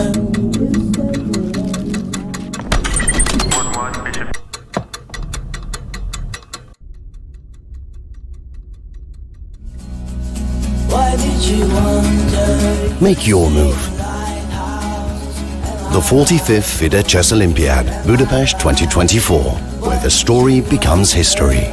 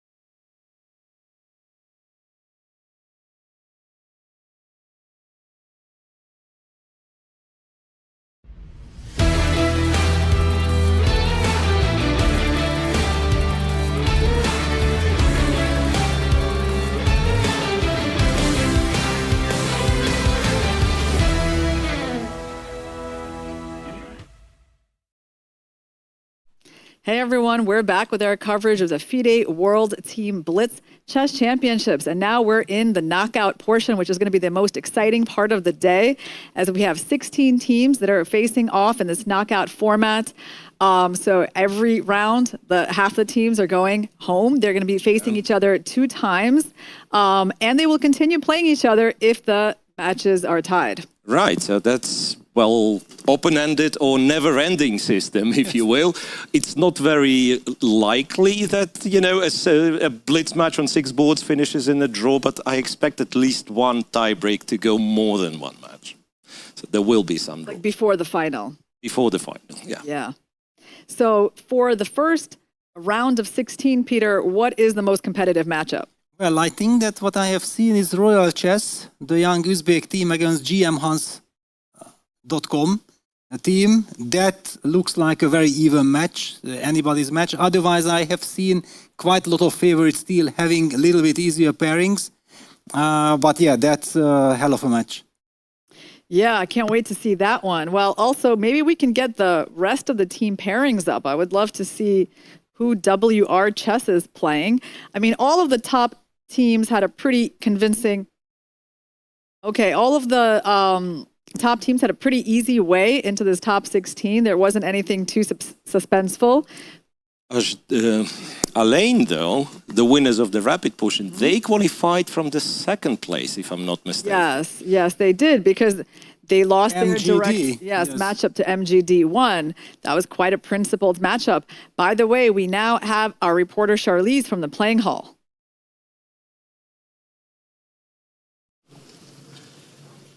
We are live in the playing hall where the knockout stage of the Blitz is about to take place. In the pools stage, we had almost 40 teams playing. Now we're down to 16. And we're going to have 4 rounds, of course. The first one is going to be a bit milder since the top teams are not clashing just yet. But I bet you the next round is when things are about to get very exciting. The teams will play 2 games, each with each color, and we will see what happens. Stay tuned to the broadcast. Let's witness some exciting chess. All right. Well, now is probably a good time to take a look at the pairings for this top 16 teams. And okay, we have WR Chess playing Hunyu Air, Royal Chess playing GM Hans, Chessy versus Krakow. That's actually not such a walkover match. Kaz Chess versus Rookies. Always interesting to see the rookies play. MGD1 versus Astana 2. Ashdod Chess Club versus Tunis, Kazakhstan. Alain versus Astana 1. They already played in the Rapid. And Decade China versus Greco. Not a team that we have really encountered before. Right. Yes. Oh, and also the playing hall changed, yeah? Suddenly many teams were eliminated. Yes. Much more space. The podium, the 3 matches are still there, right? But anyway, I feel like we have a wonderful tournament hall. We are very spacious. I think as a player, it's super important that you feel yourself comfortable. So we have Magnus there on the screen against the first board of Hunyu Air, who I think is might be a GM. Bilgun, no? Yeah. Bilgun. By the way, the team Greco is led by Azamat Utegaliyev from Kazakhstan. So this is a mostly Kazakh team. And their first board, I think, is pretty dangerous. Well, I'm still waiting for the games to appear, so sorry that I'm a bit silent, but yeah, I'm very tensed. Well, Jan is seated out, which is quite surprising because, like, it's not that easy to find a replacement for Nepo when it comes to Blitz, right? Yes. And yet he's not playing in this first. I think it means he does not play the first match, right? It's not like you can play one or you say skip one game and play the next one, right? So the entire match he has to be. I think it is. That's the system, right? Yeah, so you're gonna submit the composition for this round, which means 2 matches. So Hunyu Air qualified out of Blitz Pool E, which was won by Kaz Chess. And it seems like maybe they were the 16th team. Yes, exactly. Right, because They were the only ones, and the Singaporean team lost out on tiebreak. Oh, wow. Yeah, they both scored 8 points. Yes, and there were two more teams. I think there was a four-way tie. So Hunu Air, yeah, we got Grandmaster Sumia Bilgun facing off against Magnus Carlsen. And this is a team from Mongolia. They also have several IMs and an FM playing on board too. Right, and then it's, you know, it's a Blitz match, and of course they're seriously outrated, but it's Blitz, anything can happen, right? But in general, I think that there are two matches. It helps the favorites. Yeah, that just in case if something goes wrong in one match, you can still recover. Yeah, now I realize, so because one match, it really can do... Exactly. You know, you lose a couple of, like, unnecessary games, and it can easily go wrong, but... So the move was made for Magnus, and I think he was saying it doesn't matter, do what you want, and he let it stay on the board. D4. I wonder if he is just he's okay with that as the first move. Well, D4 is the good move. It's a solid move, right? Yes, I think his opponent finds that kind of funny. Yes. Magnus was okay with any first move that the guest would play. Yeah, that's... Yeah, but that's a classy gesture. But which move would you like me to make? Okay, but whatever you prefer. The center, yeah. Whatever you prefer. Well, I think given that Magnus played, H5, H4 in his first two moves, so he would accept. But he took it back. Maybe G4 would be too much, or F4. F4 is not that bad. The bird. Magnus had played bird already. Yeah. Well. So Magnus is on a perfect score so far in the Blitz, right? Yes, for sure. But imagine now his opponent, he's also in the dark that this D4 now, it stands, it will be played, or Magnus may make another move. Yeah, it's a teaser. And who are the other boards for the WR chess? So we have... I think Duda was on board too. Duda and Abdusattorov and Vincent. And is it Vincent? Because it's Prague is sitting out this one, and it's Ho Yifan playing, I think. Yes. Yeah, so and Vadim, who is now on a rampage tour, yeah, because he started winning all his games. Probably he's doing much better today in the Blitz, which definitely helps his team. He dropped half a point, I believe, only. Oh, wow. So Blitz is his thing. Yeah, he loves the Blitz. Okay. I can't wait until we get into like top 8 and like the really top teams start facing each other. That will be crazy. Yeah. So how about Team China? So they are a big favorite again, right, against Greco? Yes. Yeah. Of course. Yeah. I've noticed they've rested Peng Bo for a couple of... really, yeah? Oh, really? For a couple of games. Okay, one for sure, he was not playing the last round. I kept track, and of course he was winning all the games, and then... so he's on a perfect score here in Astana? I guess. That's so impressive. Like even in the Blitz, like not even to mess up once? I don't know. Well, he looked confident enough. He was playing quite quickly. I don't think that Blitz is a handicap for him. Yeah, but still, he's playing people who, let's say, who are around his rating. Like you even see like top grandmasters losing to people 300 points lower rated. Like once in a while it happens. So how is it that he doesn't give up a draw?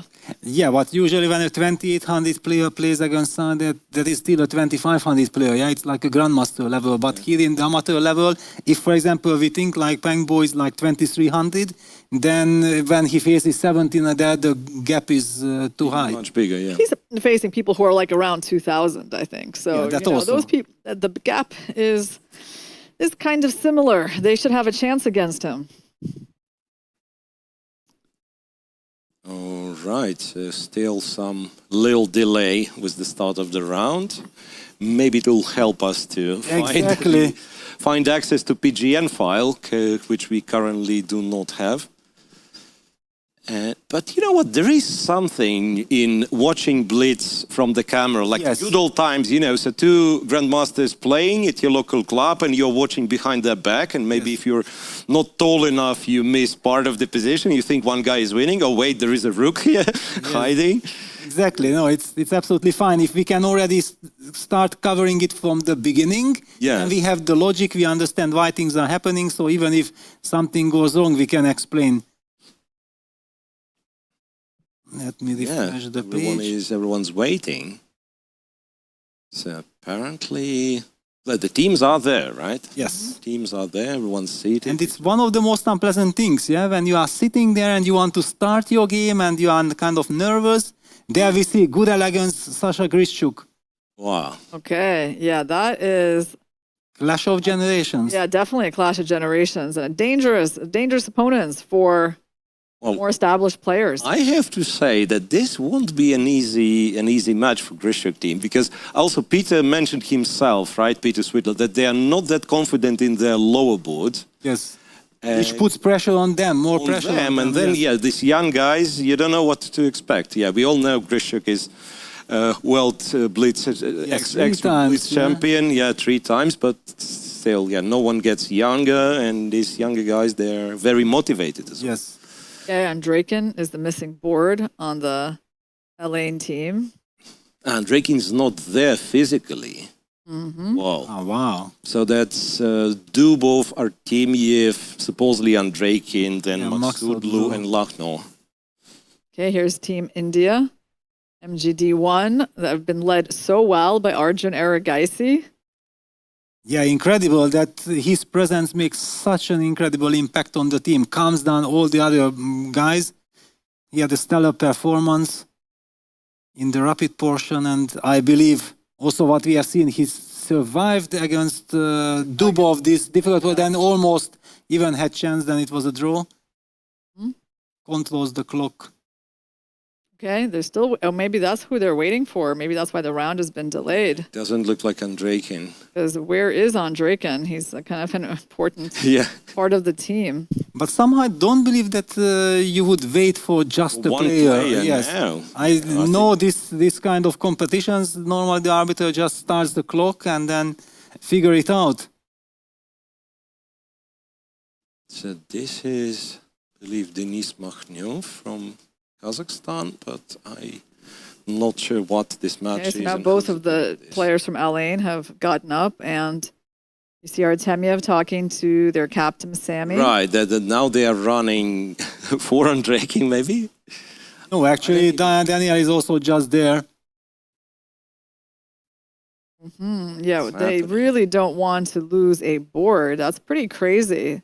That one member, does he not know what time this is starting at? I mean, the thing is, like, of course, the starting times are strange. Yeah, Like, we didn't really know exactly what time they start either, did we? Yes, well, officially, I think it was it was 3. 3, then 3:15. Because the plan was to finish the group stage was supposed to Okay. be finished at 1. And then when they finished 1:30, I suspect that the original announcement was like 2 hours after the finish of the Yes. group stage. And 2 hours after the finish of the group stage is 3:30.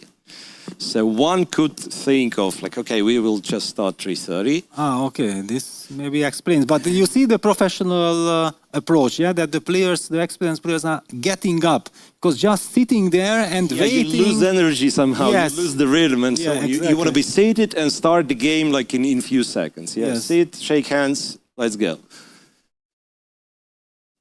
Also, it feels like when you are sitting there and just waiting, you are getting more and more nervous, and you want to keep your nervous energy, your And you see how, reserves. like, the players don't want to just sit at the board and wait. They got up.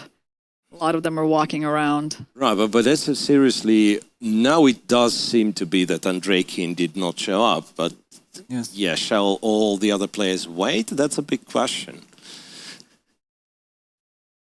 Maybe you're right, Irina, maybe because the starting time was Yes. kind of a bit murky, so that they changed Yeah. the original 3 p.m. Aha, yeah, and Andreikin is running. Yes, okay. Okay, he is Made such it. a nice person and an incredible, reliable person. So I'm already, yeah, and he's apologizing.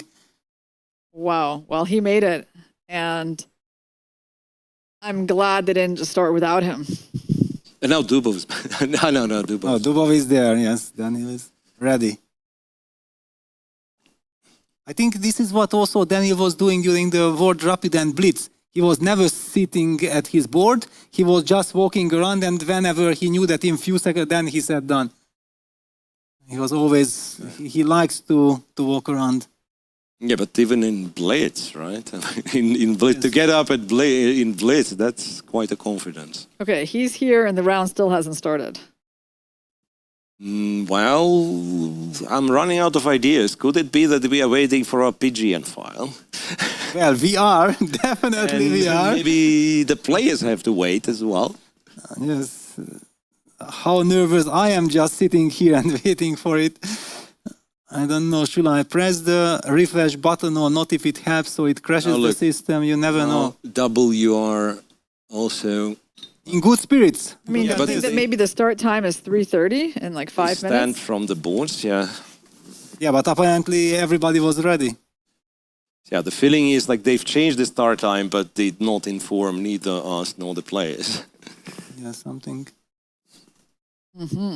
Well, it's really exciting to look at all these empty boards. And we have the games. Ladies and gentlemen, have the fantastic. Amazing. All right, now the round can really start. Actually, maybe we were causing the delay, yeah? Because really... Don't blame us, Peter. It's okay. We get blamed for a lot of things, you know, the lack of the standings, you know. But I think lack we of are the happy to boards. take any blame. Yeah, it's for us, this is our job. We are the commentators, important. The players look good. And there we go. D4 on the board by Magnus. So he's absolutely correct. Fair play for Magnus. He sticks to D4 that was selected for him. D4, D5, Bishop F4, the London system. Yeah, he loves to play that in Blitz, and he's Yes. a real specialist in that. Yeah, actually, probably we have to zoom in. I'm not sure that we're Yeah. going to get the games, the moves in time. Yeah, so ideally just to zoom in on Magnus's game. Ah, that's very classical, right? Very classical. Castles, E6, Bishop D6, yeah, C3, C5. It was Magnus's system with black, with Queen C7, Knight B7. I think we were commenting the Warrior Blitz in St. Petersburg 2018 together, and he He did was this the- against Sidipov. I think he had this against Sidipov. right, Bishop G3, and yeah, Queen C7, early Queen C7, and He's- Magnus goes Knight E5. Planning to play F4 to support that knight. Yes. Well, I guess, yeah. So the older the previous kind of theory would be Knight C6 without Queen C7, then people would play Bishop B5 and all this.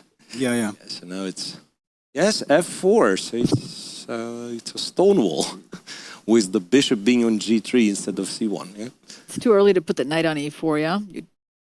He went E6. Yeah, I'm slightly surprised that black put the knight on C6, not on D7, yeah? Because then when you go B6, Bishop is, you will have access to Knight E4 move, while with knight on C6, this E4 square is... Well, maybe he'll go knight E7 at some point. Yeah, he will. Yes, yeah, that's definitely. sometimes what they do. Yeah, Knight E7 and then speculating on Knight F5. Bishop B7, okay. Bishop Bishop H4. Attacking that Disturbing- knight right away. Disturbing the knight on F6. Reminds me of some Magnus against Tomaszewski from Wajkanzy. At some point, there was something very similar. And I think I remember, and even it looked like he doesn't have enough material to attack, and all of a But sudden he had. yeah, yeah. It was Magnus, I yes. think it was like maybe the light square bishops were swapped or something. So it looked, I remember it looked innocent, and then he won in next 5 moves maybe. Yeah, exactly. And against the professor himself, so Yeah, 98. that was very impressive. All right, so now black gets the idea of F7 F6 and Queen F5. H5, or G6. And F5. Oh, Queen G4, I want stopping F6. stopping F6. Yeah, but F5 allowing comes. F5. Anyway, Queen H3 or Queen goes to H3. So G4 is there. So G4 the knight is will coming. probably come back to F6. Yes. Knight Should. goes back to F6. And do we take the knight on F6? Just take it. Yes, the and answer is yes. Now, yeah, rook takes, and well, it makes a lot of sense to go G4 if it works, that is. Oh, he went for Magnus, it. yeah, Magnus thinks it does. Yes. It looks very promising. The knight on E5 is a monster.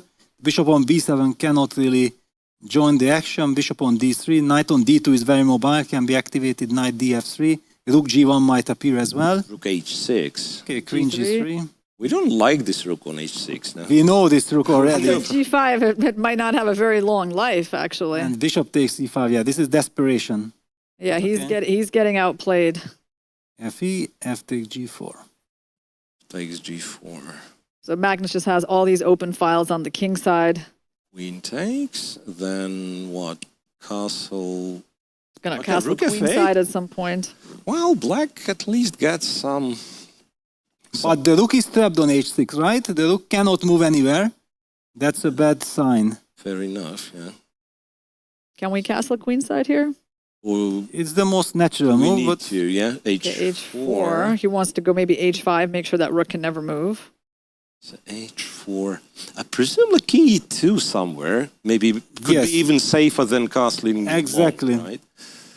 Because castling long would be like some knight b4 jumps. yeah, a6 happened, so black is preparing some b5 counterplay, just in case if you castle long. Okay, I'm still betting on castles long.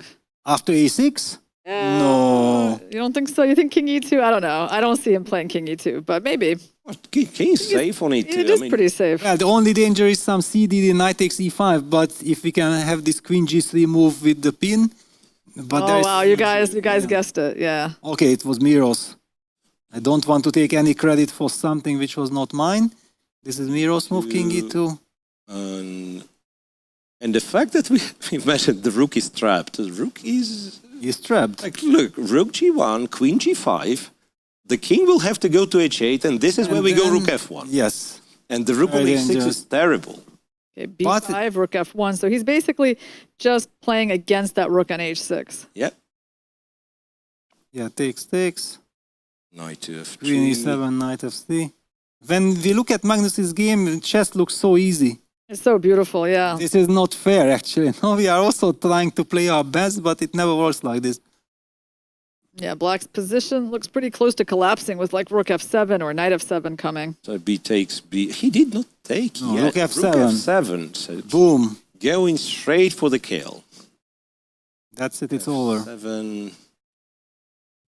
Seems over, right? Yeah, there is no tactic, no trick. Oh, wait a second. So, the b7 bishop is hanging. He's So there's hanging as nothing to well. discuss. Yes, he has to take on f7, knight f7. And then we just capture back King on f7, we c3. capture back, and the rook is still stuck. And lean back on our chairs, yeah, right? Because we know that the job is done. C4, Oh, this was bishop a very C4. one-sided game. Good advertisement for the London. Knight e7. When you see this, you feel like, okay, let me play the London myself, right? And somehow it never worked. Never works, yeah. h5. 5. Fixage. Oh. Inviting g6, then queen f4 check wins the game. Bishop c6, bishop e8, and hope to attack the h5 pawn, right? Yeah, finally Magnus created a weakness for his position. King d2, bishop d1, setting up. I thought, okay, if he has to go for a defense, Then if bishop's on d1, knight f5, I mean, it's King f8. still... You know, meanwhile, Ho Yifan is struggling against Mungunzul on the women's board. oh wow. Yep. If this game finishes, we can take a look at that. And no results are coming in yet. Bilgun has only 15 seconds left. King f7 back. Yeah, and the big board doesn't work there, you know. Doesn't, yeah. Yeah, so we can only watch from here. Magnus. He might start to walk King with king C1. to a3, The king goes to a3. and then he enters from there. Bishop Knight f5, bishop Knight g4. has to go back. King King b2. b2. Wow. Yeah, he's walking in on those dark squares. Wait. Well, but interesting that he did not play a5, yeah? He could have played. D5 takes, and queen d8. Yeah, That's and the it. moment queen appears on d8, it's all over. Yeah, the queen entered. And he never let this rook out, right? But okay, black is still Kind of hanging by a thread, hanging, right? yeah. Queen c8, I guess. Yeah, attacking all. Zugzwang, yeah? Knight Queen takes c3, queen c4.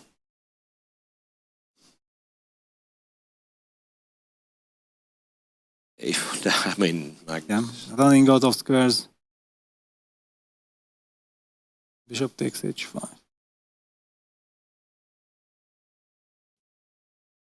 People don't like to design, yeah, nowadays, I see. yeah. There's just a rook for a queen. Is there any intrigue, really? There is no No, intrigue. that's it. Just I was picks up thinking everything. some, you know, some Okay. Oh, yeah, he will resign. Okay. Okay, so big win for Magnus. Duda has also won. You wanted to join Yeah, let's go Ho Yifan Mungunzul. Yes, here we have it. Well, Ho Yifan has improved her position a lot. Now Yeah, it she's the one up a pawn. Okay, so she should be win. winning. I was also thinking that Abdusattorov's game, well, now it's not so competitive. He's up a piece.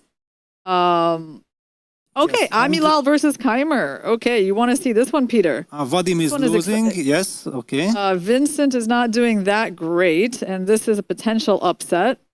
Wow. Mungdalai. And I think it just finished, actually. It finished, yeah. And how did it finish? In a draw? I guess it finished in... No, it cannot. White is 2 pawns up. Well, No, see it's one pawn up. and Only one I pawn think up. they repeated. I think it Ah, finished. wow. So Vincent survived. Yeah, but Who's playing on this? this is one? Vadim is losing. Vadim. Yeah, Vadim is losing, but it's not important. The team is winning easily. Okay, what other interesting results did we get in this round? We have El-Ain winning all their games. Logno defeated Kamaledinova. Yeah. Looks like it was pretty convincing. Wow, it's impressive how Yeah, he doesn't want to give any of his passed pawns. Well, he queened 1, and the game is still in progress.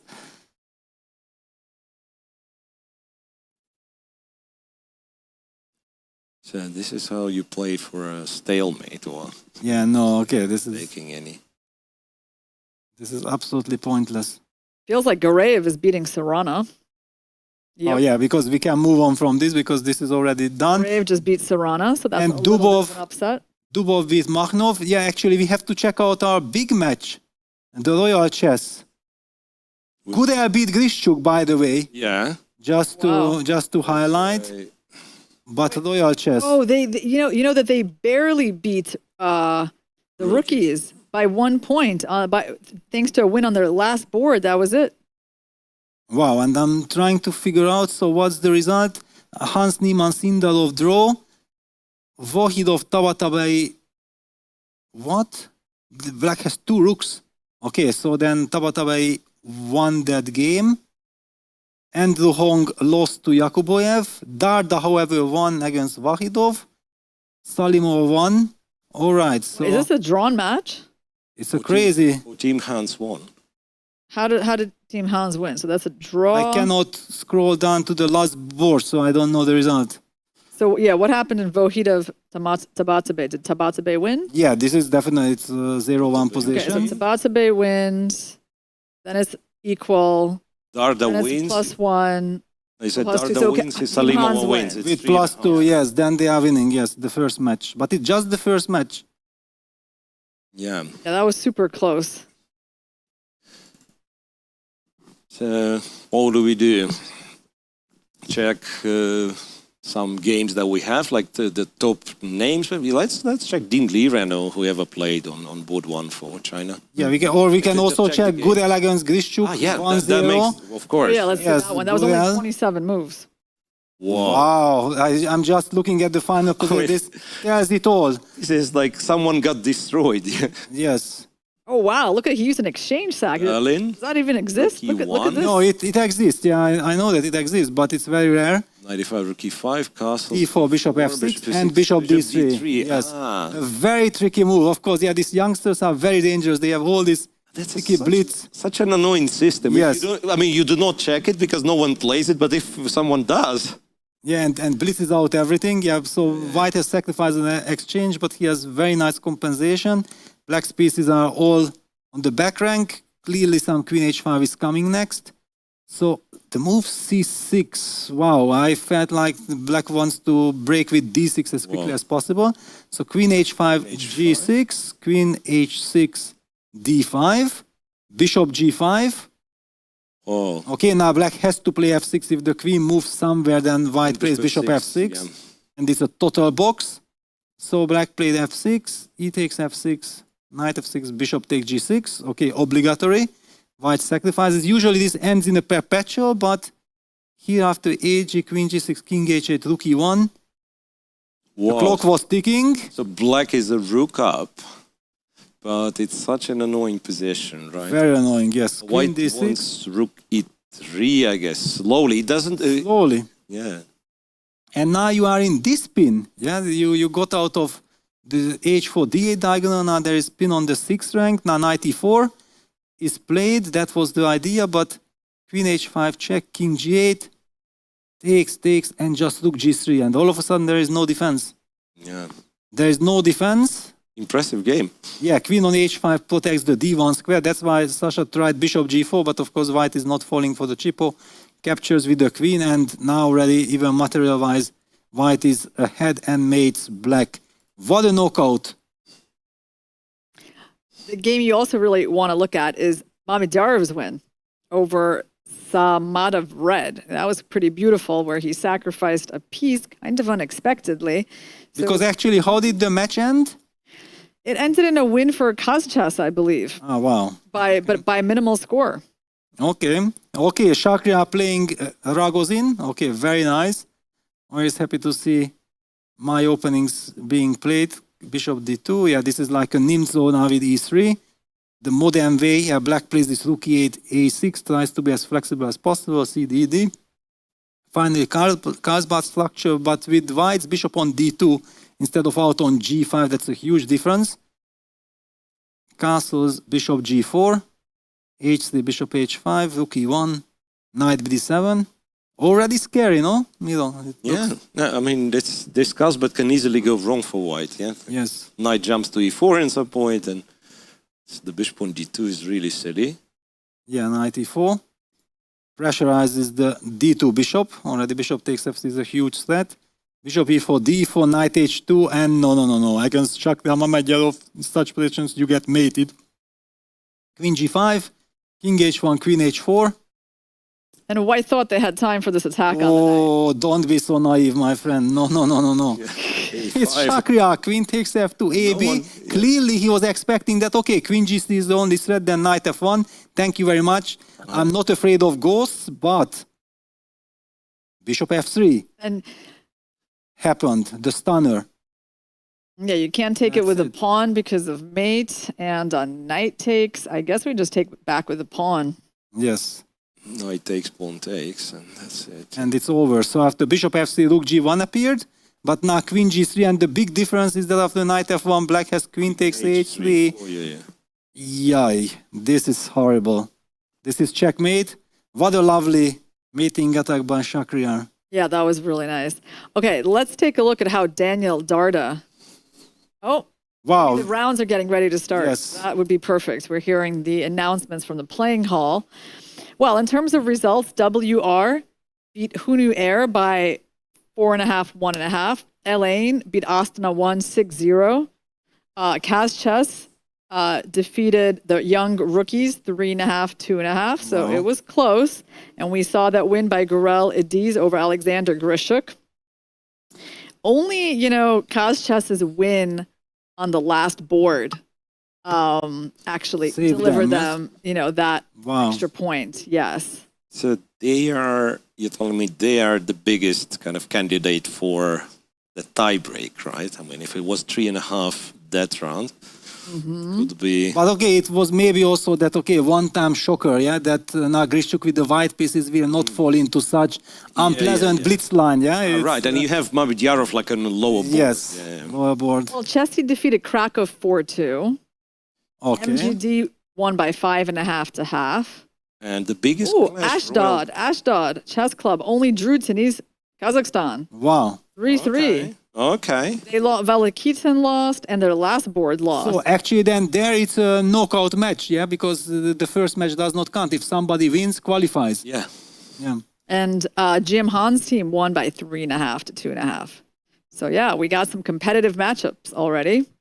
Let's see if we can get a view on the playing hall. Are they ready to start? Well, I'm not yet ready that I can Yeah. reveal. We got it. Okay, let's see what's going on in the playing hall. Okay, the Maybe players we'll are need some getting ready. help, right, with the PGNs. Yeah, maybe, but it might also need some time now to upload reverse colors and so on. So here, One of the questions of the day is who's going to stop Magnus from his perfect score? Yeah, that's a big if question. anybody Seems to be will. playing so well. But okay, at some point the big clashes are coming, and I don't believe that you can keep up. Of course, we have seen Magnus in the Grand Chess Tour scoring the 9 day, out of remember? 9. Yes. Remember, there was... But what it meant, yeah, he was celebrating afterwards. Yeah, it was a very emotional moment. Right. So, yeah, Magnus will have, like, if they continue winning it at some point, like, he'll have to play Dubov, he'll have to play... Someone told us in the chat, look at Dubov's game.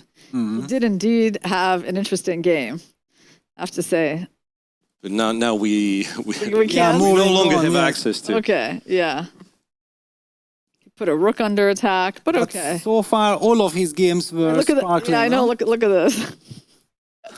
You know, first he Okay. put the rook like this, okay. Then he put the rook like that. Yeah, thank you very much. Yeah, and then he finally got his checkmate on g7. He Oh, infiltrated with beautiful. his queen. Okay, so he seems to be in good blitz shape.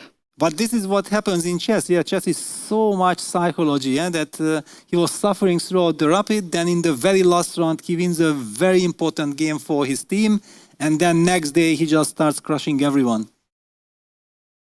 Yeah, so these guys, they do go for a double. They mean business, absolutely. Yeah. And also, you know, like the team where they have such a lot of powerful players. I mean, because a lot of teams like equipped with classy players, but here like Maksutlu can all of a sudden start scoring and never stop, or Dubov or this or that. So they kind of one maybe lags behind, but then the teammates start to carry over, and that matters a lot in the team. I also feel like that they have this lineup that the top 4 boards, they don't have a change. I have some shocking news. All right, tell us. This is like the news of the century. Okay. I can't imagine what just happened. What? Well, it looks like Peng Bo lost his first game here in Azamat What? To whom? to Kabelbek Yedil from the Greco team. Wow. Okay. This is How is that possible? unheard of. Yes. But the Yeah. team anyway won, yeah? So But they it's can... one, I won guess. 4.5, 1.5. Okay. By the way, Elaine won, 6-0. Very convincing. Yeah, what I wanted to say, that actually I like Aline's approach that on the top 4 boards they only have 4 guys. They know that they have to play all the games, yeah? So there is never this shift psychologically that, maybe I'm resting, do I play or not? Because it can cause a lot of can distraction. mess you up and- Actually, it's Mursin. Yeah, the Mursin is the 5th guy. And he's the one who is shaky, yeah? That's why I think he's not going to get played a lot today Yes. or at all. Yeah, and that's the feeling. Like during the rapid, he was used just a few times. Yeah, a few and times. Like if you don't play 3 games and then all of a sudden you have to play game 4 of a day, it's always a bit tricky. Yeah, but indeed, Dubov, after winning this clutch game in the last round, now he's absolutely on fire. We got Elaine team on the screen. So far, he had, I think, 2 games with white against Makhnev. This is his first game playing. No, that's not true. He played the Queen's Gambit declined against Makhnev in the rapid portion. Let's see if maybe he goes for the King's Indian this time. I would predict that he would. Right, looks like we are not getting our PGN file updated. So Yeah, so it means good old way of Yes, just zoom in and then we are watching the happy. game from. This seems to be, if I'm perfectly honest, this seems to be the game I'm interested in the most. It's Despite, a prestige duel now also, yeah? Right, Sasha you know. lost. I know we have Magnus and so on, but yeah, Alexander Grishuk against the young prodigy, and also young prodigy already won game 1. Yes, in a spectacular style. And I think this hurts a lot, yeah? Yeah. A legend like Alexander Grishuk, so he needs to bounce back. Look at how serious he is, and Gurel is smiling, laughing. I have already won my game, I have crushed you. Okay, so show me what you got. But he's been having a great day in general, right? Yeah. I think he's won most of his key matchups today. Yes. I mean, we probably could watch this one. Grishuk against against big Gurel. pleasure.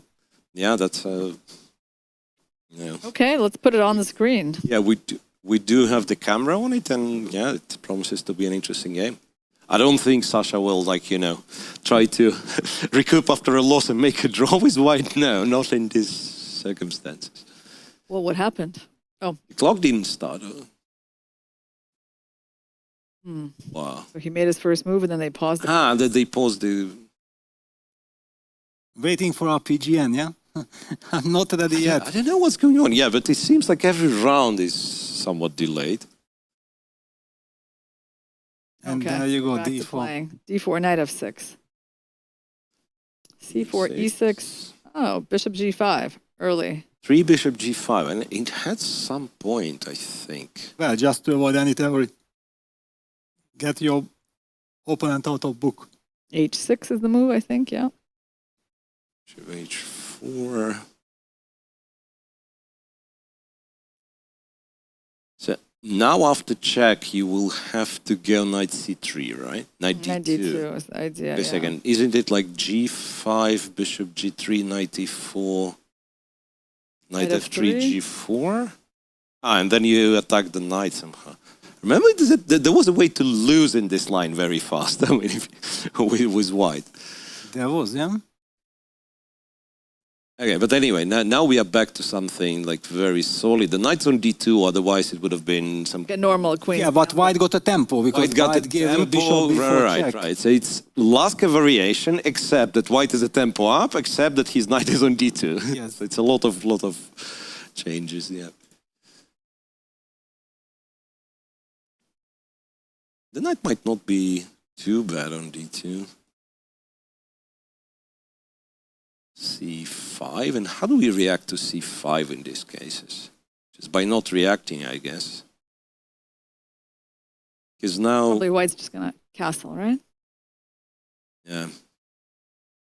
Okay. B6. E6. So you could take on D5. Oh, he did. Yeah. Takes on D5. I guess knight D5 in this case, right? Yep. And then in... Maybe bishop G3. Yeah, I wanted to say that bishop G3 is usually what they do to keep more pieces on the board. Yeah, trading the bishops would help black develop their queen. And we have bishop B7. Okay, if we are perfectly honest, it doesn't look like Grishuk is getting much, if anything at all. Yeah, black has managed to put all of his pieces on decent squares. You could try to kick the knight with E4, but then he goes back to F6.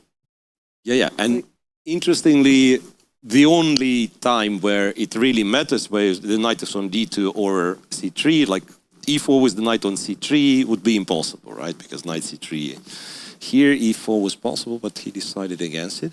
So he played knight C4, trying to go for knight D6, and Ediz played knight F6. There was a trade on C5.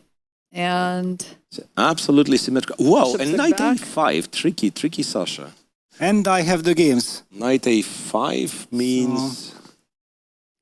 Is he going to get the bishop here from that move? Yeah, that's a very nice little tactic. Overload on the B pawn. Right, you'll have to take, yeah. Okay, but then there's knight E4 coming. Knight E4 right? coming. So black's position doesn't look too bad.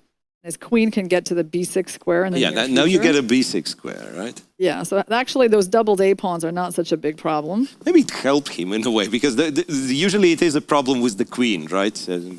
Okay, in long run it might make some difference. Yeah, queen B6. Example, do we trade queens with queen D4? I think he's got a very comfortable position there as black. Yes, very solid. Yeah, like queen D4 trying to get access to C5, but then black just sits and waits. Yeah, he doesn't take himself. He plays some rook C8 or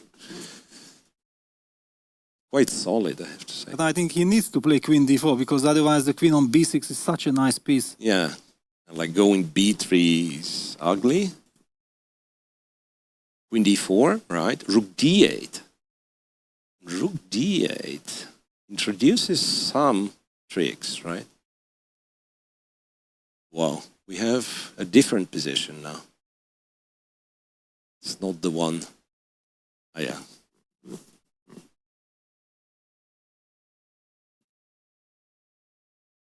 So what did black just do after A3? Rook AC8. Rook AC8. Rook yes. So AC8. rook's in the center. And now... Super solid for black. Solid.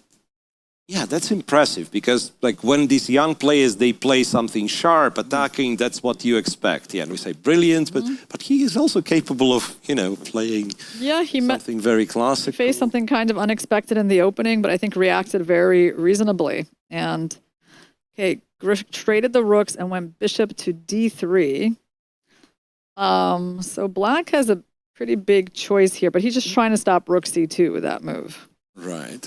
So now, if black goes knight f6, it has kind of the two objectives. You want to take on f3. Well, maybe not so much because it's hg already. Maybe I'm not. Yes, but Rook opening d8 up is the main idea, to force it to trade on b6 and then say, okay, now is everything symmetrical? Why on earth I'm worse? He's up on the clock by about and half also a the minute. bishop on b7 is opened up. Right. Queen takes b6 played by Krush and knight to d4. King f8, no hesitation, just bringing the king in the center. And it's hard to, you know, hard to pinpoint what is the factor which is in white's favor, Yes. right? I mean, black has perfect structure, his king is closer to the center, if anyone's. Some g6, e5 construction is also possible from black side. Knight Okay, he goes d7, knight d7. the knight goes to c5 or e5. e5 or e5. Yeah, he goes Yes. to e5. Yeah, and eyeing the c4 square. Bishop b5. And it's not that easy to kick this knight away from e5 because knight g4, right? So it's the fact that you have doubled pawns. f5. f5 is something not necessarily wrong, but... Okay, he wanted to stop any kind of e4, shutting down his bishop. He needs to watch out for bishop d5, knight takes f5 trick. That's one of the tactics in the position.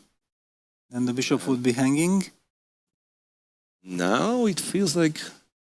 Well, f4, is f4 a move? I mean, I know it's ugly, but I have a... Yeah.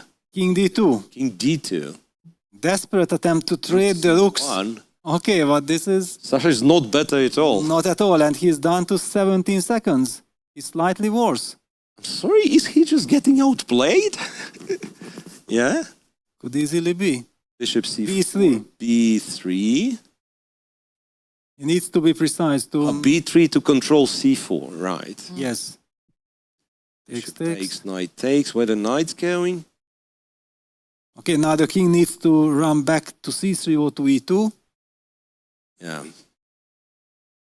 So on knight d3 check, there's king d2, and you don't Knight get to e3 e1. check, king d2, and Oh, he went back to c5. c5. Okay, king c3 or no, E4. b4. But this is strange. This maneuver was strange. Yeah, he like- just lost a couple of tempi for nothing. Wound up Right. with his knight like more passive. His knight was on e5 and he would have played knight d7 immediately. Okay, well, this game looks like it's going to end in a draw. Well, the game is just getting started. Sasha has 9 seconds. If we have already stick to it all the way. g5, knight c3. And I think g5 might have been a bit of a mistake because now knight e5, king d4, knight c6, king c4, and you no longer have checks. So he could have gone knight e5, knight c6 with those King checks. e5, f4 check. King d6, e4. e4. Just so you know, on the board next to them, Svidler is worse against Zemlyansky. He's down a pawn in the endgame. I don't know Wow. if he can hold that. Wow. And okay, Mamedyarov should win with his extra pawn. He plays against the very young boy, no? I think, yes, against Shogdzhiev. Yeah, he's playing Shogdzhiev, yeah. Yes. hmm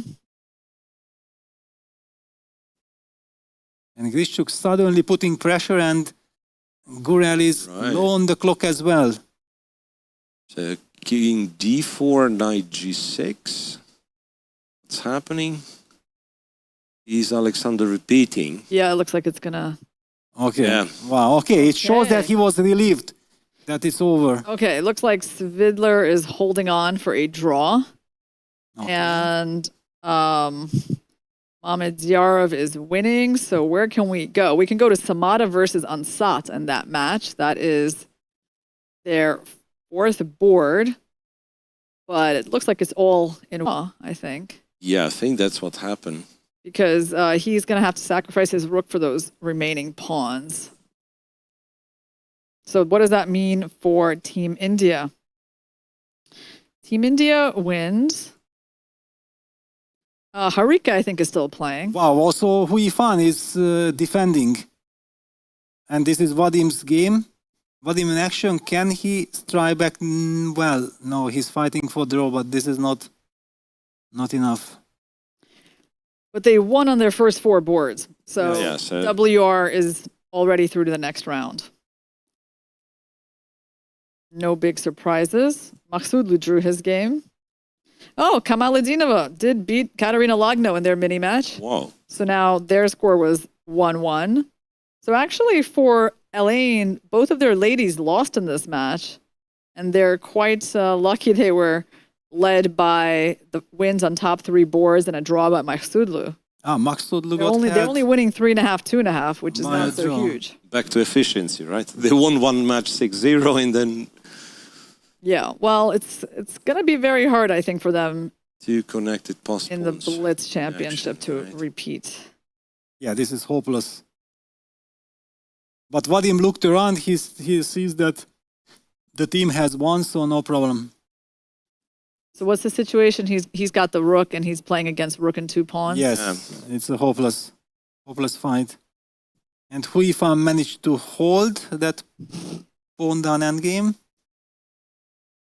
And the camera got stuck. I wonder if... Wow, and hang on, where are our top clash? This Royal Chess, Sindarov Niemann draw, Tabatave Wahidov draw, Brandon Jacobson beat Yakuboev, Dada won his game as well, Salimov as well, then yes. So Team Hans advances. Team Hans advances and knocks out Royal Chess. Royal Chess. Okay. Wow. That was a bit unexpected, to be honest. Yeah, because it was rather smooth. Yeah, there wasn't What was any their tie score in break. this match? Well, I think it's +3 or something. Okay, because they barely won that Plus first 4. match.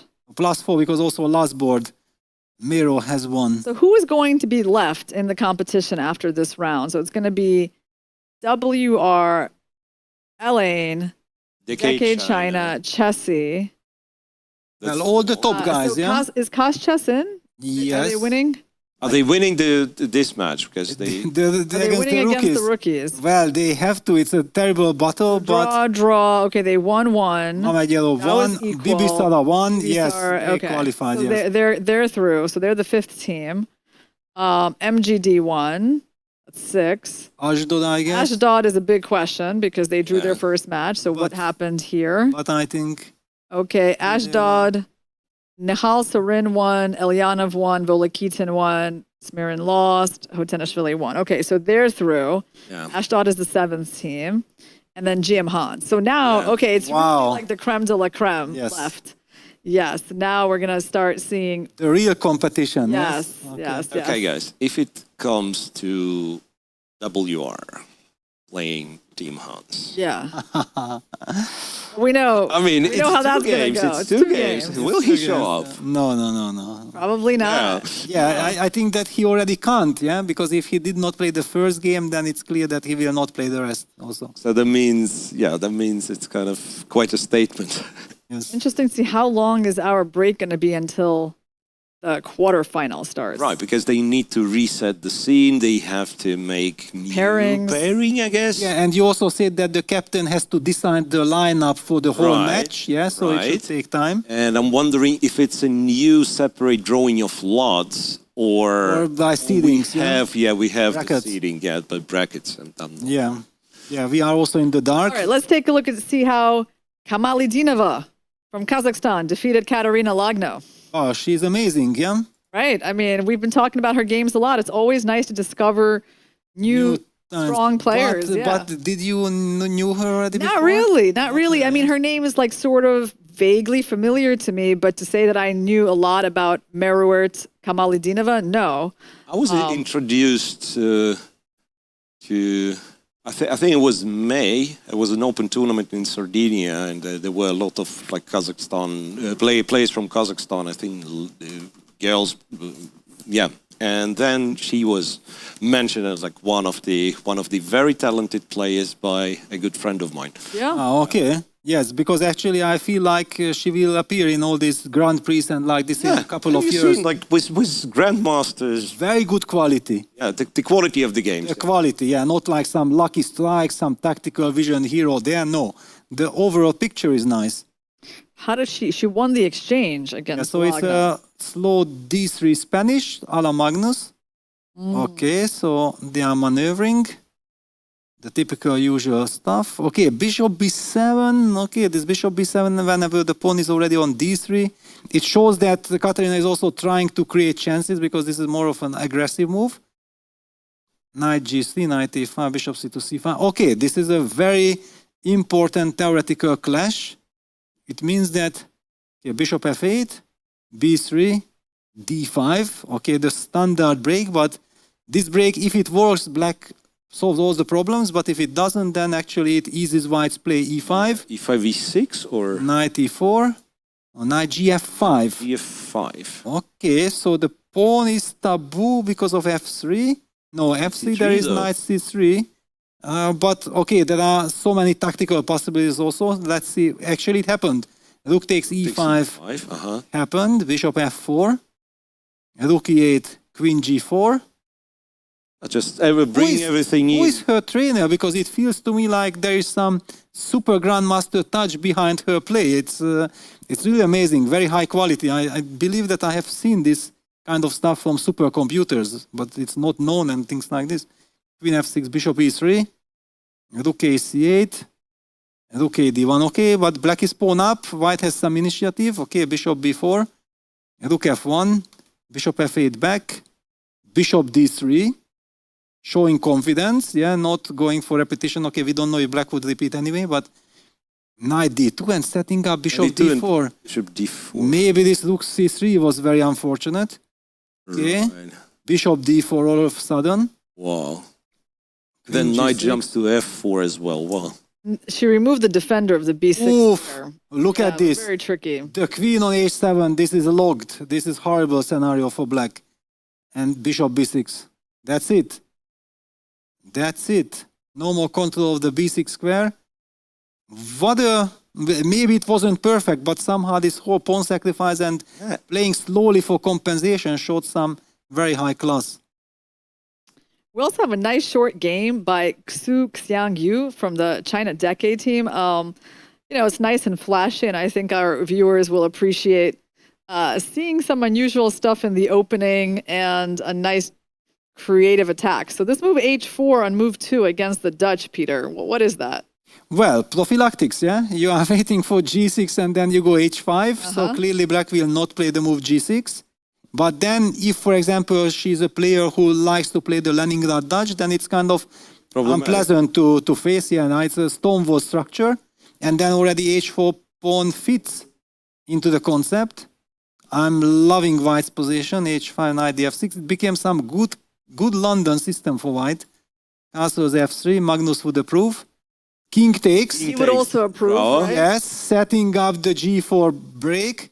Yeah. And going for a very strong attack. Bishop d7, g4. The monster knight on e5. Yeah, this should be highlighted. FG, wow, I wanted to say FG, FG. No, FG, queen, g1. Yeah. And bishop e8, knight takes g4. So already white is hoping to get maybe bishop to e5 and then use the g file. Nice play. King h8, knight e5. Knight takes h5. This pawn doesn't mean anything. Queen g4. Look at the king side. King on h8 is about to get checkmated on the h file. So h4, h5 was very effective in this game. What happened? G6 and then the demolition. Sacrifice with knight g6, takes, and then probably white can choose, but white to do fancy stuff if you can just win easily. And checkmate. Yeah. Quite convincing, right? Yes, very convincing. Yes. By the way, let's just take a look at the final position in Pang Bo's game. Because he drew, but you got to see what he drew from. I don't know. I'm not so convinced that white had no way to make progress here. So he has the ugliest bishop in the world on h8. And somehow his opponent played knight f5 and offered a draw. I mean, this is probably a sign of enormous respect, but like, is there really no way to break Maybe through there here is. for white guys? Maybe there is no, but already also the aura of Peng Bo, yeah, right? Yeah. That you know that he is unbreakable. You can draw even with a bishop on h8. Yes, but it might be there was also in the candidates this game between Firouzja and Nepo, which looked horrible for Nepo, but actually there was no breakthrough at the end. Right. And sometimes it happens because if White would love to sacrifice something on f6, some exchange, but actually two pieces are defending that only one weakness.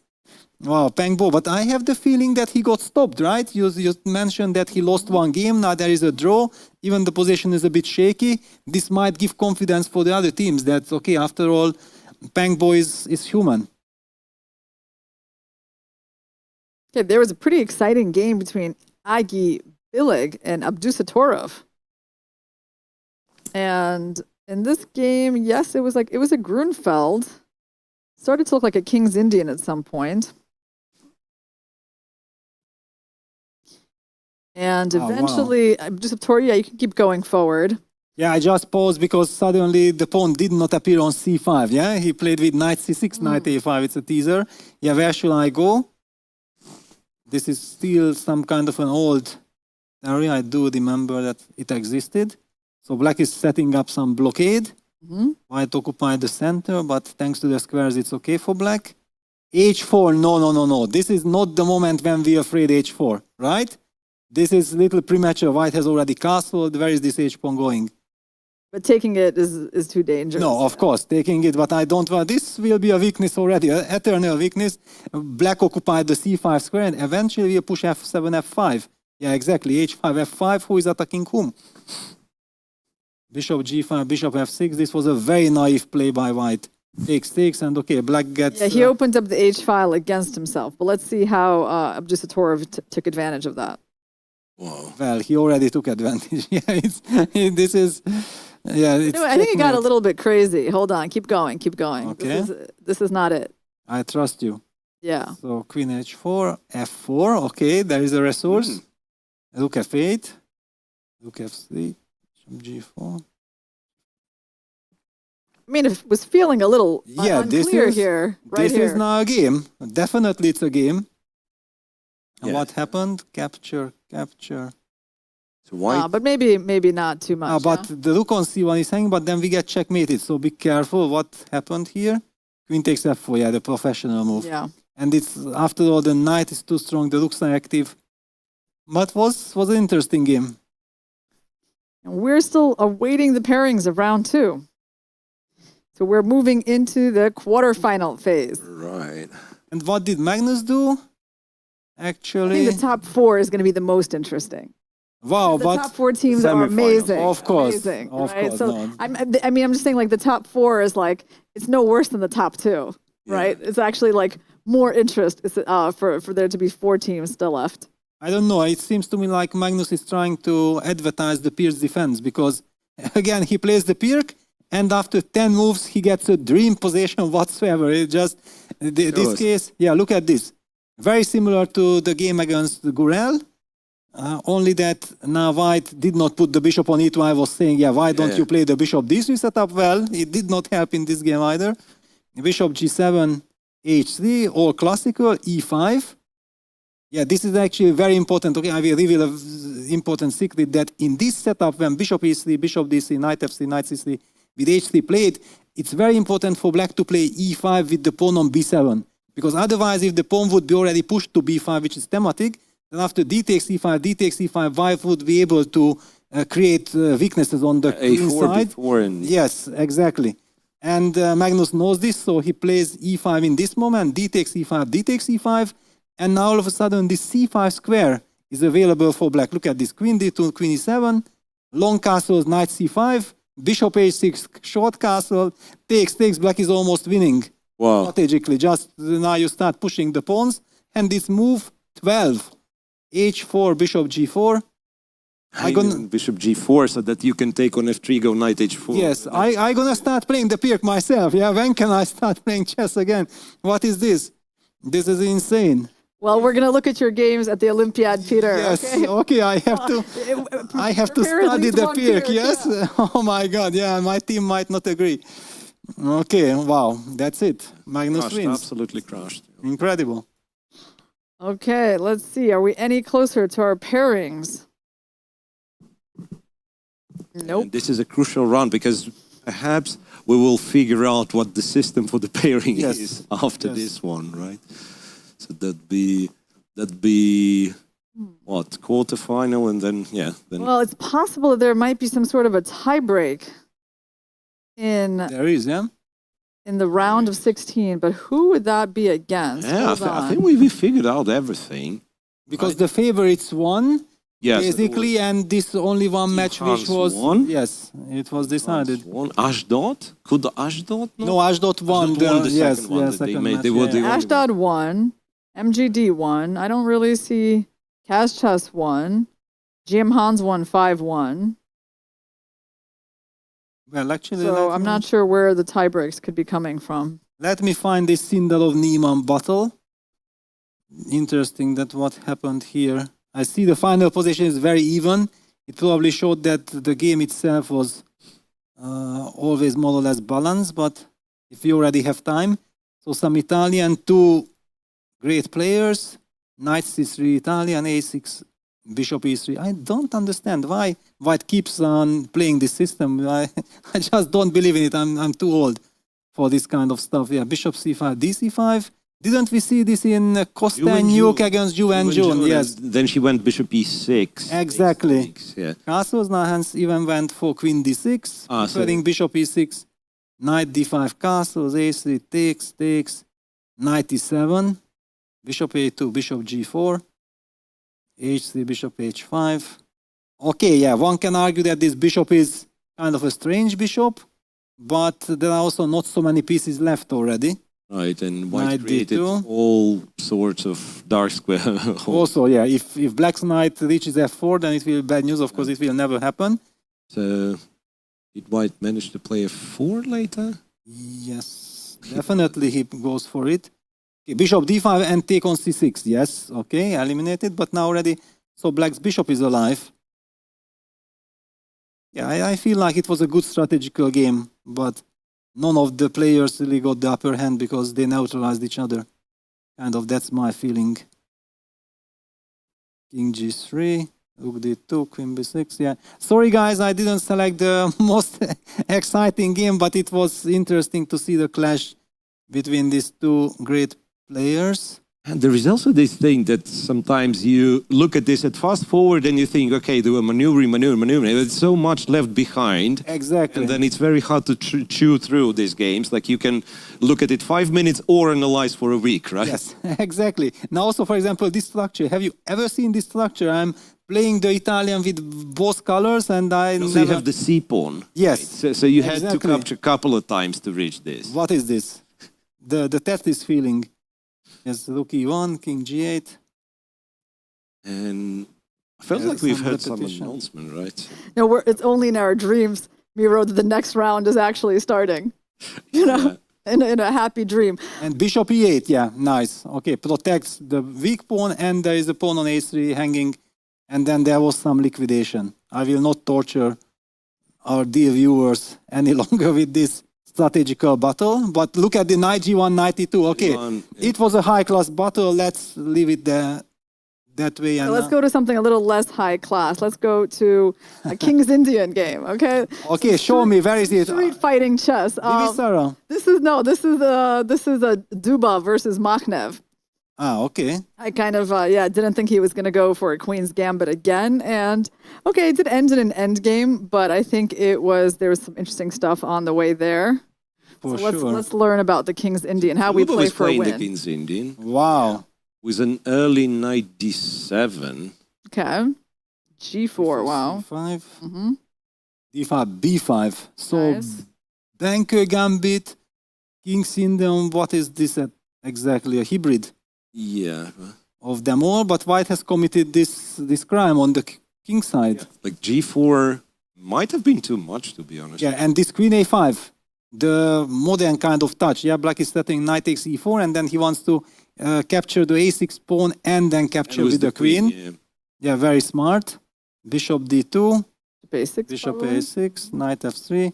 Okay, this is dream. It's basically 0-1. Whoever plays the banker gambit thinks like, what happened here? Instead of all the castles, HC, rook e1, a4 moves, white played HC, g4. Right. At this point, you have the castle, the rook on e1, Yes. and also you're ready to play e5 or something. And here, Exactly. none of the above happened. So basically the move g4 in the opening might have been already a little bit extravagant. Against knight b7, yeah, somehow this was maybe a Chipolito, yeah, that he did not castle. Let's say if you just go for what's called the Makagonov system, go knight f3, knight b to d7 is not considered the most, Yes. the cleverest of them all, right? Yes, yes. No, of course he should have played knight f3. That's be a bit tricky. All right, so it looks like they're taking seats, or Yes. no? It's just like Oh, they are seated. Wow, and GM Hans against Niepo. Against Again, WR chess. a rematch of their earlier game today. Wow. no. Nice. Okay, so No it's Magnus. really like deja vu. So Wow. let's learn about the other pairing. So here we figured out it's Team Hans against WR. China. So I think it's like one plays with eighth, right? So it's the same kind of the same bracket.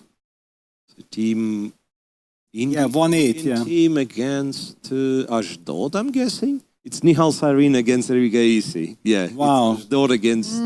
We got Elyanov on board too. Yeah, but basically the teams are playing against each other from their pools.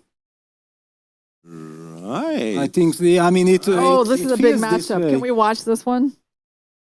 China against. Wow. Yeah, okay. This Yes. is China and This LA. is it. Okay. This is definitely the match. This is it. Yeah, this is it. With all due respect to Hans, you know. Yeah, we And spent WR. a lot of time watching Hans's games today. All right. Exactly. These teams played, I think they tied, right? They played 3-3 in the Rapid. Yeah, and I'm trying to remember, how did this game finish? Dubov Draw. Ding. And it was Ding sacrificed an exchange, and we looked at it, we thought it was very promising. And then he Dubov just offered a draw and Ding unexpectedly accepted. accepted the draw. This was Okay. in the rapid, yeah. Is it going to be a King's Indian? No, not against Ding. That's only reserved for the lower rated players. Okay, so we Bogo Indian. Bogolubov Bogo. Indian. Yeah, check on B4. And yeah, and I keep forgetting why it's not played, because the moment someone plays Bogo Indian, I start to recall the lines and I understand, okay, it's actually quite smart. It's actually solid. Yeah, it's solid. Bogo People is do solid. not play it too much. And he even plays it with the Queen take E7. here, yeah. Queen E7. And on Queen D2, is he going? He's going for C5. C5, I think. The move. One goes for castles. Knight C3, D5. On knight c3, you can get knight e4, right? And it'll be a strange Queen's Indian with queen on e7. Yeah, like after knight c3, if you go knight e4, it'd be takes, takes. You have a Queen's Indian where white played queen d2, black played queen e7, right? He's got himself Yes, a half a minute something like advantage. this. Yeah, normally that's like queen on d1, right? Yeah, Dubov always full of these small little ideas. What Inviting else him. can you do? You can go... And it doesn't make sense. Ding is having a little bit too long of a think for this opening position, I think. Right. But there's also this knight c3, knight e4, and then queen d3 with the idea knight takes c3, knight g5 kind of business. Yeah, but Try here to the knight is calculate. still on f6. Yeah, knight e4. Yes. Yeah. Try to G5. calculate. Yeah, but here it's knight e2. Take with an e pawn? No, it takes with a knight. Mistakes. Interesting. Takes with the knight. All right, so it looks like there is no PGN file, No, yeah, not. and there won't be any available anytime soon. So I'm guessing we watch it from the camera view. Of course. If we get the games, then we will review them after the round's done. Yeah? So he still has time to look at his teammates' games, see how Artemyev is doing on board 2. e4. Okay, another game heats up. So After knight e4. C3. For example, knight c3 or knight goes back to f6. It depends how special the position is. Because there is this option. That's why it's not capturing immediately. Yeah. You can actually go, yeah. You can. back to f6. Yeah, you can go back to f6. It's one of the reasons you don't like it, like knight on f6, bishop would b7, because white plays f3, Yes. right? And then both pieces restricted. But here white has the bishop on g2 of his own, and Okay, finally he knight takes, takes. pawn Five takes. maybe, or rook d8. Maybe like Rook rook d8 and d8 then first. c5. e5. Okay. Five. That's even trickier, because D5, nope, rook e1. d5 allowing knight c5 is probably not such a Yeah, that's good for black. So knight d2. knight d2. Both sides will try to keep the tension. Rook a8, yeah, opting for some jumps. This is the typical position that whoever blinks first gets into bad shape. Yeah, Knight knight f6. h3. No, he now Pushes. Eventually goes d5. d5, so now the knight on c5 can be challenged with the knight from b3. Yeah. Well, yeah, knight d7. What do we do here? There's like this strange bishop h3 move. I've seen people do this, like bishop h3, knight c5, knight b3, and I'm saying, okay, I mean, you will have to exchange the bishop at some point. So the knight's going to go to c5. Oh, a4, so he A4. takes away the b3 square. Exactly, and now knight c5 next. Wow. okay, might so be- he's going to have one good piece there. Yes, and then this c4 pawn will be vulnerable. This is Dubov. Yeah. So now you have to look for another square for this knight to exchange the c5 knight. And the other square would be d3, but the road to d3 is like a million Rook d1. moves. Rook d1, knight f3, knight e1, knight Yes. d3. That's what you have to do. The knight on c5 is too strong. He is preparing for that. c8, knight e1, indeed. f5, And f5. just in time to disturb. Here, and is f4 ever a move? No. Now he takes on e4 and then relies on the light squared bishop. Takes, Queen f6. Yeah. Queen f6 and some Bishop pawn. f5 coming. Bishop f5, bishop h3 somewhere. Yeah. Still quite tricky. Okay, so there's some issue with the e5 pawn, but I guess bishop f5. Bishop f5 can happen. Bishop Yes. f5, yeah. I find it really impressive how Dubov keeps on playing very quickly while the structure is changing all the time. Yeah, so Yeah. really impressive. Wow, e4. Or Putting a pawn on the light square, blocking in the bishop. Yeah, because he's hoping for some bishop g4, bishop f3. It's dangerous for white. knight b4.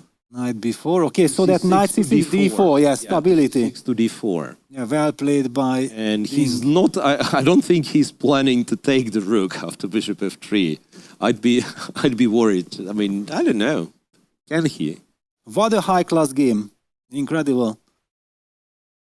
Yeah, he Oh, yeah, bishop wow. f3, he has to go knight d4.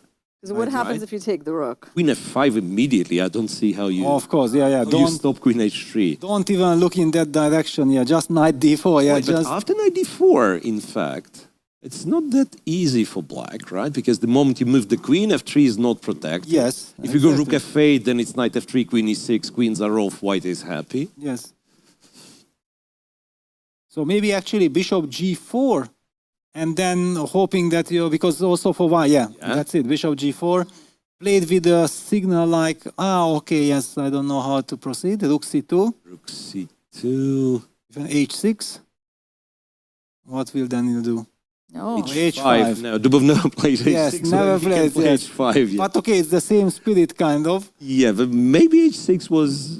I like h6 because just to we have the covered g5. Yes. yeah. Is black getting a little stuck with their attack here? Yeah, it seems so. And he's not. And after this inclusion of h6, h5, h4, like if Is knight h2 ever gets to f4, king also, h2, yes. and then if you go, I don't know, bishop... But look at this. Ding is also looking around like, what is the match situation? Because it might be a stalemate for both sides. Whoever tries to get out of will get punished. Yeah.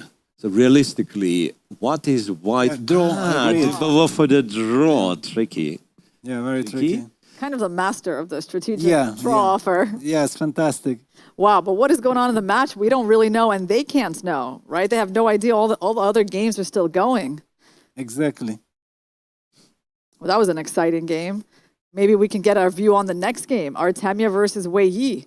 Wei Yi has been such a star player this is here. like a real match. This is amazing. Yeah. Yeah. One can feel the. Artemiev. Can we Attention. see the board a little closer? Yeah, we'll try to zoom Very in. against Yes. Artemiev. Yes, we'll try to zoom You can see in. the players have seconds. They're playing so fast. Like behind them are Draken and Yu Yangyi. So it opposite colored bishops. Yeah, no- Bishop on b6 is a cement, but okay, yeah, white is pushing. e5, f4, h2 against f7, h6. oh, yeah. King e4, E4. rook d7. So trying to meet f5 with rook d4 check. Does it help? 2 King check. g4 and king goes to h5 and then Goes to f6 H5. check. F6 checkmate. It might be a mating Wait a idea. second. How does he stop F6? 2 seconds. H5. Wow, okay, great move, only Takes. move. And no time for Check, but there is still F6. F6. f6 check. It's winning for Artemiev. King G6. Rook g8 check and G8. take on f7 or Then rook g7 maybe check. give one more check just in case. Take on F7, right? What's important is not to get flagged. But Artemiev has 30 seconds. It's incredible. He has 30 seconds. Yes. I'm just so used to the idea that Artemiev Exactly. always plays an increment, right? It is Artemiev. E7 and Wow, he big wins. win Wow. for Artemiev. Incredible. Is this going to be what his team needs? What's going on in the next board Next between board. Draken and Yu Yangyi? Wow, also crazy time scramble. Rook endgame. Black is pressing. Yeah, but it's it will be this nightmare e pawn and g pawn against g3. I had this against. yeah. This is very dangerous for white to defend. So it takes on E4. Rook f8. Wait, he has 2 pawns. I couldn't see that other pawn. But why did he let the king out? Yeah, he could have cutted it with rook f8. Yes, and now rook is free. Rook E3. Wait a second. Rook E3. You have Rook two, F3, rook king F3 G2, here, king king e6. E6. Wow, but now white can attack the pawn. Rook g8. This was a big mistake. Wow, king F5, rook F8 But check. maybe he knows they won the match. I don't know. Do we know? Well, he seems fairly calm. Like he didn't seem like to be that frustrated. That makes me think that he thinks that things are still under control. Check. Yes, exactly. He's Rook F1. okay. Now it's a dead draw. G5 and Check. He didn't look like the most disappointed person Yes. losing that pawn. So let's see. Let's see though. What were the results on the other 2 boards? Yeah, so this is now a draw. So what do we have? We have +1 for Alain on the second board, thanks to Yep. Artemiev's win. Yep. This is, well, definitely a draw. Nothing to talk about, right? systematic play. Yep. takes He rook. captures with the rook. And then rook h1 check. Yeah. Stylish. Okay, so that's Okay, well, after a very good fight. Well, what is the actual result of this match? This is the big question. Okay, Nihua leading away Yu Yangyi. And yeah, Do you have results or something? No? nothing, Well- nothing works. Nothing works, yeah? The tension is too much. You're Yeah, the asking for too technology is much, Peter. technology is collapsing. Yeah, cannot stand the pressure. Wait 1 second. Let me see if our producers are telling us what's the result of this match. Now, they're hoping that PGN what- file gets uploaded, We but can't even properly see like where the kings are on the last couple of boards, and we don't know how Maksudlu did either. Any news on Maksudlu's game and Lagno? And it wasn't even clear from the body language that what happened, yeah? It wasn't, but you know they're not going to be celebrating with another match to be right, played. because they have to play another match. Exactly. Right. So that kind of makes sense that the body language was kind of neutral.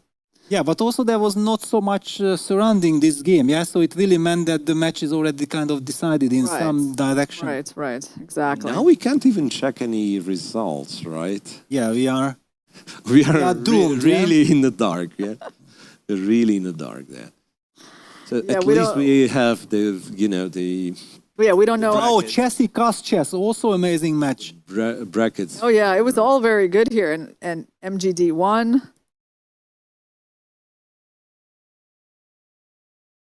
Against Ashdod.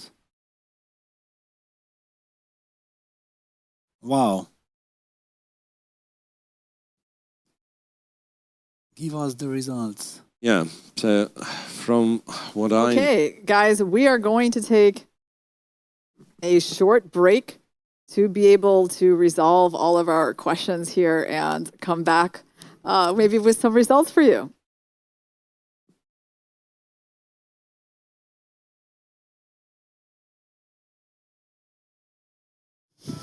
The round is about to begin and we're in the players' lounge. Excitement is in the air. It is Blitz, of course. First things first, players have to give in their cell phones before they head into the hall. Let's check out how they get there. This, of course, is a special entrance dedicated only to players so they don't get bothered by the press or by autographs, as we see what happens outside when people see their favorite players. Can't blame them though. And here we have the playing hall, which is quiet and empty right now, but in just a few minutes, as you see, the round starts in 5 minutes, players will be coming in, but naturally for chess players, being late is not uncommon.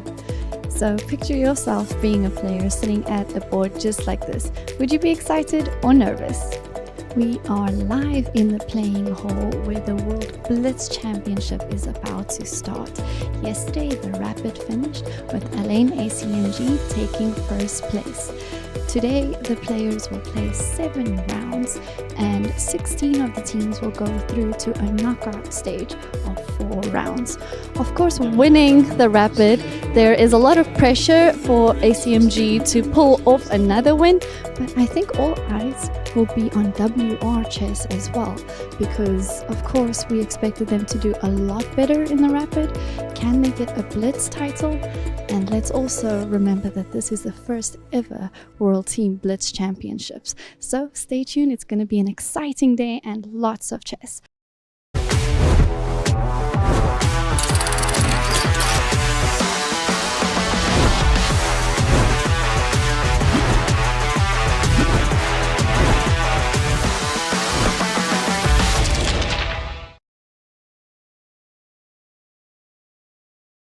Waves are off. His clock is ticking. How will he respond to Eco's first move already complete?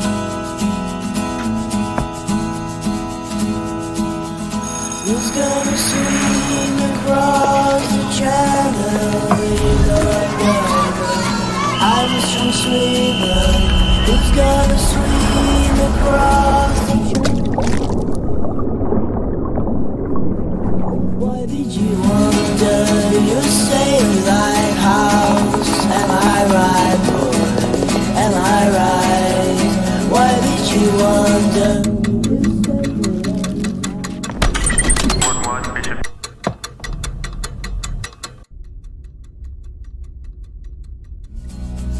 Why did you wonder?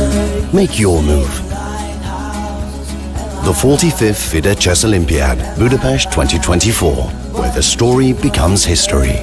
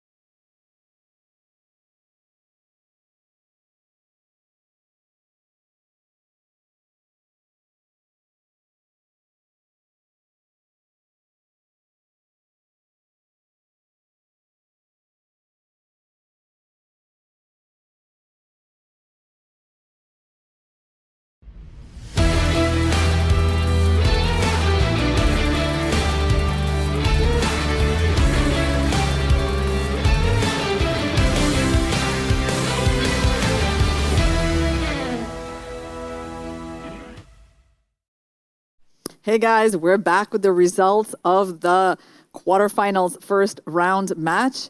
So WR just barely beat GM Hans in the first encounter, but the big news there is that Niemann did win against Nepo. We missed that principal encounter because Nepo beat him earlier on in the day in the qualifying stage. However, the rest of the WR team was too strong. They got wins by Duda, Prague, and Abdusattorov. Then, in the match that we were following, Elaine and Decade China, it finished in a 3-3 tie.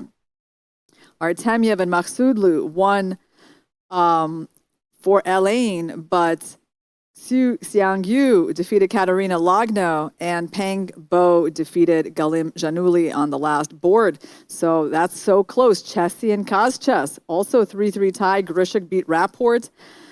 Marty Rosian beat Mamedyarov. Asobayeva beat Anna Muzachuk, and Ainakul beat Kabinazar. I actually met Ainakul yesterday in the elevator. So getting to know the local players. And I met Peng Bo in the elevator. Oh, yes? yeah? Yes, I met Did you talk to him? No, I didn't, but it was nice. Okay, and then MGD had a 4-2 victory over Ashdod, despite the fact that their top board, Arjun, lost to Nihal. So, well, the matches are as competitive as we expected. I mean, WR had a hard time against GM Hans, and we got 2 matches that finished in draws. So, like, everything comes down to this. So much at stake for these teams. All right, let's keep our eyes, I think, on this match again. Exactly, yeah, because the first match, the first round between them ended in 3-3 tie. So whoever wins this match qualifies. And if it's a tie, then we get a third match. Honestly, I have a feeling that quite possibly the champion is established in the quarterfinal, because both these teams have incredible potential. Absolutely. Yes, I know. It's too early for them to be It meeting feels like too early. in the quarterfinals. This should be like a finals matchup, right? But okay, here we go. But okay, if you tell this to Magnus and to WR, Semi-final would be fine, right? But Yes, quarterfinal of course. still, you feel like... yeah, it's not justice. But look at the weird thing that they did here. They're having their men play the other side's women. So Maksudlu is playing Jew, and Lagno is playing Xu. I don't know what happened there, but it's like, there's no women's board matchup. It's like men versus women. So interesting. And in both cases in the last round, the higher rated player won. Okay, this time, so Dubov has white against Ding. Is it going to be another Catalan? He tried it a few days ago against Ding, played kind of risky against Ding, and then offered a draw at the right moment. Right. And that's how the game ended. But this is it for one of these teams. Oh, look at the tension. Yeah, because this is what we talked about in the preliminaries. Yeah, people were chatting, were laughing, smiling, and now Oh, yeah. this is the decisive game. That stage has passed. Yeah. And yeah, like Blitz knockout, it's as painful as it gets. Like, it's 2.5, and one guy, and he makes, moves the right to a wrong corner of the board, and yeah, that's it.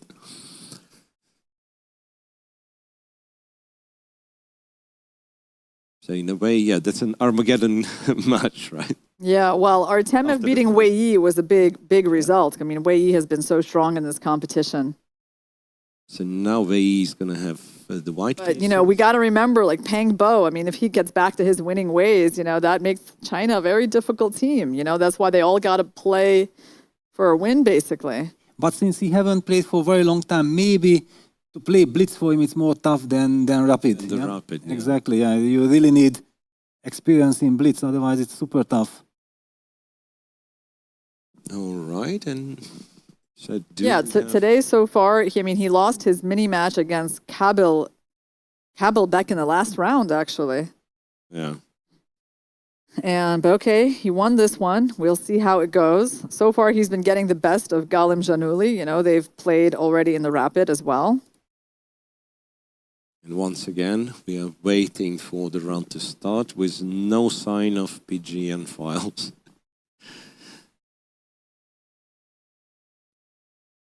Maybe that's what we are waiting for. Maybe that's... Yeah, hopefully, yeah, but I have the feeling often that we are waiting and still nothing comes.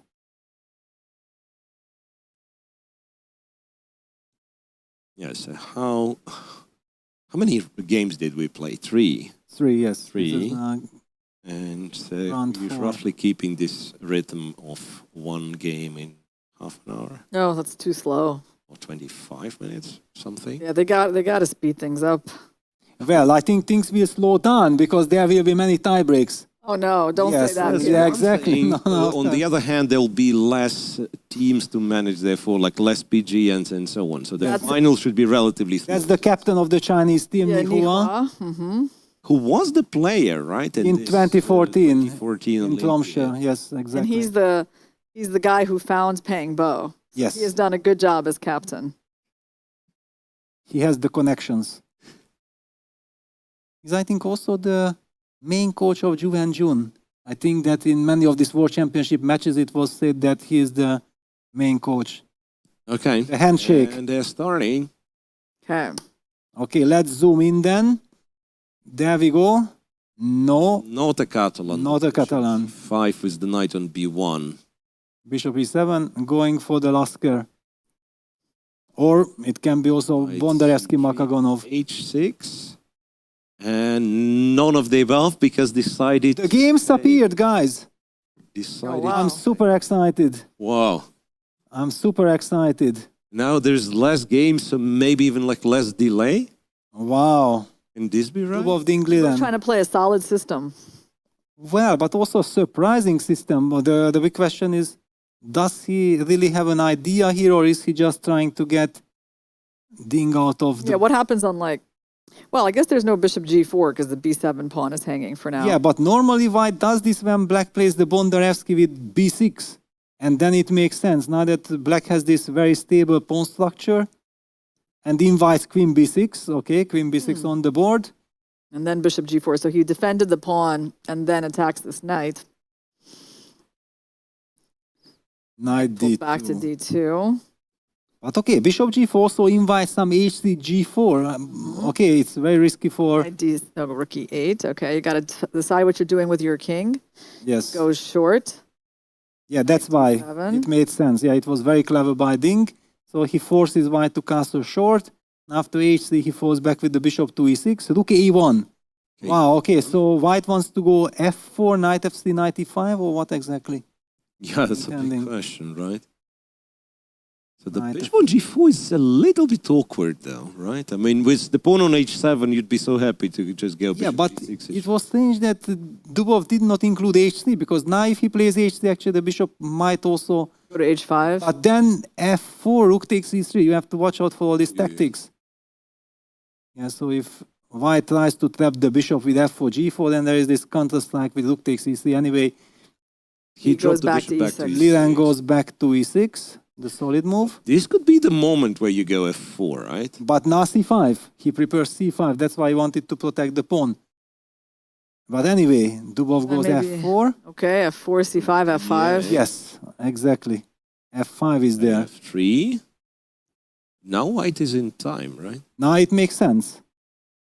White to f3 and going for this Pillsbury So what, knight what happens a5. on c5 here? Well, knight a4. Knight a4 for now. Ah, okay. Yes, it just takes. You can't play needs c5. More, and it needs more preparation. Which means also that previously after c5 there was knight a4. Okay. Well, there is a feeling like black pieces are not ready for what white is about to do. Yeah, white succeeded with something. Okay, so knight e5. b7. Knight e5, bishop d6. He goes queen f2. Queen f2, yeah. This is another kind of slowly building up the pressure. And the knight on f8 is a horrible piece. It has no perspectives. Yeah, it's kind of known, right? I mean, this type of... I think sometimes they even go f5. Like, if black goes f6 to stop knight e5, then white can actually go f5, right? Yeah, and also this knight h4 business, all the light squares. No, also Dingliren is now visibly very nervous. He feels like he lost too much. White got the initiative. And from such an innocent line originally, right? Just take on f6 and play reasonable moves. Look at this. He feels the tension. He's so much in focus. He's trying to give his absolute most, but he's under pressure. 95. Dubov has a half-minute time advantage. It also helps, and his play is so easy. F6, now he will simply return with the knight to F3. Yes, and then knight H4 is coming, and all the light squares, and eventually, okay, C5 is pushed, Finally. but yeah, but we can just ignore C5, it doesn't do anything. Yeah, because now CD4, ED4 is fine. Yes. Thank you very C4, much. We are not scared because this Not at should all. be too slow. Yeah. I think knight H4 and then also knight E2, knight G3 can appear. Yeah, and there is also this thing like bishop B1, you know, sometimes the battery on this diagonal, like after knight H4, right? Wow. Okay, Andreykin, Yu Yang Yi ended in a draw. Andreykin had the white pieces. They got some sort of symmetrical structure, ended in a draw. I think Pang Bo will figure out a way to win. I mean, he already has some advantageous looking position, quite dangerous. Logno is down on the clock against Su, but it's a complicated position. Ju and Jun. So, and finally knight H4 on the board after some bishop B1, bishop F7 inclusion. The match looks really unclear, right? CDD, bishop B4 played. Yeah, Ding is trying to create some...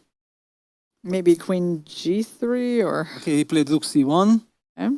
Simply rook C1. He does not want to trade rooks. Probably that's one of the points. And yeah, your move queen G3 and then knight F5 is positional play by Dubov. However, now Dinglen is up on the clock. So at least he has something to rely on.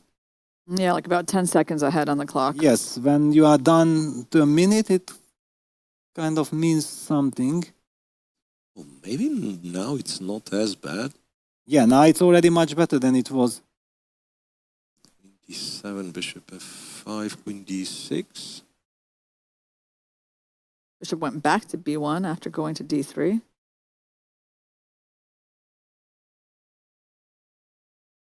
It's more of a hovering around, waiting for an opponent to make a mistake. Right. He trying to hold the position with this small amount of time. It's interesting because even if you put your queen on D3 and you make that battery against the king, you still are not threatening anything because knight on F8 is defending everything. Power of this knight on F8, yeah. I guess that's why Dubov is like not super ambitious because he thinks black's position is very solid here. And black is 20 seconds ahead. And 25 seconds against 45. Bishop A4. Rook D3. Okay, so he's lifting the rook. He went bishop A4, rook to E6, right? So he wants the rook on G3, the knight. And then rook D3, yes. Wow. Exactly when you get into a big time trouble and now Ding has to spend his time. Rook E7 played. What is rook E7? Stepping into knight F5, yeah? Stepping into knight F5. Rook E7, rook G3. Bishop G6. Bishop G6. Okay, this has to be lost. Knight D5. Knight takes D5. And he'll find some tactic. Knight D5. Now queen D5 is Bishop B3. You would think rook C4, but then knight E7. Yeah, bishop takes F5. Knight takes B6. Rook C2. It was a blunder by Dubov. All of a sudden, his knight on B6 is lost. Yeah, I think this match is not going well. Wait a second, but can you now? Wow, breaking. So you take C2, rook C2. You move the queen. Pang Bo is actually losing. Wow, okay, so then... Logno is losing, and Ju is unclear. Wow, is Dubov, can he save this position? Pang Bo losing. This sounds like impossible.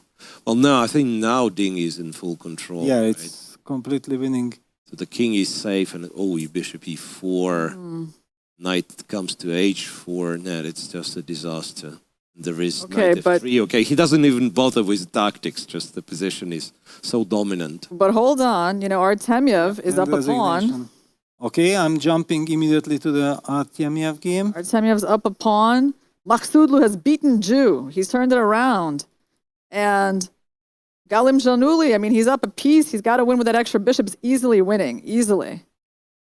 So, I mean, this is still could turn out okay for Team Elaine. But Vei is very active. He already entered with his rook to f7. What's the score right now? I'm not losing. So It's +2 for Team China currently. Maybe we Well, can it's gonna zoom in. be- We have to zoom in because we anyway cannot keep up. We have to zoom in fully. It's all going to depend actually on this game, Wei versus Artemyev. Wei Yes, so have no time at all. a4. This match might finish in a 3-3 tie. So 3 versus 3 and no time for both players. Knight takes b5, Rook b6. b6, Wait a a3, second. a3. bishop b5, a2, A2. rook a6, takes. And then rook b3, you can go after the h pawn and h4, rook h3. So rook a7 check, king h6. White has to rely on the e pawn. e6, but wait a Rook second. h5, Rook h5. king is coming. Rook e5. White should be fine. White. Rook What? e7. Rook e7? That was a bit weird. Whoa. Rook e7. King f6? Hang on a second. King f6? King f6. Because the king will be cut off. Oh, wow. Check, Okay, takes. You go Rook what? e1. Rook e1. Can you go? No, g5, there would have been rook e7. You take the Okay, first rank sure. as well. You just go g5, right? g5. Or the king is Where is this rook? cut off. Actually, this is Rook always e5. tricky. Whoa. It all comes down to this game. If it's a Rook draw, it's a F5. draw in the Was match. Rook f5 a win? No, it wasn't. Rook f5, Wow, but- king e3, right? Arjun, I played with 1 second on the clock. Don't lose Okay, on time. yes, Don't lose on exactly. time. Nice draw. Okay, he's very angry, but Yeah. he almost lost on time. Yeah, but with the G pawn, one can allow everything and just stay on the first rank. Yeah, that's a right? draw in the match. Okay, probably it's a fair result after all this craziness. But Wow. tell it to Dubov, who was in total control, dominating the match, dominating his game. Yeah. And just when he thought like he's doing the decisive tactical trick. Oof. Okay, that was a nerve-wracking really hard-fought position. match. That was a hard-fought match, and they are going to be playing a tiebreak, which is exciting. Wow. We do. If there's any, I mean, any tiebreak we want to see, it's certainly this match. But yes, Elaine, I mean, they had a chance here because Peng Bo lost. It's like the opposite of the results that we normally are used to. And he manages to lose a position that looked pretty promising for him at some point. His opponent turned it around. I mean, Lagno lost. That game was kind of clear. But, you know, Maksudlu somehow manages to trick Jew. I thought like somehow when she got him in a fork. But yeah, he was very tricky. Wow, I'm still under the influence what I have seen here between Artemyev and Vei. It was a winning rook and probably a winning rook end game for Artemyev, and exactly because of this reason he almost lost on time. He wanted to find the winning move, and then finally with 1 second on the clock he had to make a move, and then he spoiled everything, but at least did not lose on time. Wow, crazy match. Absolutely And crazy. it looks like the GM Hans team is out to Nepo took revenge. WR. Yeah, Nepo took revenge, and basically their whole team did not do very well in this round. I think they only got one draw. 5.5 half. Wow, what a power performance also. Vadim Rosenstein winning his game. Okay. Then we got Ashdod Chess versus MGD. So Erigaisi beating Nihal. Also taking revenge. Okay. Sadwani winning. Pranav winning. Hotenashvili beating Dronavali. So I think India took this one, and I think Yes. India is going through over Ashdod Chess. Exactly. And then we got Chessy versus Kaz Chess. Chessy won. Quite Chessy comfortably. won. Yes, Sadana won, won, Marty yeah. Rosian won, Anna Muzichuk won. Yeah, it's basically finally a clear. So the only tiebreak we have Yeah. is Team Elaine Decade and China. against Two powerhouse teams. Our match. Yeah, this Our is match. what we Yeah. are covering Wow. exclusively. And we have to have a PGN on this one. Definitely. Absolutely. We don't allow the arbiter to start the clocks, yeah, as long as we don't have it. Yeah. Wow. Okay, but I don't know. Psychologically, what do you think now? For Dubov, it should be so difficult, right? He played a good game. He had the world champion on the ropes. He was calling the shots, and then just when it looked like, okay, now I'm going to cash in, then he blundered. Blundered this. Well, if we have time, we can... Yeah, go ahead, why don't you show that game? Yeah, take Right. a look at that You critical have- moment, because Yeah, that was... that was insane.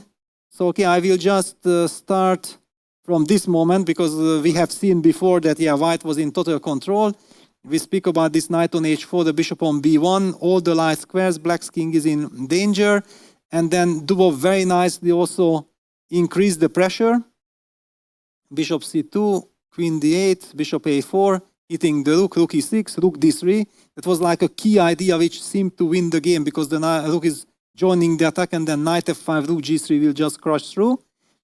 The players had like 30 seconds out of panic, then Ding goes rook e7, knight f5, rook e7, rook g3. We kind of called it out that, okay, this is about to collapse for Ding.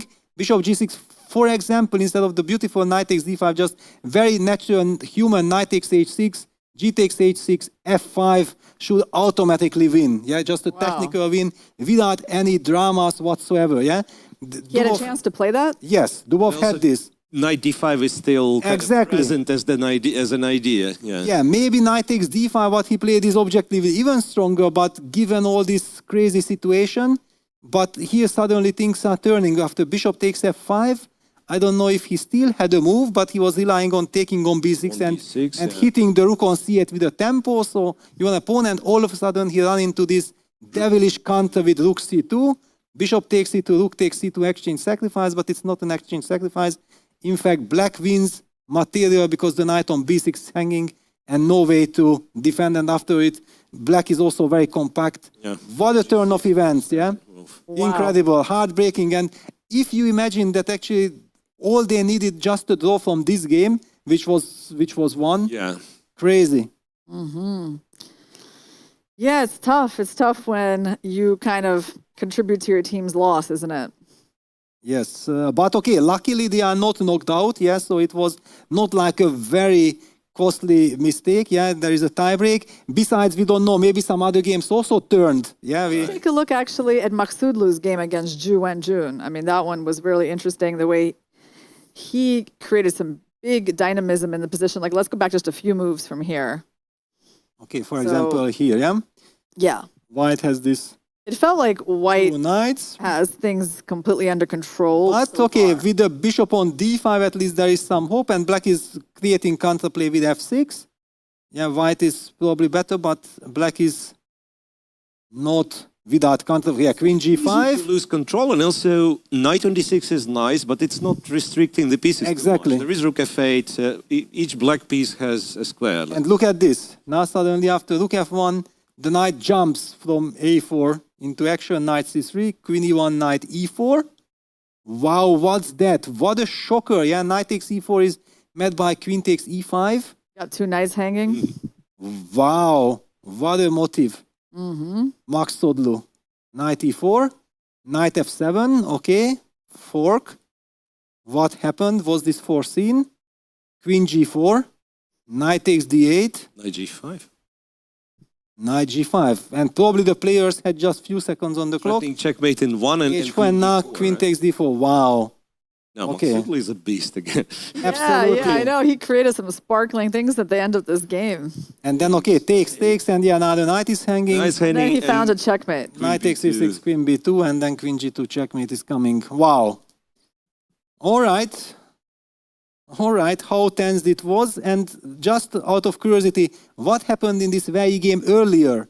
That actually, was there somewhere in the middle game? Okay, this end game we have already seen. Here, Artemiev was already better. And here, yeah, white had compensation, but black was pawn up. All right, a very dynamic game, and I don't dare to get into the details of these final moments of right. How did And- Bangpo lost? how the... Yeah, we can take a look. Okay. That's At some point, he had a very dangerous looking pawn. right. on It looked very G6. nice for him. Yeah, like around here, right? Like I felt, well, he must be doing pretty well. He's up But okay, pawn. the dark squared bishop and white has not castled, so it He is... captured on e5, which wasn't maybe wasn't ideal. I hear. Yeah, like if you want to be safe. Again, speaking of like if you want to be safe, right? I mean, you can always capture f7, take d8, go, then have rook d1. How do you lose this with white? Well, probably you never by do. playing for win, yeah? This is Right, exactly. This is how you lose. Yeah, rook d1, queen e8. So black is basically trying to hang on. So he's a pawn up, even. Yeah, he can go for some endgame, but then clearly black has very good drawing chances. So Wangbo decides not to bail out to something like takes, and then g takes f7, king takes f7, short castle. For example, this is a very simple way, but okay, black puts pawn to c6, plays rook d8. Starts straight. This is more drawish, yeah, right? Because, okay, this pawn on c4 is not impressive with this bishop on e2, so he wanted more than this. But going for more with queen takes c7 and this king, fg, queen takes b7. No. Don't do this. Rook b8, queen takes a7, rook takes b2. All of a sudden, black is super active. Pressure on the bishop. The king is in the center. So what happened? Queen d4, queen e6, king f1. Rook e8, maybe knight. Knight h5. Uy. This is, it's from every angle. Right. And imagine, this is a blitz game. So yeah, he had to... Queen d5 and he kind of looked knight g3, right? Well, or he already panicked. Yeah, I would have panicked myself. So I don't fault him. He should have not let himself get into this situation. Yeah. That's it. So Pengbo is beatable after all. And we're going to have a third match. Amazing. Yeah, this is the most exciting match of the day so far, because that's it. You know, I mean, if they draw again, it keeps going, but 3-3.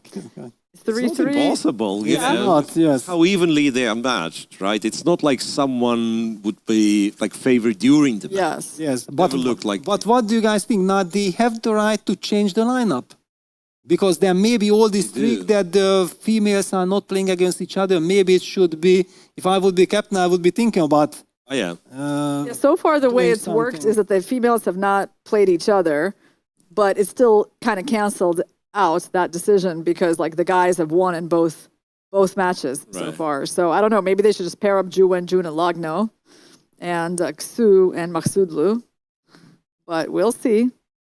Right, they're getting seated. Okay. And now it's Zhu and Jun is still playing Maksudlu. Now it's Zhu Jiner playing Ksu. So they took out Lagno. Lagno. And then the Chinese play against the Chinese team, psychologically. I think it's okay, yeah, because, you know, Lagno has lost both games to Ksu so far, so there's really no harm, I think, in taking her out and replacing her with Zhu Jiner. So the game has started. The games have started. I'm hoping that the PGM will work. Not yet. Okay, I keep on. Maybe we need this Zoom. Yeah, we need the board. Yeah, thank you very much. It is a Catalan. It is a Catalan, and this tricky b5, b4 line. Yeah, this is the trademark of Daniil Dubov. He always goes for this slightly tricky, more forgotten lines. You know, even though you can't see the players on the screen, you can actually tell by the pawn being flipped around who it is. Yes. That's another trademark move. It is Dubov, yes. He's going to pick up the pawn again after making the move. That's pretty funny. I'm very worried that we're not going to have the PGNs because... Oh, well, I already have something here. I got something. You have. Why not on my screen? Under, no. Same round, yeah. Yes, okay, under. Okay, good. So Dingley and Dubov. So we should be watching this game and this match once again. Yeah. Clearly. A very solid opening so far. Yeah, this one is... Knight fe5. Sharp. I like that Zhu Jiner is playing like an aggressive way against Ksu. Okay. That's interesting. So a lot of shuffling. There is a weakness on the b3 square. There is a weakness on c6 square. Yeah, these weaknesses are probably equaling each other out. Yeah, and we see trade on d8 and another trade on e4. Knight f takes e4. So usually white's bishop goes to e3. The white knight tries to go to c6. The question is, should now white use the moment and trade the knight for the e7 bishop? intuitively I would do it. Yeah, knight c6 on the board. Oh, But knight a1, knight b3, yeah, wow. I was already saying that, yeah, knight a1 is the threat. What a shocker. Knight b3. What's happening? Knight c6, knight b3. That's what's happening. Bishop on e7 is hanging with a check. Rook on d8 is hanging with a, not with a check, but... And Dubov haven't spent a second yet. He's up on the... D8 rook c. What? Oh, what? What's What? happening? I'm sorry. What? Is this a real thing? This you're- is Oh, look at his clock. He has 3 minutes and 16 Exactly. seconds. So this is You're this telling actually me still his that's prep. all a prep. Wow. This is all prep. Yeah, this is some supercomputer with 3600 playing here in the hands of Dubov. Wow, now he has Terrible, look. 2-minute advantage over Ding. So it means if you go rook b1, he's going to capture the other knight on c4, and then the knight on b8 is attacked. Yes. And, okay, Ding plays knight knight b7. d7. So he's ready to give up the rook, in which case he's going to play... No, Yeah, he takes knight the is knight. more important. Rook Yes, because the C4. knight is kind of trapped. He wants to go back for it with Rook C7. Yes. Wait, Then he'll have the 2 pieces against the Rook like in their Yeah. first game. Yeah, and if you go rook b1 and f3, then there will be knight d2 forking as well. So rook b1, rook c7 looks bad. Ding very nervous. wait a second. Wow. Is there a way out for him? Because I thought bishop e3, but you, once again, you don't take the rook maybe. You just go rook c7 after bishop e3, and you collect Right. the knight. But then maybe f3. Down to 30 seconds. Bishop e3 looks like the right direction. It feels at least. Bishop e3, rook c7, f3, but then he eventually takes the knight, takes the rook and the knight and goes b3 and maybe still somewhat better with black. Yeah, but we at least survived. And yeah, Ding. It's incredible he plays- Yeah, exactly. 25 seconds for Ding. And Daniil Dubov still has more time on the clock. Yeah, rook c7, f3 on the board. So we figured out that one. Can you imagine? You play a main line in the Catalan, supposed to be super solid, and then you are the one who needs to find only moves. Yeah, we were told Catalan was solid opening, right? Yes. Crazy.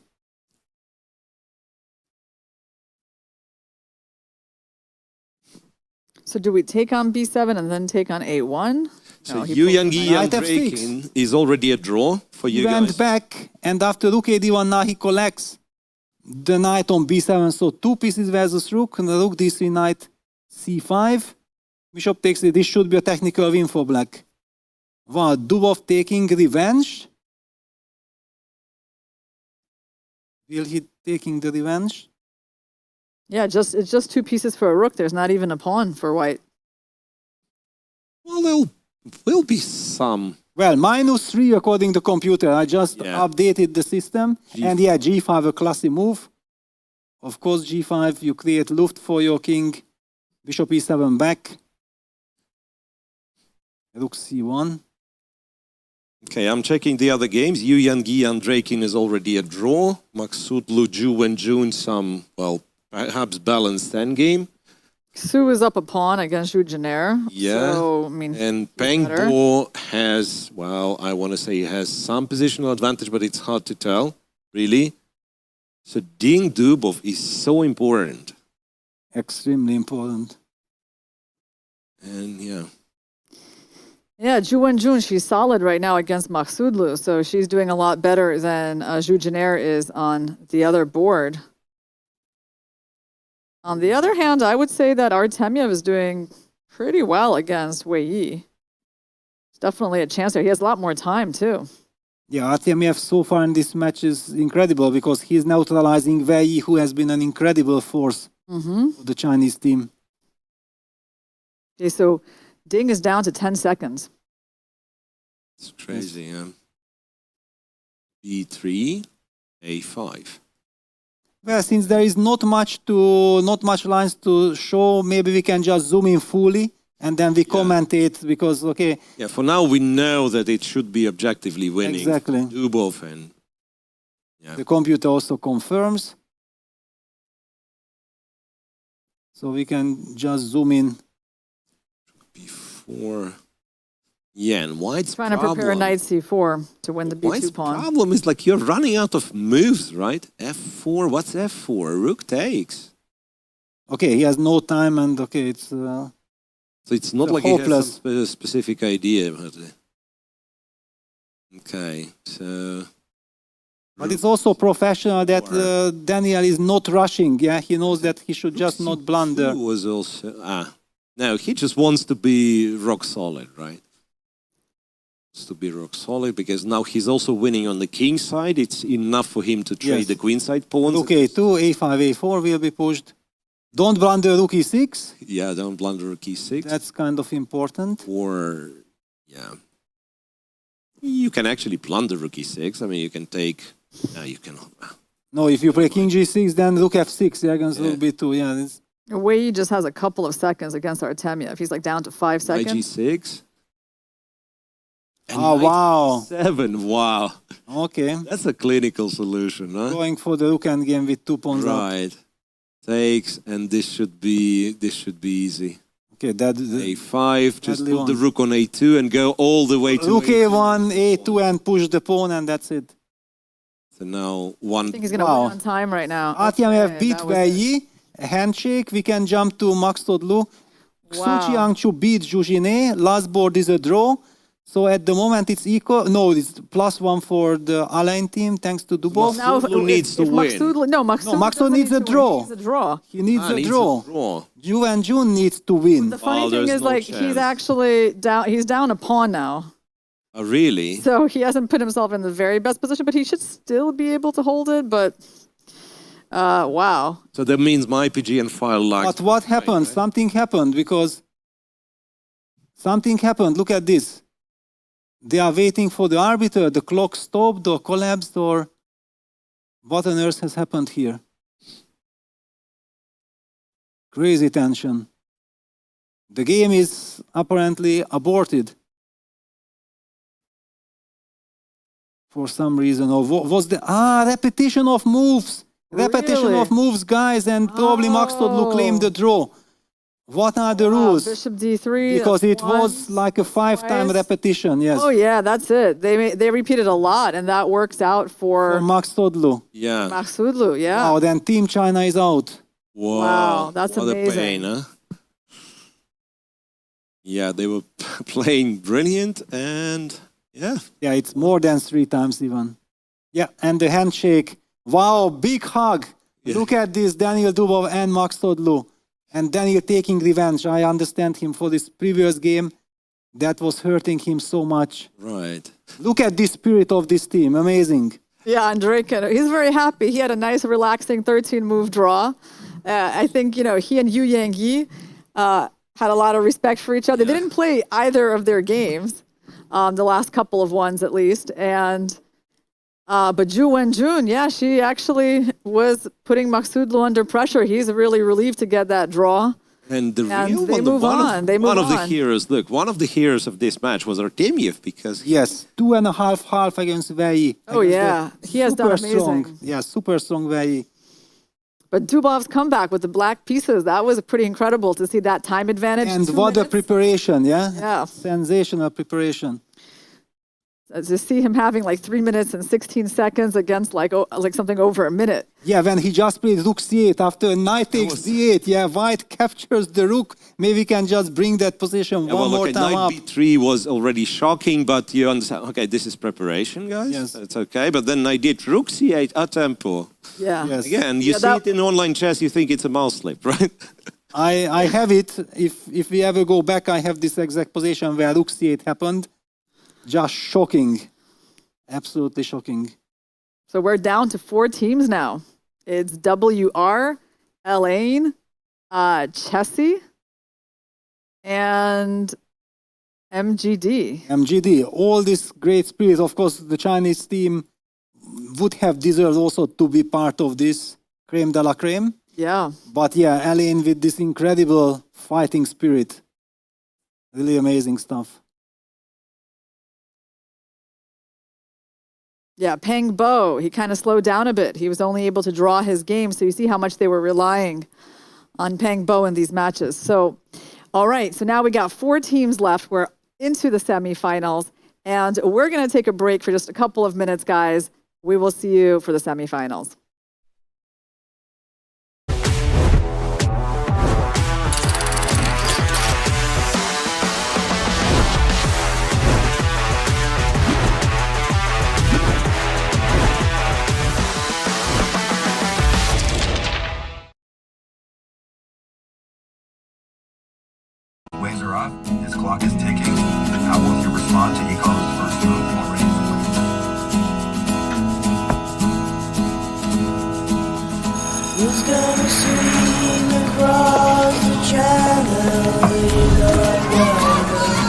I'm a strong swimmer who's gonna swim across the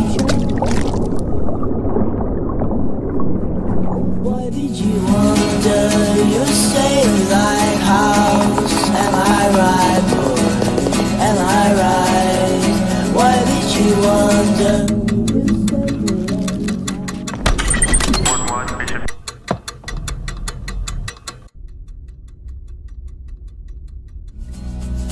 Why did you wonder? Make your move. The 45th FIDE Chess Olympiad, Budapest 2024, where the story becomes history.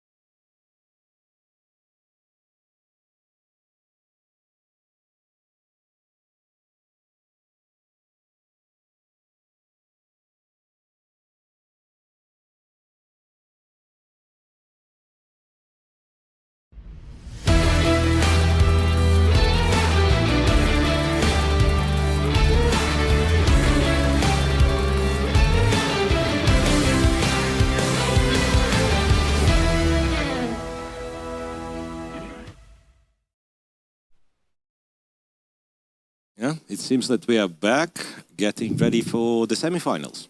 Yeah, and what matches we have in store for us? We have Chessy versus the WR team. Chessy was the team that handed WR their first loss in the Rapid Championship. So this is definitely a very principled match for WR, the rematch between Magnus Carlsen and Richie Report with the same color pieces as they played in the Rapid. Then we have the Blitz specialist coming out for Team Chessy, Haik Martirosyan, and the young player Dogmoose on board 4. You can see him there. He's actually, it's a matchup of two prodigies. Dogmoose, 13 years old, and the 4th youngest grandmaster in the world in history, and playing against Prague.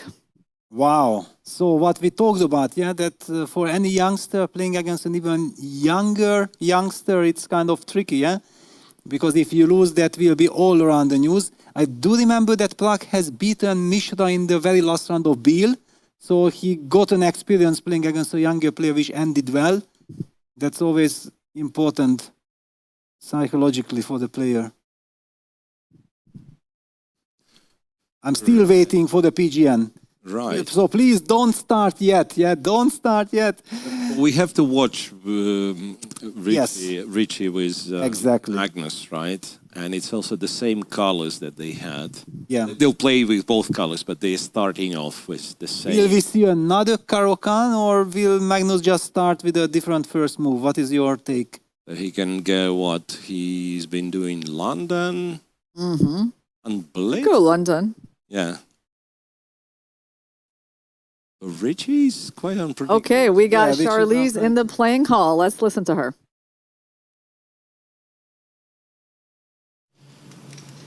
We have arrived at the semifinals. We only have 4 teams left, the top of the top. It's WR Chess facing Chessy. Our rapid winners, Elaine ACMG, facing the Indian MGD1 team. Unfortunately, in the previous round, we had the team with both world champions and Bopang get knocked out by Elaine ACMG, the rapid winners. So we're at a point where every half point counts. They had playoffs, but the rapid winners were able to hold their own and go through to the next round. Things are very tense, very excited here. Let us know who you're rooting for. 4 teams left, 1 more round until the finals. Let us know which teams you're rooting for. Right. So, well, you know what? Now I feel like I want them to have the double, the Elaine team. I mean, they said it and it looked not very likely, you know, but they are really fighting for it. So. Yeah, I know. Just get through China. Such a tough team. Well, you know, they haven't not had an easy road to the Rapid Championship title either. So they're a very fighting team. And here we have Magnus Carlsen against Richie Report. And what opening is it? It's a Slav with 4th move G3. It's quite a rare system. Bishop G4 was played, and we get some Reti kind of structure. C4, C5 played now. Magnus is inviting the queen trade on B3, which would give him the chance of opening up the A file and then get this typical B4, B5 in. So I'm expecting Richie to avoid the queen trade, but no, he goes for it because what else to do? But now White gets this B4, B5 in. Can you ever stop it? No, not really, right? Unless he get... Oh, wait. So he castles. So B4. B4. And isn't it just bad positionally? Go to the pin. Yeah, he goes knight FD7. So he's trying to be ready to open up with some B6 against B5. So Magnus is not in rush because black is pegged. Yeah, that's the problem. Bishop F4. And knight A6. Well, then already B5, but also somewhere rook takes look, Richie captures on F3 because I guess Bishop F6 and E5 is what he wants. Is what he wants. But G5, because G5 Bishop F6, first. Bishop D6. Right, and I thought maybe you sack the exchange, but probably not, yeah. Yeah, maybe, but yeah, he opts for G5. G5 first to get this bishop to push it away. And if the bishop goes to D2, which Magnus does, then... Then you have to go E5 if you have already played like this. I guess he go E5. But this doesn't feel right. the light squared bishop is very strong because after e5, e3, even if you play e4, then this bishop e2, b5, this is looking very risky. Also, Bishop that's, f6. you know, that's position Magnus absolutely loves to play, right? Like, e3, e5, knight e2. no craziness, kind of clear strategic And he's ideas. also setting bishop g4, bishop f5. If he can sit on that square, knight a6 played. Now bishop g4 is a tempo, which is possible, and he can get the bishop to f5. I'm pretty sure Magnus wants to do that. Wow. Bishop g4 is On such the board. a pleasant move to Yeah. play. Yeah. Yeah, this is horrible for black. This is horrible. This light squared bishop is a monster. It's a beast. Yeah, and then And also white's bishop can go to c3. C3, and then at some stabilizing- point, yeah, will Yeah. force you to do something. Yeah, after e4, white might actually go f3 at some point. Yeah. Now strategically, this is Overall, D8, a terrible position. B5. Oh, b5, and he wants c6 next. even this. Oh, wow. So that's a tactical solution to this one. Wow, that's ambitious.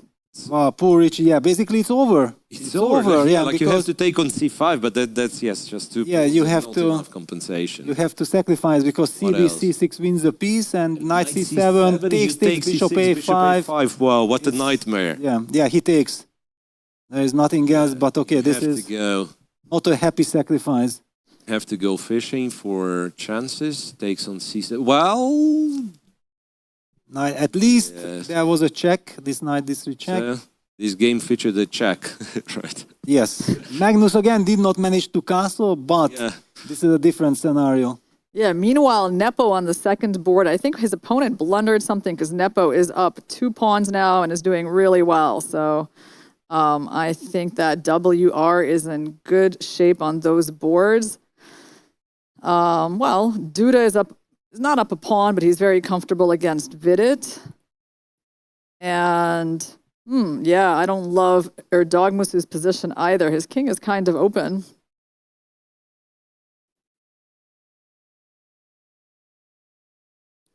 Yeah, I'm trying to understand. Stanyuk has a better position against Kaneru, so yeah, WR is looking good. Looking good, yeah. Of course, WR got new life, yeah, that there is this blitz. There is something to fight for. Knight d4, knight takes b4. So some liquidation. Magnus is taking his time. He has plenty of time. He has 1 minute 40 seconds. Bishop takes b4, bishop takes d4, and rook a4. Quite little move, but by now already black has 3 pawns. However, if white stabilizes and finally gets the king out of the way to g2 and includes the rook, then again sitting and look at the computer says plus 5.8 advantage back to plus 3. Okay, that's more realistic. In any case, it does not change the evaluation that Magnus is winning. Bishop on f5 is Yes. extreme. And you can also see at the body language, right, that Magnus knows that, okay, all I need to do is play normal moves, and I'm capable of doing that. Coordinate my pieces and Jadub, yeah, he just touched the king and highlighted that Jadub. Correct. That's the way to do it. Rook c1.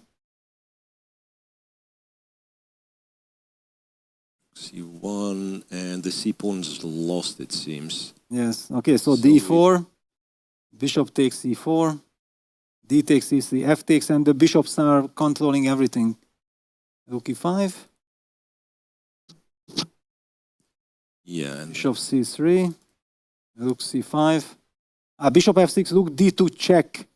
Which might also lose, by the way, because rook takes yeah, you take a7 on is mate. a7 at the end. Yeah, I think this wins, right? And Magnus has the time, so he can calculate it quietly. Bishop takes f6, rook d2, king h3. Rook takes e1, rook takes a7, and there is no defense against rook a8.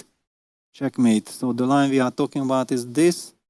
Check, king h3, rook takes c1, and rook takes a7. Look at the body language. Yeah, Magnus leaning forward. He feels like I can finish this game in style. Do I want to finish it in style, or should I just keep it technical? I guess he will go for it. Wait, well, how do you keep it technical? Is there Yeah, that's another. Wow! a3? What? It's almost like he deserves not to win after this, right? Okay, but probably he Yeah, just the position is still winning, right? just thought like, okay, it's good enough. But what happens on rook e8? Bishop d3 played. Rook e3 and He played a5. A5, but now bishop d2, I'm guessing.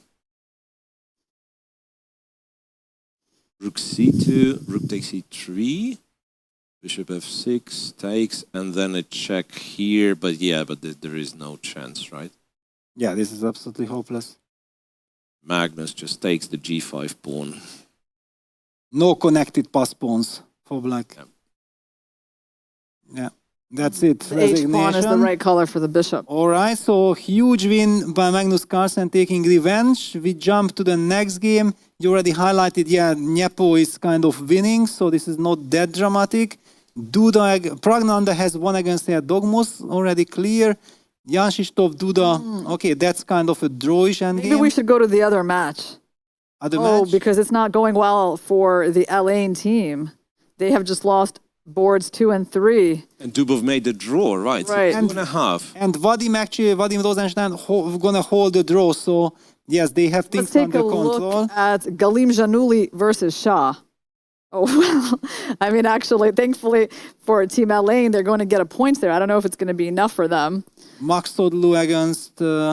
Maksudlu Paranov is this endgame, but it's also winning for white. So they are going to get wins over there. This might be a drawn match, in fact. I think it's going to 3-3. It does look like a drawn match, right? Maksudlu. Oh, Artemiev has lost. Yes, and Andreikin. And Andreikin that's lost. Always very bad for the team when those two strong players lose. But yeah, Max Todlu is equalizing, and I can't get this last game because it's... But it's winning for Galim Shanuli. He's actually beating the strong Indian board Shah Minir. Okay. So it's going to be a 3-3 tie, which is very suspenseful. Well, MGD1 did better than the Chessy team. Chessy lost by quite a big score. They lost -3. Yes. Three losses and 3 draws, and it looked like WR was very comfortable, headed by Magnus. Nepo, I think, take a look at Nepo's game. I feel like Hayek blundered something with this move, rook e4. So it was... early. Yeah, pretty early, out of the opening. It was a Grimfeld. I'm waiting for the analysis board to appear. I can try to bring you on my board if we have this view. Oh, okay, let me see. So Nepo won, and yeah, it was... No, it wasn't the...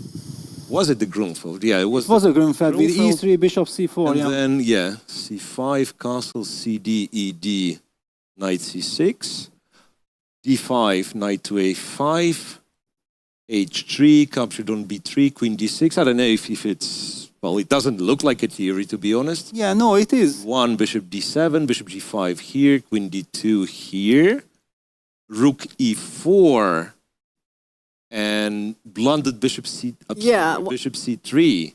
It felt like this was something he overlooked, right? Bishop c3, right. And if you take on b4... I kind of thought he might take on b4. Well, actually, he could have. Yeah, I'm not sure why he didn't. b4, right? Rook takes now. I don't know. I can't really make this move. I know, I can. Yes, so bishop d2. Yes, bishop takes. Yeah, I mean, black is comfortable. d5. And black is... a7 pawn is hanging. Yeah. I don't know why he didn't go for this one, though, because this seems like a... Can you hallucinate that the rook is trapped? Exactly. Maybe that's what you... But the rook is not trapped. It's a long line, and you could hallucinate that at the end of all this, my rook is trapped. And you already blundered bishop takes c3, and you are in a horror. Yeah. Because he ended up playing, after bishop c3, he ended up playing queen e2, after which Nepo is just casually 2 pawns up, maybe some compensation, but not enough. This was very strange, that even after missing bishop c3, he... It's a Blitz game, right? It's a Blitz, yeah, you don't have time. You thought you had everything under control, and then you decide, okay, I've blundered bishop c3. Yeah, so what other interesting games did we have? Well, okay, Erdogmus against Pragnanda, the clash of youngsters. Sure, let's take a look at that. Won by Prague, and when I saw Erdogmus playing bishop g5, I felt like it's the wrong choice. Pragnanda has now himself played a lot of Trompovsky in Blitz and Rapid, so he's probably very into this type of position. Knight d2, knight b7, knight fc c5, e3, 6. So it's a slow kind of Londonish with the white bishop being on g5, which is less dangerous. b6 castle, bishop b7, e4, okay. Yeah, trying to open up the center. D takes e4, knight takes e4, bishop e7. I had a game against Fedoseev like this with black. Prag played my system. Knight f6, bishop f6, takes, and this is just simply comfortable for black. He also got the chance to take on f3, g takes f3, rook d8, and if black ever castles, then this pawn structure is horrible. Yeah. So I don't know exactly what Erdogmus was counting on, probably on queen a4, but a6, bishop c6, and short castle, wow, deserves a diagram, absolutely. Right. So bishop d7, b5 is the idea. And then you just give queen takes a6, rook takes d7, queen takes b5, rook d5. But then I'm coming back to e2. Okay, black can of course make a draw with queen takes f3, but is there more than draw? Not clear, right? Not entirely clear. Okay, b5 is logical, queen takes a6, you have to capture the bishop. And queen takes b5. Takes b5, and the rook is attacked. So you can take on f3, it's a draw. This is a draw, but... Otherwise queen... But what did he play? Because after castles, he did not took, he played the move rook a d1. And then black just gave a check and moved the knight, right? No, played c takes d4. Wow. c4, and then he gave a check and moved the knight. Okay, this is... It's again a pawn sacrifice, queen takes a6, but black has more than enough compensation. And the Blitz game, I think going with the flow is so much more important. Beautiful structure. Black can't blunder anything, and white has all the vulnerable pawns. Queen c2, rook dg1, queen takes c6. Not... wow, actually queen c2 was a double attack. Okay, so basically then the game was over immediately. Right. The queen f5, rook g... Yeah, queen c2. But yeah, that's what we were talking about, that this is just too risky for white in a Blitz game. So the score was WR versus Chessy, 4.5, 1.5, very convincing. And 3-3 between MGD1 and Elaine. So wait, I have a suggestion for the next round, that maybe we should focus on the teams that drew, because I think WR, I mean, Chessy can make a comeback. They're capable, absolutely. But I don't know. Carlsen and Nepo are doing a really good job, and Vadim also stopped losing. And we haven't been covering the MGD team today in the Blitz, and they are doing so well. Yeah. So we have to do justice for this incredible team with fantastic spirit. I'm all in. Yeah, well, they won really nice games. I have to say, I felt like Andreikin and Artemiev were kind of crushed in this last round. You can take a look at that. Wow. So... And Elaine, saved by Galim Januli. Wow. Yes, and okay, this is already a very tricky kind of position. Black has the pair of bishops, but no development. The bishop on e4 eyeing the b7 pawn. There is some danger. White goes d5, rook d8, rook a d1. And in Blitz, we are talking about this many times, the side which has an easier game and can make moves by simple hand without any pressure. Yeah, queen b5, of course, it's correct. Queen e3. Wow, a pawn sacrifice. So already white is relying on this h5 attack. E takes d5, bishop d3. Quite a stunner. Yeah, like move is a tempo and then h5 next. And it's... Wow. Okay. Got some serious initiative with that h-pawn. Setting up some h6, queen 8 checkmating ideas, but it's black to move. It's kind of hard to believe that black doesn't have a good defense. Bishop g4, right? And a rook b1. Wow. Queen c3, rook ec1, rook e8, h6 check. And then everything started to hang in black's position. Wow. Yes, now it's overloaded. So something was miscalculated, and he just lost a piece. Hang on. So what does it mean? Bishop g4, it still looks kind of normal, but after rook b1, there was no good way of defending. Yeah, and you lose contact with the bishop on f6, and then white goes h6, queen f4. Wow. Very sneaky. Yeah. Very sneaky. Maybe in a rapid game or classical game, you find the defense, but good luck with few seconds of clock. The players are seated already. Okay, so we're going to be watching this matchup between Dubov and Erigaisi on the first board of the match between MGD1 and Elaine.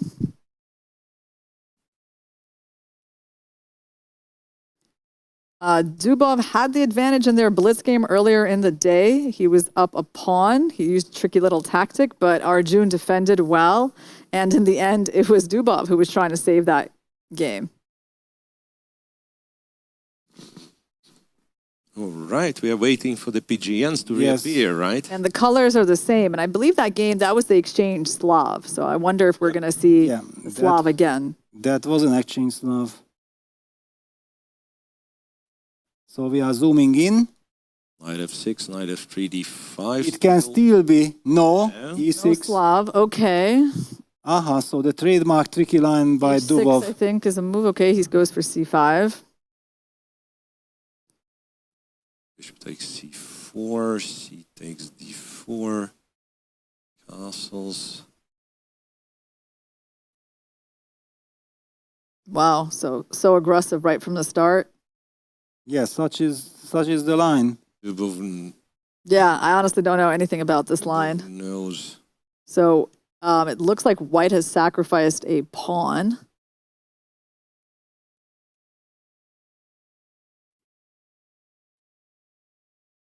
You're looking for the games, Peter, yeah? Yes, I'm looking for the I do games. have the and games. Yeah. You have the games, I do wow. have the games, Okay. And yeah, I don't know if it's any helpful because.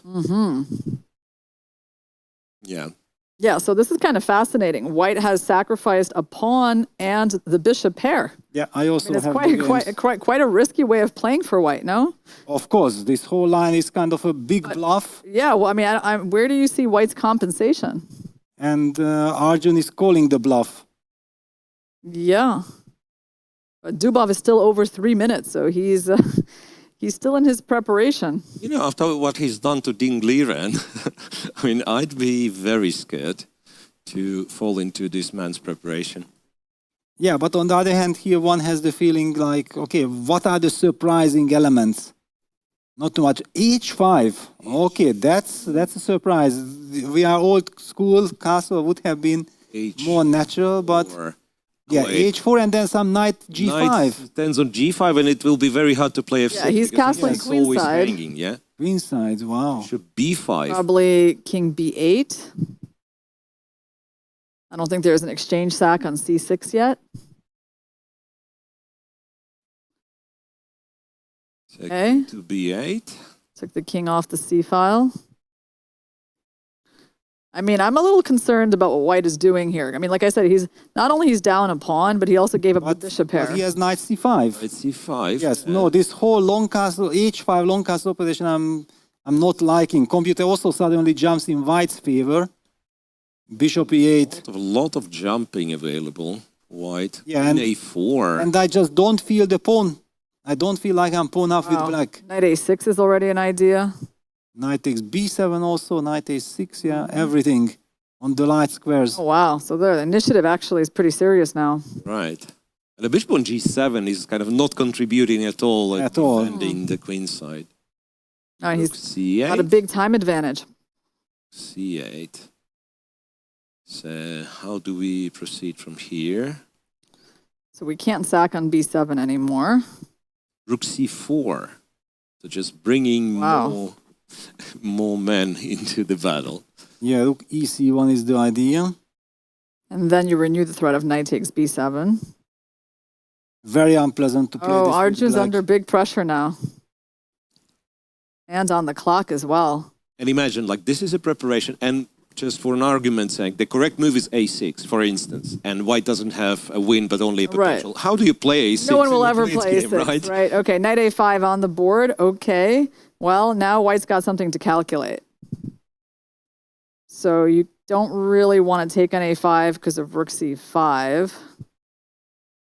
You got to look at other things. You could look at knight A6 check. A6 check kind of works to an extent. Pawn right? takes, So takes, you take rook C8, king C8, maybe even...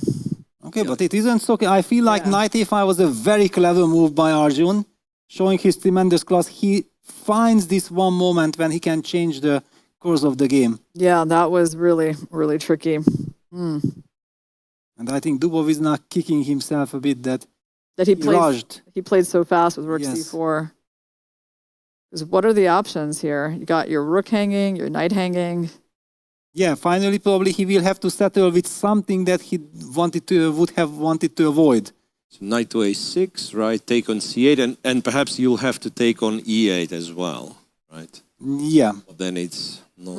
Okay, you are not worse, but suddenly black is then you take with the rook, queen takes a6, queen b7 at the end of the line. Should And we show that line, Peter? Knight a6? yes, let's show this knight a6, Pawn b8, takes, rook c8. takes. Oh, but he No, went for queen went for a5. a move. Okay. Queen a5, rook c5. So What's the idea? What's now? I mean, you can take c5, go check, but then after There's And queen c8. you don't even win the d4 pawn back. Right. It's a little confusing what he's aiming for here, and he's equalized on the clock because of that long think. Oh, you can get now. Look, all of a sudden. Yeah, I don't know. White is definitely losing their initiative unless they have something special here. Rook takes c5. Yeah, queen queen takes d8, c5, queen c8, and what? Queen Queen g5. g5. Okay. Coming at the other end. Yeah. Queen g5. Yeah, fair enough. So But- the bishop's hanging. Wow, queen g5, what a move, yeah? So now Okay, bishop takes b5, and then what? perhaps he's planning to take on g7, and then queen e5 is a threat, and d4 is hanging. Yes, but you are only recapturing the pawn so by just knight like takes go bishop d4. c6, right, or something. Yeah, but yeah, somehow maybe this f7, h5 pawns, everything is vulnerable. Yeah, I wonder after bishop b5, which bishop he's going to go for. g7. You're thinking. Then after bishop c6, you play knight d4. Knight you takes have time d4. for it, yeah. Right. Knight d4, and I I have thought there queen was a e5 check. brilliant bishop g2 capture, But there's there bishop is queen no. e5, yeah. Queen e5 Okay. check, yeah. So you probably have to just move bishop d5 and play this position. But then f7 is hanging. Ah no, okay, bishop d5, and knight b5. Knight b5. Oof, Wait a second. this just wins. And he captures the the bishop. bishop. He captures the bishop. f6. Wait a second. f6. So knight c7, king b8 is a perpetual now. Okay, okay, that would be fine for And black. yeah, and if you take What if you go queen d6? queen d6, I guess rook d8 by the same token, just Right. keep the queen under attack, and also this protects the bishop, right? That's annoying. f4. Queen f4. F4.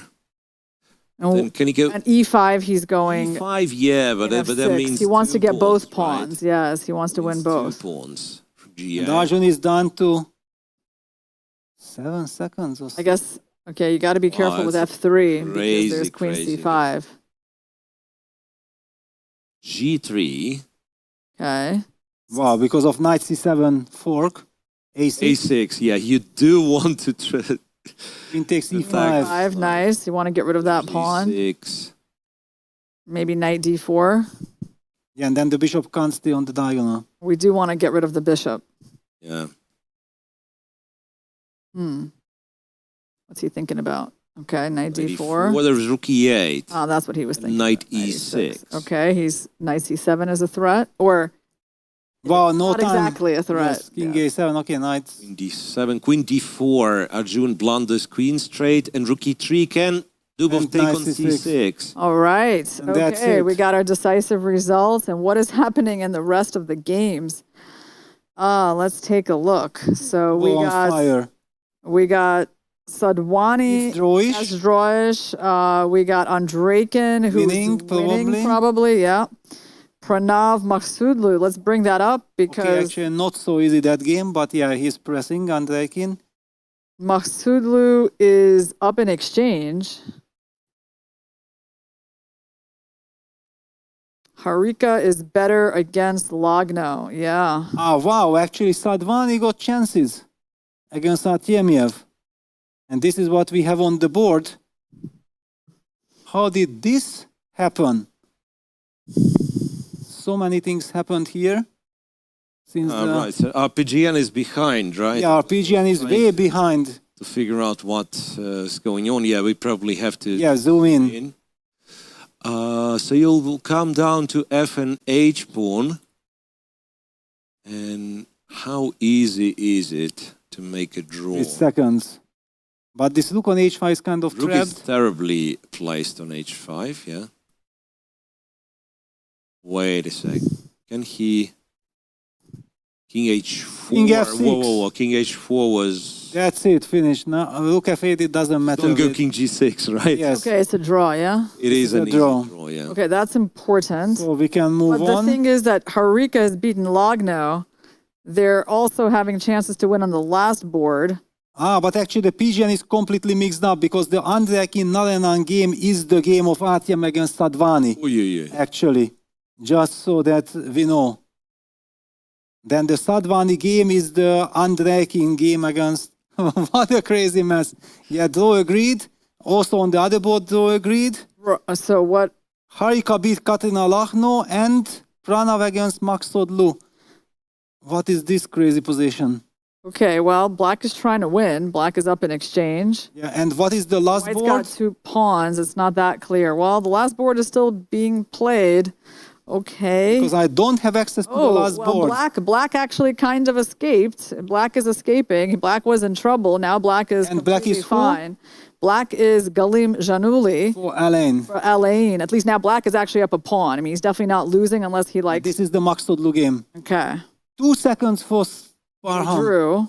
So the score's equal, and it's Pranav against Maksudlu. Okay, if Maksudlu wins, they win. If they draw, it's a drawn match.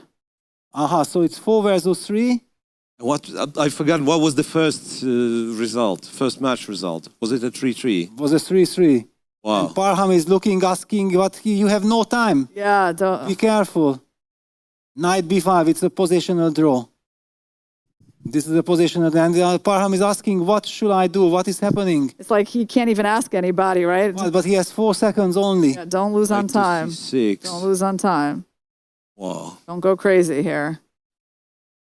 Draw agreed. Wow. This is dramatic. Wow. Encounter. So Dubov's win over Erigaisi equalizes against Harika's win over Logno. And all Harika won with the black pieces, and all the other games draws. Wow, what a hard-fought match. And by the way... there is a 3-3 tie in the WR chassis match. It was a dramatic battle. Wow, but that's not enough. For chassis. For chassis. Not enough for team chassis. We got Einakul beating Rosenstein, but Kastenyuk beats Muzichuk. Vidit won against Prague. Duda won against Martirosyan on the first 2 boards were draws, so WR chess is through to the final. So now we got MGD1 and Alain. Alain again involved in a tiebreak. Right, and they have to show their spirit again in order to... Yeah, they're being severely tested. Wow. You know, but okay. What did Dubov tell us yesterday? In cold Russia, you have to fight. So, okay. Well, they're going to have to fight for their place in the finals. And yeah, that was such a good match. Incredible, yeah. Dubov Erigaisi was a good game. Yeah. That was nice. Again, some preparation from Dubov. It's incredible there. Great defense by Arjun. And then, still, he kind of stays tricky with that knight. Yeah, and Daniil, once again, he won this game yesterday, the most important game, and ever since he played absolutely brilliant chess. Yes. And maybe you should also check out the other match, the WR, just because we completely missed out the action. Take a look at Prague versus Vidit, and, based on where Prague's king is at the end of the game, I think, wait, this is kind of amazing. It's beautiful. Oh, that's so beautiful. Hold on, let's backtrack a little bit, see how that... From a quiet London. How could this happen? Look at this quite symmetrical London. We are not expecting any fireworks, but when both players are ambitious, all right, c5 was kind of provoking the battle. This bishop takes e5, d5, transformation of structure, takes. So Prague is trying to rely on the d4 square or whatever, queen d4. c6, bishop g3, but black has this lovely bishop on e4. I don't feel like black can be better, and black has this potential b6, cb6, c5 kind of break there on the queen side. This is very strange. Bishop e1, right? Yeah, okay, good transposing, but finally black is preparing this b6. And if it happens, it happens. You can't stop then c5. e4 break, queen b7, queen e3, c5. h4, d4. What on earth is happening? What was Plagli lying on? Yeah, like h4 is a really Bishop strange move. No, this is already some people. No, but actually, probably his position is falling apart. Because d4 is a threat, and ed5, e5 does not help. Doesn't help because d4 is coming, and b2 pawn is falling, and black is coming. Right. He was trying to mess things up Yes. with this h4. Well, I told you, whenever in this structure b6 and then c5 comes, everything can fall apart for white. Very risky kind of play. And yeah, that's how all this craziness happened later on. We got a few minutes until the tie breaks, about 5 more minutes. Wow. Okay. And Yeah, no, MGD1, they're great competitors. They're not making it easy for Elaine. And, you know, MGD1 beat them in the preliminary In the stage preliminaries, yeah. this morning. Yeah. so they have experience, right? Of All right, let's winning. go through the Dubov Erigaisi game a little slower. Let's see how, like, what did he miss when he allowed knight a5? What should he have done instead of that rook c4 move? Well, but also for me, there are different questions. I'm just going through the first one because we missed out on the action. We did not have PGN at that point. So yeah, this is some very sharp stuff.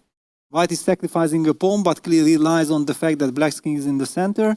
Knight b2. Again, I think this is some kind of a blitz weapon. Even I don't think that it's good in rapid. But when you have a clear plan, bishop d7, rook c1. Here, okay, old school, just castle short. The bishop on g7 is protecting the king.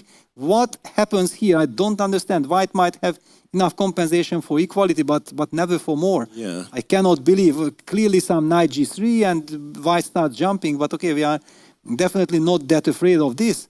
Instead of this, the move h5. No, the move h5 was already, even maybe if he castles long but does not play h5, it's better. This h5, h4 business with getting access to the g5 square, which proved to be quite decisive at the end.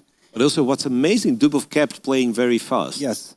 Even though we think h5 is not a good move, so Right. it might not be the preparation, but just like he knew some ideas and Yes. he was, yeah. Okay, basically with the move rook c1, he was indicating that this knight wants to go to c5. Yeah, it's kind of very strange that this all was allowed knight c5, bishop e8, queen a4. Here we started to worry for Arjun very much. He came up with this good defense with rook c8, and I don't think that we'll find an answer what white should have done. I think more like we should give tribute to the fact that after rook c4, Arjun find the move knight a5 under being in the pressure. And then how Dubov reacted to knight a5, we're not sure. Then he found this incredible queen g5 idea. And this is what I would like to take a look at. Was this queen g5 already so strong, or Check go here, queen g5. queen g5? Can you possibly keep the dark square bishop? There's always this queen e5 check. Yeah, but if you say, I know it's to be rook g8 ever? I think Self- so rook g8, yeah? Rook g8 here, Yeah, but it runs into some rook c1. Also, suddenly the queen on g5 supports this square. Rook c1 is... Rook c1 is what also a queen coming. on g5. Yeah, I totally blanked Incredible. on rook c1. Okay. Yes, no, I mean, this queen was already causing trouble on g7. And b5 and e5. Yes, everything, and even the c1 square. What on Yeah, so earth this is happening? doesn't work at all, right? I mean, you have to go bishop c6 and then... I think Arjun was very unlucky that this queen g5 was so incredibly strong. He was also going down on the clock. Finally, he took on b5, but at that moment already one could see on his body language that he is shocked that this is not good for him. Queen takes g7, bishop c6. Irina, you already called out knight takes d4 in time. And But still, how did he let that knight get to b5? I mean, this doesn't look so bad yet, but you don't have rook g8 because of knight c6 check. yes, and then queen e5, queen h5 is also coming. So that's the problem. Yeah, it's hard to activate the bad, rook. It's actually bad. And f7 is hanging. Yeah, I was actually shocked that the computer was giving some +1 point some advantage. I also thought like this should be somehow playable for black. Black has a lot of weaknesses, I guess, yeah? Yeah, somehow. But one has the feeling that, okay, if the pawn would be on a6, just once more, the bishop would be already on the black would be perfectly fine. Yeah, it's just... On bishop d5, that's what happens in the game, right? Yes. d5 But even check and and knight b5. the idea is like queen f7. Like if we didn't have queen e5, queen f7, what's the problem? Then with rook that? g8, okay, then it's counterplay. You never know exactly. Maybe it's not enough, but this queen e5 and then knight b5, especially when your opponent has little time on the clock, This is so effective. You just don't give breathing time to your opponent, yeah? Looks like they are getting seated, right? Okay, yes. Okay. Were there any changes to the composition? I thought you... Easy to allow, yeah? We were debating, yeah, that we don't know exactly. Okay, there is a change. Zhu is in for Katerina Lagno. Lagno has not been so solid today, but okay, you know, in the previous match against China, she was just playing, you know, higher rated player. So it makes sense that they're giving Zhu a chance to play. And here we go, Arjun going for 3 bishop g5 that we saw earlier on today, one of the games. Grishuk's game, no? Yeah, Grishuk, yeah. So this is run number 8. No, that should appear in the same 7th round, I guess. You think so? I think it is the next one. So far, there is no PGN on my side. No PGN, yeah? I got it, though. You have it, yeah? You have everything. Yep, I just know how to change 7 to 8. Yeah, well, I'm changing. Doesn't matter what I'm changing. It does not add up. Because you are in a different system, the system that works. True. It's true. My system does tend to work. Yes. Oh, yeah. All right, so Arjun and Daniil, they're in a Carlsbad. They are in a Carlsbad. And for the first time in this match, Arjun is up on the clock. And we have seen against Dubov, this is extremely important. And instead of having the knight on d7, he's put his knight on c7 via a6. The modern touch. This a5 knight Bishop a6. d7. I haven't really seen such a handling of these positions, so White's preparing e4. That's something that computers do nowadays, right? I mean, Yes. This is exactly something that in Soviet school you'd be, you know, forbidden out of the class, right? If you push your pawns on the queen side in the Carlsbad. And now it tends to be one of the Knight stronger b5, plans. no, he took on a3, okay. So that's a pawn sack from Arjun. If black wants to take it, can he take it? He didn't. Yeah, that'd be some knight b6 business and then bishop f6, I'm guessing. Knight e6. So he's going for centralization, controlling b1 c5.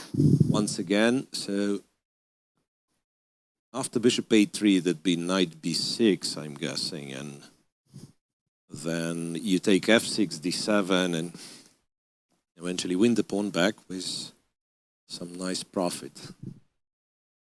Yeah, so you're saying taking on a3 is not such a good idea for black here. Yeah, perhaps. But also we kind of have to deal with this knight b6. It's somewhat annoying. Finally, I have it. Yeah, and Arjun still keeps the time advantage. Rook b8. Yeah, so whenever we get a chance, we can have the analysis board. Takes on b8, queen takes b8, and rook b1. Yes, Okay, so still some initiative for white, but okay, queen d6, okay. Queen d6, and I thought bishop g3 traps the queen, but there is queen a3. Queen a3, yeah. However, Knight b6. Knight b6 nonetheless. Right? Still can't take the pawn on a3. Can't take, because Bishop g3 is a problem. He needs to worry about that. How is he dealing with like this clump of pieces in the center that he's Knight got? b6, computer approves. It's very nice for white. Rook d8 played. d8, and now... That way he can answer bishop g3 with queen a3. But still, there's knight d7, but then the queen is hitting d3. Almost 1 hour, 1 minute time A4. advantage. a4. So a4 now, like... Should we go bishop e8 and just kind of get that bishop out of the way? Or is that... Then after bishop g3, Queen queen a3, a3... Rook b3. Could be in a bit of a danger. Yeah. It's a big threat. Queen is feeling very uncomfortable here. c5. c5, yeah. Good or bad, he has to try. In a blitz game, he has to try to break out. Yeah, Narayanan is not going to give Andreikin winning chances in this game, just so you know. I'm doing a little tour around the other boards. Maksudlu is a bit better against Pranav. I think Harika's better against Zhuzhiner, but she's also up on the clock by a lot. Yeah, because the players are playing a little slower. I just showed the other games. So Artem against Sadvani is a crazy complex, but it looks to me that Sadvani has a good position with black. Narayan against Andreikin. Okay, white is pressing, but it should be drawish. Maksudlu Pranav. Two bishops. Should be something for white. And Harika Zhuzhiner. Okay, very complex. All right, back to Arjun against Dubov. So he ended up capturing d7, going bishop g3. So now Queen the other c6, bishop b5, the other and bishop gets a square on b5. queen d7. Yeah, that's a lovely bishop. Poor queen has been like chased into this terrible position on b7. Bishop e1, targeting the a5 pawn. Wow, something unexpected, right? Can he even do this? But this is a little bit artificial. Queen a7 or rook a8? Rook a8. Rook a8 played. Yeah, this match is not going well for Elaine. Artemyev's like under 10 seconds against like a minute 46. Yeah, in the horrible position. Yeah, I mean, I'm trying to see where are the bright spots because Knight. Andreikin's not doing well. Oh, I think they're going to get crushed in this match. Bishop c3, queen c7. Maksudlu is going to win, eh? Well, Maksudlu's better, but Maksudlu's better. He's got good chances to win. Maksudlu and maybe the last board? I don't know. They have... Yeah, the last board, I don't have access to the last board. Harika, I mean, she's got like 2 minutes against, 6 seconds. So, position's actually not that clear. But the time. Oh, actually, okay. I don't know. It might be. Wow, the a5 pawn has fallen. What does Dubov have in mind to compensate for this? Or it was just already... Maybe it was collapsing. Yeah. It's a very important pawn. It's like give white couple of moves and it'll be like just dead loss. And look at this bishop on b5. Yeah, this bishop on b5. C3. No, it's a perfect position. The knight will get to d4. Everything is protected. Rook d8. Rook d8 and you just go knight d4. Position plays itself, right? Bishop takes, bishop c5 played by Daniil. Yeah, now maybe rook c1, bishop d4, queen d4. Yeah, that'd be very classical way of just this one. Very simple chess. You can also take on f6, but I'm not sure that I want to. Also tempting. Yeah, like take f6. But no, rook c1, of course. It's a decisive match. You don't want any nonsense, right? Yes, no, just good old rules. Queen d4, forcing the opponent to play queen somewhere, queen e7. e7 and then... Rook a1. The rook gets behind the pawn. Artemyev lost. Artemyev lost, yeah. Rook b8. King to g1, so king that to g1. the pawn can be defended by the king. But it's a bit strange in a blitz game, and knight h7, Dubov starts jumping with the knight g5, knight e6. Yeah, but then what I was thinking that maybe the plan is to drop the bishop back to f1 and then push the pawn all the way to a7. Yes, but why did you need king g1 for that? That's my question. That's a good question. Yeah, knight f8. a5. a5, knight e6. Is there a trick after queen takes pawn? No, we don't need the pawn. Queen e5. Queen e5 is a... but queen a7, a resource. a6, rook b3, counterplay. How much time does Arjun has? King h1, the king is going back. Rook e3, queen d5. Still winning though, right? Yeah, should be, because black's queen is doomed to passivity. Yeah, guys, Elaine is losing this match. That's what's happening. Losing, yeah? Oh, yeah, they're losing. They lost the last board. They're not doing well on the women's board. Sadwani already lost, already won, so... And, Dubov doesn't have any chances to win either. So, yeah, it looks pretty dismal. Andreikin lost. Yep. They've lost the match. Dubov needs to win the position. Yeah. Pawn down, but also... But there's just no chance. Yeah. Like, they already lost 3 games. Yeah, now we can zoom in fully. Otherwise, I'm always manually putting in the moves. Distracting me completely. 7 and then it's a hopeless situation. Yeah, you just take and a7. and this is like... Rook is not moving very much. And the king is coming. King to E. Maybe rook d7 would be a bit more accurate. Yeah, he already simply does not care. He just knows that it's completely winning.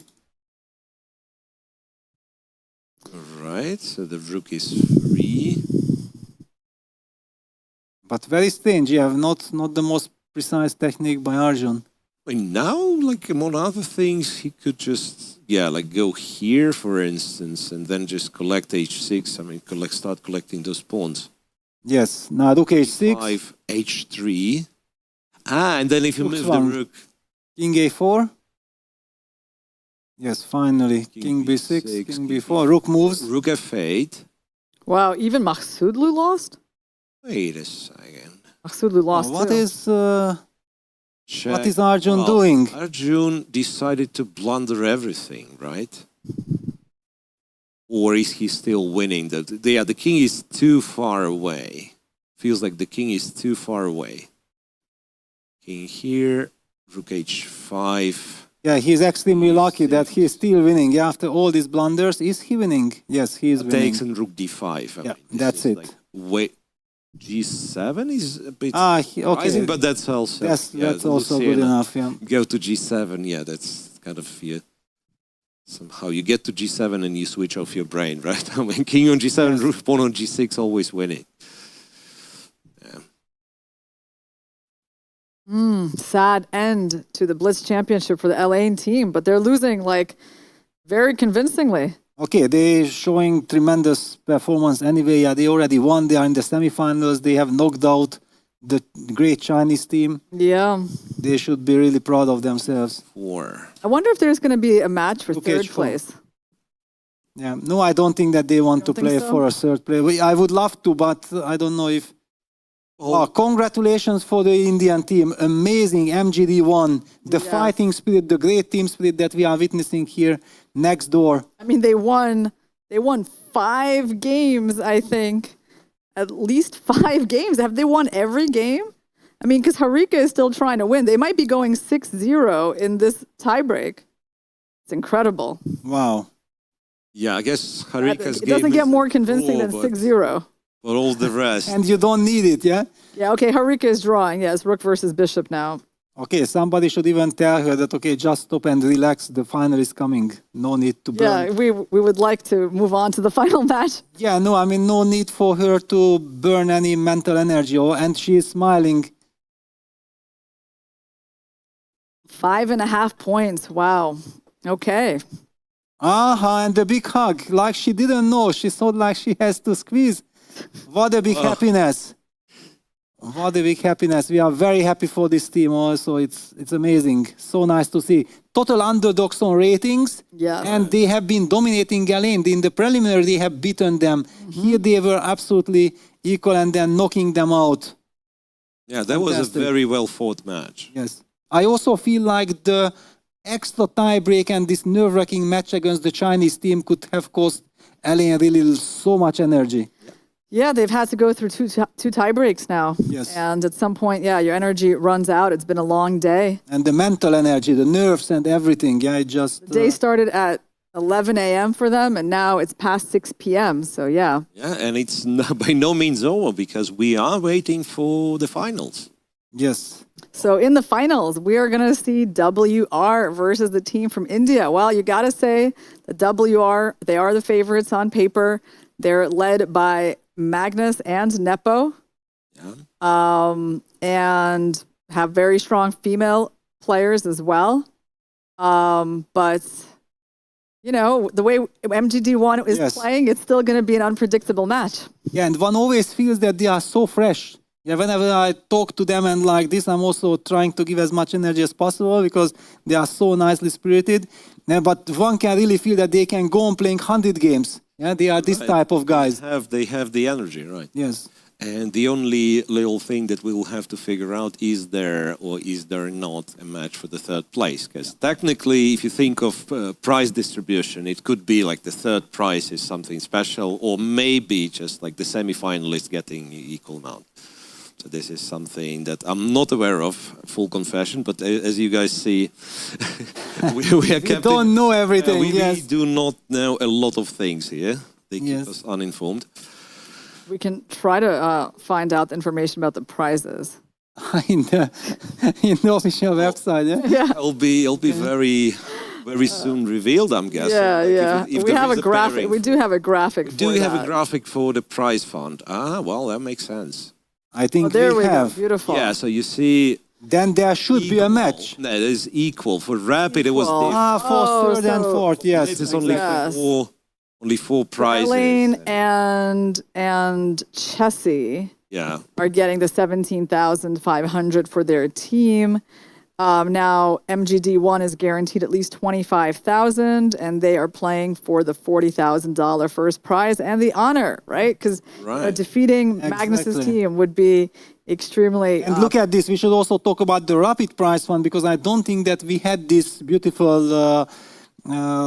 Well, this graphic, I think Graphic. it appeared during our breaks. Yeah, but Okay. rapid Yeah, prize but fund. 100,000 was team, the yeah. Don't bad. the Not first bad at all. prize. Yeah. Yeah, and then 60,000, 40,000, 25. Yeah, it's a big tournament. It makes sense, right? I mean, actually, 40,000 is the prize for one day of play. Yes. And 100,000 was the prize for 3 days of play. There was a lot of effort involved in that one, so it makes sense that prize. But on is the a other lot hand, we larger. also see here how much effort Ellen put so far also. Oh yeah, Incredible. Yeah, big congratulations for them. What a fantastic team. It was a pleasure seeing them. But right now it's time for WR chess team and MGD1 yeah. This from is a chance India to for shine. WR to get a gold medal here, right?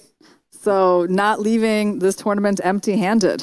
Right. I just realized that the Chinese team who played, I mean, they didn't get any prize in Blitz, right? Because they've lost the tiebreak. I mean, Wow. such a team, and then they performed Right. very well in the group stage. Yeah. But then And they also- lost this match yes. in tiebreak against Elaine, and they're left behind.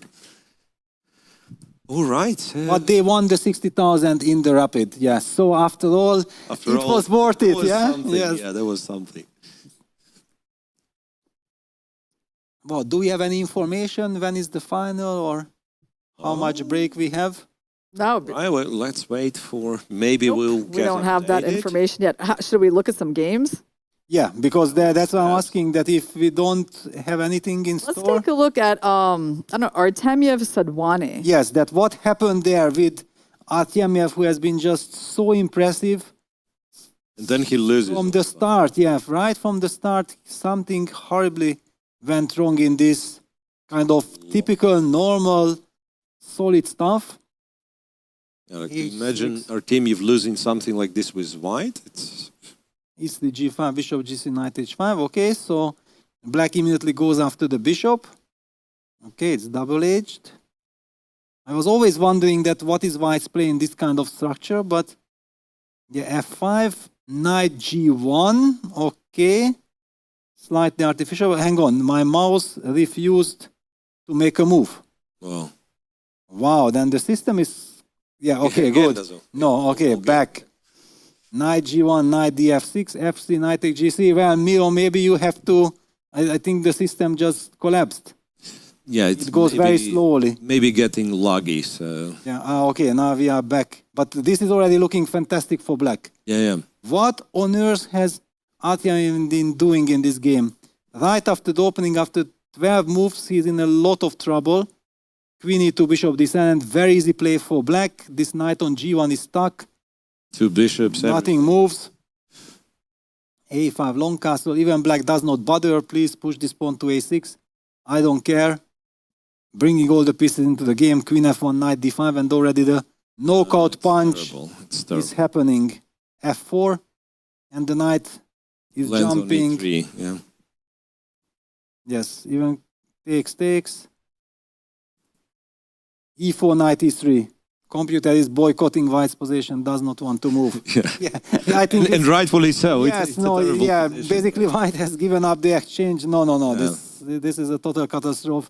This illustrates, that what a bad match it was for Elaine finally. But I think but probably nerves, right? I mean, if you The stuff, the nervous energy, the mental energy, that is required for this incredible concentration. Also, playing lacking. such an important match with white, you feel like you're under pressure. You can't be just like solid, make a draw. Maybe draw's not okay. You don't know where, like what you want to do. And you end up sometimes like getting those terrible positions very quickly. Yes. Well, Parham, he had a good position at some point, and I think we should take a look at how it went all downhill for him. Against Pranav. Yeah, Yeah, he third had round, move 30 something. Yeah. Yeah, he had the 2 bishops. Yeah, and it looked like he has all the chances to squeeze this. Yeah, like especially when he took the knight on h6 in a couple of moves and opened up black's king, and it felt like an overwhelming position. Look, c6, takes. Yeah, look at this. With this position, the computer has no problem. He's happy, but Artyan's position was so bad that he refused to function. So bishop f5. Just at the moment when I'm telling this, total stop. Bishop f5, curse of the commentators. Bishop f5, queen d6, rook b1. Okay, but I'm not liking this suddenly. Actually, this bishop takes h6. If it's not winning, then it gives black all the dark squares. And this beautiful construction that we had dominating black's pieces has collapsed. And we have also bad structure. Pawn on c4, pawn on e3, vulnerable, knight on f1, not impressive. So what happened here? Knight g3, queen e5, queen f2, knight d6. Well, black all of a sudden got all the squares, right? All the square, but rook b8 check. Wasn't rook b8 check unpleasant? Wait a second. Then king f7, yeah, and the king just walks away. All right, bishop takes c4, and now things got out of control. Knight takes h5, f5. Crazy, yeah, that after rook b8 check, you simply have rook c8. But okay, takes, and you cannot take on f5 because of queen a1 checkmate. Wow. Or at least if I take with the bishop. So he instead created the luft with h3, which makes sense. Now that we see, and bishop f7.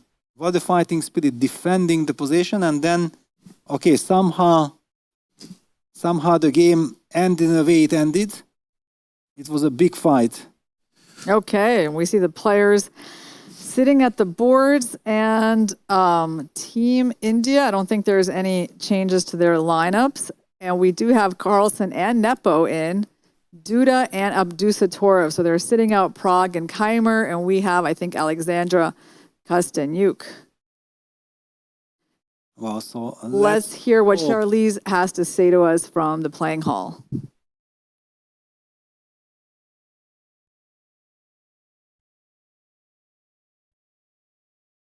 And we are live in the playing hall where the final is about to take place. In a stunning turn of events, we had MGD team beat Elaine, the rapid winners, and they are now facing off against WR Chess.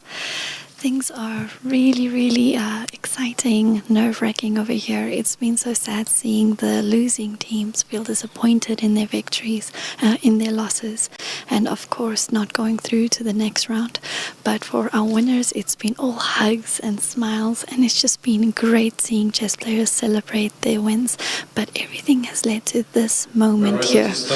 Of course, we expected WR Chess to win the rapid. They didn't, but they came back super strong for the Blitz. So can they do it? The Indian team is hungry for that victory as well, so let's see what happens. Or close the page. Yes. Okay, guys. All right, we're just discussing our technical issues. Well, the games are about ready to start. I have to say that it seems like a pretty smooth path to the finals for WR Chess today. I mean, Magnus, I think he's won all his games, and I think he's won all his games. I can check that. Let's actually check that. No, he drew one game against Report. So he's won. Whoa. He won his mini match against Report. You see what happens, guys? Wow. Magnus went for the King's Indian, and he played this d6, e5 before castle. Okay, and there's been a queen trade already. Right. Yes, it's an endgame. We should zoom it. We cannot zoom it in more, yeah? I do have the games, though. So you have the games, okay, yeah, but my stuff is total collapse. I mean, nothing is working. Okay, Arjun just castled. So I'll just quickly check the other boards to keep you updated what the openings are. Nepo English opening against Sadwani, some classical line. Narayanan against Duda, well, Nurassyl. So they're starting pretty much from -1, I'm guessing. He just won the exchange already. Yeah, maybe. How did that happen so fast, Knight? It's not so bad He now. walked into a fork. Oh, That yeah, really but wasn't necessary. basically here nothing will help for me unless some technician is coming and restarts everything. Everything is broken down. Nothing is moving. Yeah, so we really need someone to help Peter with the board, right? Well, let's just zoom in on the Magnus board Yeah. and let's see what's going on there. But the problem, we missed out on the first moves and now it's not so easy to... There, I have it right in front, Peter. You can just commentate okay. by looking at my my screen. Good, okay. Now everything is clear because I was expecting that the position is different. So we're in an end game with pretty much all the pieces on the board except the queens. It does feel... It's a very double-edged end game, yeah? It's not the usual typical, nothing is happening. There is so much... You feel like the initiative belongs to white, right? Yeah, white has the e4 square, but black has this knight d4 resource. And this is all kind of crazy. The big question is how will Magnus solve the problem with his king on c8? Yeah. Yeah, I mean, I definitely wouldn't want to be black, I have to say. I don't love this particular opening result for Magnus. For the moment, it's easier for white to play, yeah, that's the point. Bishop d3, but also like Magnus, sometimes it feels like he himself believes in him being endgame magician and goes for some endgames which are not that pleasant, just kind of relying on his overall understanding and so on. Yeah, it's interesting that he allowed this early endgame against Arjun. Does he feel like he's taking Arjun into some territory where Arjun is not as dangerous? Well, we'll see. So Arjun has planted the knight on e4. Yes, this is a nice outpost. And Magnus has slowed down. It's not so easy. Yeah. Now also after I got help and everything got restarted, I'm having the position, so we can get the analysis board up. Nepo seems to be doing well against Sadwani. Wait a second, what happens? Magnus captures... On f5, does it work? F5, which looks like, I mean, if it works, it's amazing, but at the same time, to believe that it does... Bishop c5, knight takes e4. Bishop f8, bishop d3, right? What's happening? Bishop takes f8, bishop takes f8. Well, Magnus in a lot of trouble. So that's simply an exchange down. And the king is on c8. If it would be different, look on c8, king on a8, it's a different story. But what's happening? Well, Abdusattorov is winning against Pranav pretty convincingly. So I some think good news, yeah? No, I think WR, based on their positions, is doing fine even if Magnus loses. Wow, but we have already seen some positions turn. So yeah, Arjun has to make sure that he wins this. Oh, I mean, they're winning on... Oh, actually, Vadim is going to lose. Yeah. Vadim is going to lose. Arika with Kostyniuk, just a very quick update. Yes, Vadim loses. Abdusattorov completely winning. Narayanan with Duda. Arika is maybe pressing. Ryan on Duda is going to be a big game because that one is not so clear. It's actually pretty balanced. Yeah, Abdusattorov is winning. Yeah, that will be a very important clash. But right now, all eyes on Arjun against Yeah, but wait, if Vadim loses and God forbid Magnus loses and Harika makes a draw, it's already 2.5. It's already 2.5. And then who knows if Sunil Dutt makes another Yeah, that's draw? why that Narayanan game versus Duda is going to be the critical game. Because Nepo perhaps is winning, but still some technique required. Oh, yeah. Well, he's up a piece. He should be able to win. Bishop for 2 pawns. Okay, but... Bishop d6, king h1. Very professional, just removing the king from any kind of checks. And eventually he wants c5 and capture the pawn. Yeah, c5, look, takes d5, opening up some funds. Magnus goes c5. That's why Magnus goes c5. b3, preparing bishop e4 and then control of the d5 square. Exactly. King c7, bishop e4. Now this is lovely. Bishop d5, knight e4. Yeah, you can always circle around. Yeah. So like if white would play knight d5 and take with the pawn after bishop takes, then of That course would black be- would yes. be very happy to have this. But yeah, bishop d5. So the Berlin kind of idea with a5, bishop d5, a4 on the board. Magnus tries his only chance. Bishop e6, fe, knight e4 back, ab, knight takes b3. So some rook invasion, rook f6. On the board, knight d4. The pawn on h6 will be lost. Yeah, rook h6 happened. And now the h pawn will start to march. King c6, Magnus will rely on b7, b5 idea. h4. h4. Right? But b5, cb5, he can't capture with the king because of the hanging bishop Yeah, on the bishop b6. is still terrible. Yeah, bishop e7. Rook The knight on h7 e4 or is so h4. powerful. It's going to Yes. hold up the c pawn. Yeah, b5 has to be played, and then cb, maybe king d5, just activate. You have to play for activity. Did he go b5? Yeah. He played b5, yeah. Arjun still has 30 seconds. Rook h7, I guess, very unpleasant. So first he takes cb. King d5. d5. This Exactly. is how you do it, yeah. b6. Wow. c4. Rook h7, bishop b4. Well, this Suddenly- is a fight. Wow. Magnus is making it unclear, yeah. But okay, knight f6 check is there, and then you move the rook. Where do you go with the king? Magnus has little time on the clock. King c6 played rook b1. The same, 10 seconds each. Nah, yeah, I think Arjun is taking over. Bishop d2, knight d7. Knight d7 In is time. the killer, right? Rook b7, knight takes e5 check, king d5. Is it the killer, right? Yeah, he'll take the knight and still there'll be some. He's down 2 exchanges now, right? Two But black still exchanges, has the right. c pawn on the board. Rook gc7, c3, h6. There you go, and this is a good trade for white. Now it becomes technical. Yeah. And now we can zoom in. I don't need to... Yeah, there is nothing to Yes. to commentate in terms of variations. We just have to make sure that, yeah, nobody loses on time. Yeah, rook e7. Rook e7 seems professional enough. Ah, he plays rook f7. F7. Knight here. G4. Bishop f4. Why? Why allowing this? I don't know. Have to. But on the other hand, the G pawn is G-pawn, just flashing. Yeah. Okay, good nerves and seeing no ghosts. That's it. Yeah. Bravo. Well, let's look at Narayanan and Duda because the match is going to come down to that one game. Narayanan is down a pawn, I guess.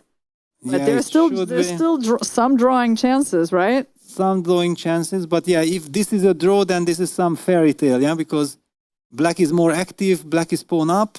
Yeah, the only thing helping white is that he has a bishop versus a knight in this position with pawns on both sides of the board. And so far, Duda has not actually made progress. And he's down to 4 seconds, yeah, so he will never have time to think. If this game is a draw, then it's a 3-3 tie. But black is making Wow. progress. Oh, black has traded the Wait a pawns. second. And But created a bishop passed gets pawn. to g3. Knight e2, bishop King h2. b4 is coming, But we win the last pawn, but who? but king goes to g2. King goes to Right, g2 and then knight knight g3. Wait. He shouldn't have gone for this last pawn. He should have kept the king closer to the h pawn, I'm guessing. Yes. Because now, Now it's lost. now it's lost. The king moves, he just go king g2, knight g3, Yeah, that's it. white's not fast enough. The H pawn Wow. is getting through. Duda is incredible, yeah. With Wow, 2 that seconds. was such an important win, and he That's a wasn't. clutch win. Let's take a look at that game because And look at this, how good that he didn't know that this he was looking, so what's the score? Right. I think this He had helped him. no idea, He didn't yeah. know. He was looking around, so was this enough? Wow. winning by the Incredible. minimal amounts, 3.5, 2.5. They That was lost so important. on 2 boards, the first and the First and last, one. but they did win thanks to wins by Nepo, Duda, And and Abdusattorov. And the big high five there from Jan Nepomniachtchi on Jan-Krzysztof Duda. No, this is so important because now the pressure is on MGD1 to strike back. It's very difficult. Shall we take a look at how Duda did it? Yeah. I thought the middle game was pretty unclear. Okay, we will be jumping just around. You can go a little further than this. Yeah, it's clear that black had a good opening, yeah, that we can conclude. But at some point, I felt like when white got the knight into e5 and the queen in, well, a little bit before that, I thought maybe it was not so clear. But yeah, then suddenly some endgame appeared. And this is a beautiful moment because this knight e4 was based on the fact that rook e6, please take it, king f7 traps the rook. What a lovely kind of maneuver. And this had to be foreseen earlier. Ah, wow. Okay, this was very impressive. Bishop b4, rook c7. So here white had chances to make a draw, but white was playing for a win. Opted for rook d6 and fell for this incredible cheapo with knight e4. And from this moment on, I feel that with the knight and rook combo, black gets probably the upper hand. Rook e8, a5. Where do you put this bishop? Suddenly it's very unpleasant to defend this. Rook c1 check, king g2, rook c2. And you end up in this horrible position. And it was all connected with this one tactical trick with knight e4. And it might cost the match and the title. One more check. Yeah, check, then trade a4. a4. And okay, practically speaking, you cannot hold this. Yeah, I don't know. With little time on the clock, many things can happen, but finally, a technical position like this, you just can't hold. Maybe a computer holds with perfect play, but we kind of assume that. So he got the king on d5. He went back. Here and back, and then at some point he... And white went for this king. This was unfortunate. Maybe you should have just waited with king, but how do you know that you can wait? Black goes... Anyway, black activates, decides when to trade what. I can't fault him, but Duda immediately used his chance with f4 takes. And white was running after the a-pawn, but he is just losing all the races here. Knight e2, bishop h, king f5. He could have played king d3 here. Yes. But I don't think that you can really hope to defend this. No, the knight will start jumping towards the a3 pawn. King f3, who knows? Here king f3 now. Here, like I'm about to collect the... Yeah, okay, he had to try this. So it's almost like after king e3, you'll have to go like some awkward move. Okay, I can also give knight c1 check, so it does not matter. Okay, c1, king e3. King e3, king g4. G4. I make sure that I keep this pawn and I start jumping with this knight, give millions of checks. I don't know. You should be winning somehow, that's the feeling. Okay, it's a table-based position, yeah? It's, but with 2 seconds on the clock, black will always play instantly and white has to play only moves. You know, Nepo converted his bishop in a very pretty way. Like, it looked like it wasn't actually that clear, but he had such a stylish point. Like, if we go back a couple of moves. When? To which just a few moves before, you'll see where I'm going with this. So he goes rook a1, right? Whereas he goes rook a1 pretty soon. Okay, so first of all, he brought up that pawn to h5. Actually, let's show how he did that, because that's instructive. It's not immediately obvious what the point of this move is, but that pawn will be useful. Let's pay attention to that. Okay, fixing the black pawns on the dark squares, very good technique. Okay, so let's see what happens now. The king comes up. He offers the rook trade, right? And now you look at this position, king d3, and you might think, oh, it's not that clear because the black king is active and the black pawns are just 2 moves away from going c4, c3. But look what Nepo had prepared here. Yes, beautiful. Breaks to g5. What a nice breakthrough. And he's going to win because that pawn is on h5. Yeah, so if h takes g5, then bishop takes f6, sacrificing the bishop, gf, and the h-pawn decides just in time. It's very beautiful. Yeah, white who queens g5 is first. a nice breakthrough, yeah. Yeah, beautiful. And so black, after g5, played the move c4. And then also bishop takes f6, not wasting any tempo. Great final touch. Yeah, that was nice technical job by Nepo. I mean, he was winning before that, but I really liked the way that he finished it up. So then we got Abdusattorov versus Pranav. Now let's take a look there. I think it was pretty convincing victory for Abdusattorov. Yes, something went wrong right from the beginning, because when I saw it, he blundered something. Yeah, it's a slow opening, nothing really is happening. And then all of a sudden, both sides are making all the useful moves. Yeah, it's all correct. e4, cd, cd, e5, d5. Okay, double-edged because this bishop on h2 is also bad. But white gets the space advantage and black's bishop on b7 is horrible. So knight d4, that's why things are getting crazy. ED4, now the bishop is already alive. Queen D1. And yeah, this is a vulnerable pawn. The bishop on B7 is doomed. Queen D1, a nice little touch getting out of the pin, so no more knight takes D5 tricks are available. And after G6, Queen A4, knight D7. He is not collecting the pawn because Queen takes D4 runs into Bishop G7 with some counterplay. Instead of this, goes Bishop B5. And that's really unpleasant. Knight C5, Queen takes D4, Bishop G7, the Queen can fall back to E3. Perfect harmony, the Rook is attacked by the Bishop. White has... And he's lost a pawn. And after Rook E7, B4, he's forcing some tactical sequence. If Black takes the Rook, then White takes B takes C5.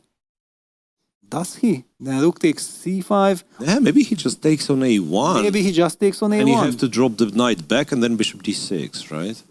Or knight A6 and then you say, you know what? Actually, very similar thing happened because Black sacrificed first on E4. And then... Knight takes E4, Bishop takes D5, FC, and now he took on E4 and took on A1. But this is kind of capitulations. Bishops, that's completely... This is when I saw and, okay, it looked like, wow, okay, this is hopelessly lost. Big win. Well, let's talk a little bit about the big result of this match was that Magnus losing for the first time today to Arjun. And honestly, I wasn't that much in love with his opening choice. Why would you go for this end game? That's very surprising. And okay, I mean, he's not guaranteed to lose it, but it certainly felt like this was a loss that was related to his opening selection. Right, and it's like deliberately he went for this, maybe feeling under pressure that he has to try to win. But it's kind of strange, right? Because this MGD1 team is strong, but clearly Arjun is the motor of the team, the real engine, yeah? But also, if you want to win, you don't play the King's Indian and like allow the trade on D8, right? Like you... Yeah, perhaps. Maybe pick some other line. Well, for Blitz, I'm not sure. Like you can win with Petrov, to be honest. I mean, he just has to play well. Yes, and your opponent should make a mistake, yeah? In this case, I feel like Arjun was incredibly precise and energetic. Yeah, he never let Magnus this one extra tempo which would give him the stability. He kept on pushing him and also calculating all this tactical sequence when he won the exchange was very impressive. Well, now MGD1 is in a position where they need to win to create a tiebreak situation. It's not going to be easy. Magnus doesn't usually lose 2 in a row. Yeah. And, I mean, overall, the middle boards for WR have looked really good. Yeah, much stronger. However, well, technically they can try to target Vadim. Yes. And then, yeah. They're trying that. But, like, let's see how Nepo has done today. So Nepo, well, he went 1-1 in his match with Hans. He beat Martirosyan, he beat Sadwani. I mean, overall, Nepo's been doing pretty well. He beat Martirosyan 2-0, I think. Oh, 2-0? Okay. I have the feeling. Okay, then Duda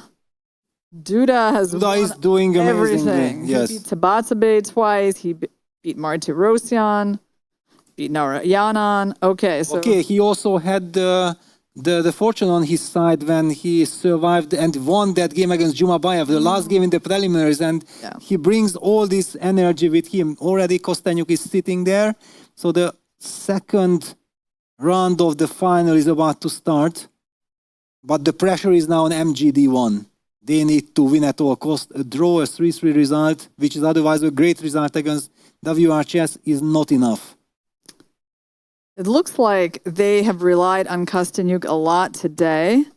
But I think Hou Yifan has probably played some games as well. Kostanyuk has done well. She beat Salimova. She beat Anna Muzichuk. And now she drew Harika. And Vadim, let's see what kind of situation he's on. Well, he did win a game against Ahiad Mero. That was in the match against the GM Hans team. But he's lost his last couple of games. So he is a little bit, showing some vulnerability on this last board over the last couple of games. Right. He's also, like, by far not the professional player. So he is getting tired and he's getting nervous, I believe, like the closer to the finishing line it gets. Well... I do have the PGN file. Yeah, me too. Yes. Okay, perfect. Perfect. I'm very relieved. Yeah, if you would see me, I'm all smiles and everything because I was so worried. So Magnus with the white pieces, I believe furious after the loss. Yeah, this might be the final match in The this French. team championship. All right. French depends. And okay, knight c3, knight f6, e5, knight c2. All right. This is a very sharp line. But knight c6, knight f3, this is not the usual. You normally white plays with f4 and then knight c6. Yeah, it kind of plays a lot of pawn moves. Yeah, after knight f3, bishop e7. While Magnus keeps playing very fast. Sadwani trying to make a draw with the white pieces against Nepo. I think he's going for like a kind of a very drawish line of the Petrov. They've already traded off the queens. a3, a5, h4. So Magnus did not push the pawn to f4. a4, knight f4. So that's one of those like Magnusy systems, right? So he knows exactly what he's doing and it's a little bit different. Yes. So that the opponent has to figure out stuff. Queen a5. A5, so now... Also a clever move. It's a typical move because now there is this pin. Sometimes this knight takes d4 is also in the air, not just c takes d4. Right, and you really need to play it right now, right? Because with bishop on e2, white would just castle or even go king f1 and there won't be anything. So should we be going bishop d2 here for white? Yeah, but then some queen b6 business appears. Hey, Yeah, that's what on happened. the board. That's Yes. what happened. So now, well, d4 and b2 are hanging. Well, Magnus So what doesn't he want to go did- bishop c1. Well, but this is a position where there is a lot of tension. Yeah, it's not a move that, not a position that you can just make moves and then take it from there. Very concrete. Right, because he's not even close to getting castled. If he loses the b2 pawn, it's going to be a problem. I wonder if he has like a better move than bishop c1. And you could like kind of gamble all in by going bishop d3, but no, that's... I don't see it working. Yeah. Yeah. You give up Also too many e5 is pawns. hanging. Yeah. Yeah, and now Magnus is falling way behind on the clock. So even if he finds the way to continue, it will be dangerous too, right? Yeah, then it's going to be like, does Arjun want the repetition, right? And he might Yeah. not after bishop c1. Yeah. Speaking of how you get in trouble in the opening, right? By being... French defense looks pretty good. And Arjun is the real specialist of this opening. He's been employing it a lot recently. Yeah, Magnus going bishop c1, queen a5 blitzed out instantly. There is tremendous interesting. pressure. And Really? queen d2. Wow, so Magnus is the one who plays for a win even though he is behind on the clock. Way behind on the clock. 124 versus 240. Interesting. I'm not sure how simple is this endgame because knight b6, knight c4 comes. Black is actually doing absolutely fine. I would prefer black. Normally I'm loving white in the French, but this knight c4 is coming. It will be very easy play for white. So it looks like Team India targets two boards, Magnus and Vadim. Yes. Because I just Soft checked, spots, yeah. I just checked out the games and it's like either unclear or completely equal. And here we do lean towards Erigaisi. Knight h5. Okay, knight h5 is good. Magnus understands that he's under pressure. He needs to act and he needs to act fast. Creates a... So can't black just castle here? Yes, King but... f8. F8, wow. King f8 is a bit surprising. That's surprising. What's the plan for the rook on h8? You are guaranteed. Well, now rook h3. Yeah, but that's why he did not castle. He was afraid of some attack. Well... But the attack is coming anyway. Yeah, and the queens are coming off the board, right? So it's really hard to tell why King f8 over castle should. Look at the body language. Yeah, now Magnus is kind of relieved. He feels like he got a position after all. Yeah, But he's under a minute. There is tremendous pressure on him. He's under a minute, 58 seconds. He's looking around just to get a feeling what is going on other boards. Yeah, it's a dangerous thing to do because you're not going to understand much anyway. He can basically only see Nepo's board, and Nepo's like in some end game. It's not. But he's trying to look further. But probably he understood that maximum the top 3 boards. It helps to be like on board 3 or something, so Yes. you can go both ways. Yeah, for H6, Magnus. Rook G3. Now it's good that he knows exactly that he can play by hand. G6, Knight F6. Knight F6. So what's now? One thing I realized that if the queen is ever unpinned, it's queen H6 and a checkmate. wow. Yes, checkmate. But now I think Arjun was going for Bishop F6, EF, Knight D7, going for this F6 Yeah, pawn. maybe he... But then White will get beautiful compensation on the dark squares anyway. So yeah, he doesn't give up the bishop. He Goes goes knight knight D7 D7 right immediately. away. Yeah, it's much Goes knight better. D7 immediately. Is there anything Magnus can do? But now the clock situation equaled out. Kind of knight G4 retreating. G4, keeping more pieces. Blocking H5. And goes to E3. Knight But recovers. now the rook is kind of blocked on the 3rd rank. The bishop is blocked, so it can never reach the G5 diagonal. Knight C2. C2. So many awkward moves, right? Yeah, but they all make some sense. Yeah, if White ever gets this bishop out, then bishop gets to C3 and he's trying to control. So finally the queens are And traded. bishop is on G5. Still feels pretty comfortable for black, no? I mean, like the knight has this B3 square. Yes, but at least bishop is out on G5. Rook C8 played. I have a crazy idea. Can we castle long? Oh, wow. He Yes. And Wow. king goes to B1, knight goes to B4. Yes. Stability. He's looking around what happened. That game probably ended in a draw. Or wait, no, it didn't. I don't think it ended in a draw. I think Nepo found a way. Yeah. Nepo won, yeah, because Won. Magnus actually nodded like, well done, good. He found a way to win his opponent's bishop. That's surprising. Bishop G5, Knight G5. So there's also pressure on Arjun. If he sees this, then he might understand that he actually needs to play for a win against Magnus. It's crazy, but if Magnus wants, he can force a repetition with Knight H7, but it's not his style. Can we double check like the other boards if Vadim is doing well or... Yeah, well, let's see. I'll tell you how he's doing. Magnus down to 16 seconds. Vadim is worse. He's down a pawn. He's probably going to be down a pawn in a rook end game. Yeah, so he's not doing Hopeless great. yet, but not doing great. Right, not doing great. Kostenyuk versus Dronovali is an absolutely crazy position, but I would just... Wow, but now the transformation is great for Magnus. He has the control. Knight is on B4. Rook goes to F6. Wow. And then some D5 is in the air, right? D5 is in the air. Even like D5, pawn takes, rook takes on D5. Bishop D5 played.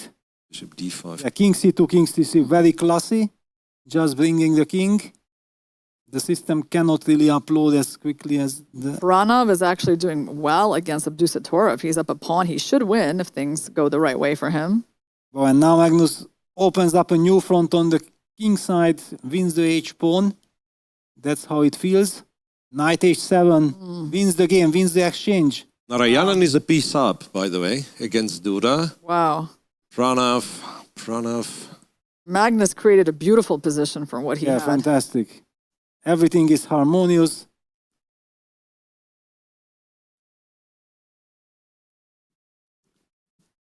And then the rook even comes from behind to E8. Nepo and Kostyniuk have already won, so now Magnus, if he wins, he guarantees. That WR become Yeah. the Blitz champion. Okay, down to 3-7. So he only has to watch out for his time. Any move is good. Forcing the trade of the rooks. Yep. Becomes very technical. And now he already accumulated some time. Yeah, there's really no chances here for black. Rook F2. Yeah, just to make sure that no bishop E2 check trick appears.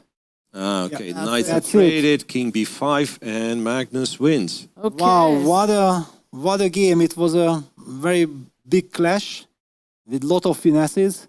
And a big congratulations from the captain, Jan Gustafsson. What a relief for the WR chess team, but there is still Abdusattorov blitzing there.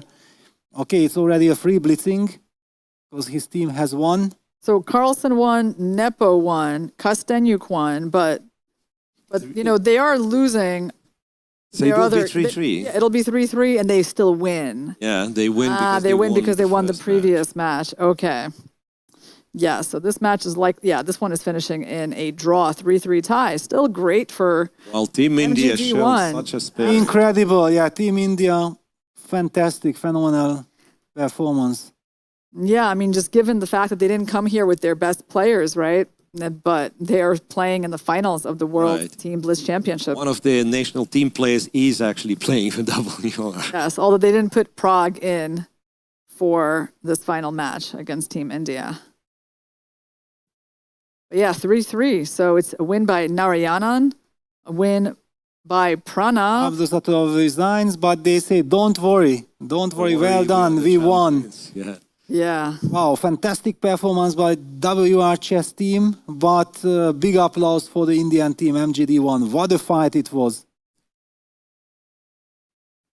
Wow, and Duda, the machine, yeah, on this day. Let's see how Nepo won his endgame, which it didn't look like it was going in the direction of him winning. And suddenly By the way, Duda lost. Yeah, the last, Duda lost. Yeah, but still.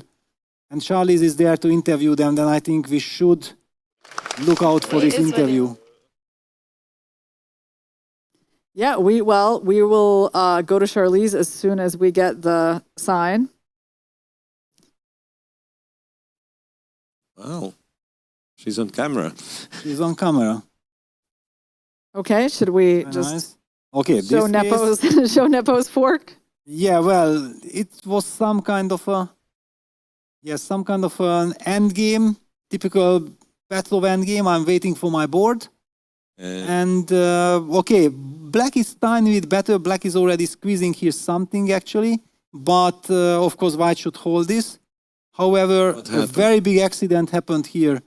Knight f4, bishop d7, g5, knight this, the bishop e6, and just couple of moves, and it happens. King c3, h5, asking some questions, and then boom, Peter, boom, boom, sorry to boom, knight interrupt e4. you. Finish. Yes. You can go ahead. There we go. We're ready. Charlize is talking to the captain, I think, of the WR team. So let's hear from her. It was just a great team effort, and if you have these guys, really, your chances are pretty good. And the Rapid, of course, didn't go your way, but you came back super strong for the Blitz, you know, dominating your pool and then, of course, dominating the knockout stage. What changed in your approach? Nothing, and I played even more backhouse last night, so that seems to be the secret to success. And we always thought, especially Vadim is stronger in Blitz than in Rapid, and overall we have a good team for both formats, so we wanted to come back, and glad it worked out. Well, congratulations once again.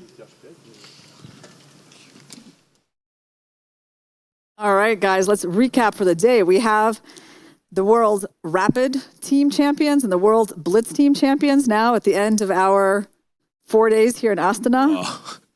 Yes, so we have Elaine that won after the first 3 days of play, and now we have the WR Chess, the pre-tournament favorites, winning fairly smoothly, but still being given a very good fight, especially from this team, by this team from India. So they did not play any tiebreak WR chess. They have not played tie breaks, no. And Magnus and Nepo were in fine form today. And, I mean, Vadim was playing better today.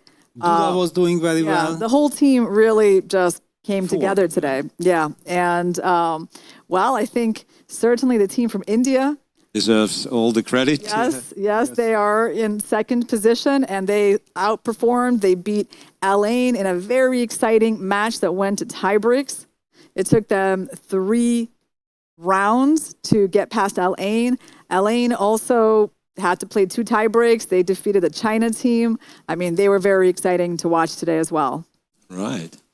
So I'm a little bit, you know, feel sorry for Team China, Team DK China, that I think might have been the pairing, in fact, a bit of an unlucky bracket, because their match against Elaine, which went to the tiebreak as well, that could be easily, like a final. easily a spectacle for the semi-final or the final for that matter. Absolutely. And I think, you know, Magnus's performance in that final game was really nice. I mean, he didn't seem he had a very comfortable position out of the opening, and yet he still avoided the repetition. And then completely outplayed his opponent, building up like such a dominating position. It was beautiful to see. Yeah, it was like 1:20 on the clock versus 2:10, and he didn't really know what to do.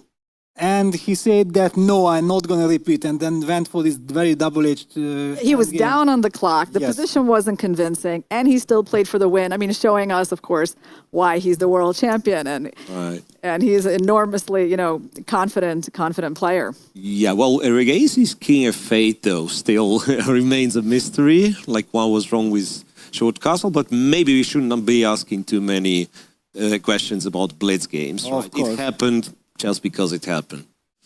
Yeah, no, Erigaisi led the Indian team really, really well. And certainly having such a star player like him, I think, just boosted their confidence throughout this event. He just beat Magnus in the previous round, just showing that how incredibly dangerous he is. He has already been beating everyone else, but then also Magnus, then probably Magnus took it also very principled, personal, that, okay, you beat me, I'm not going to repeat, no matter what.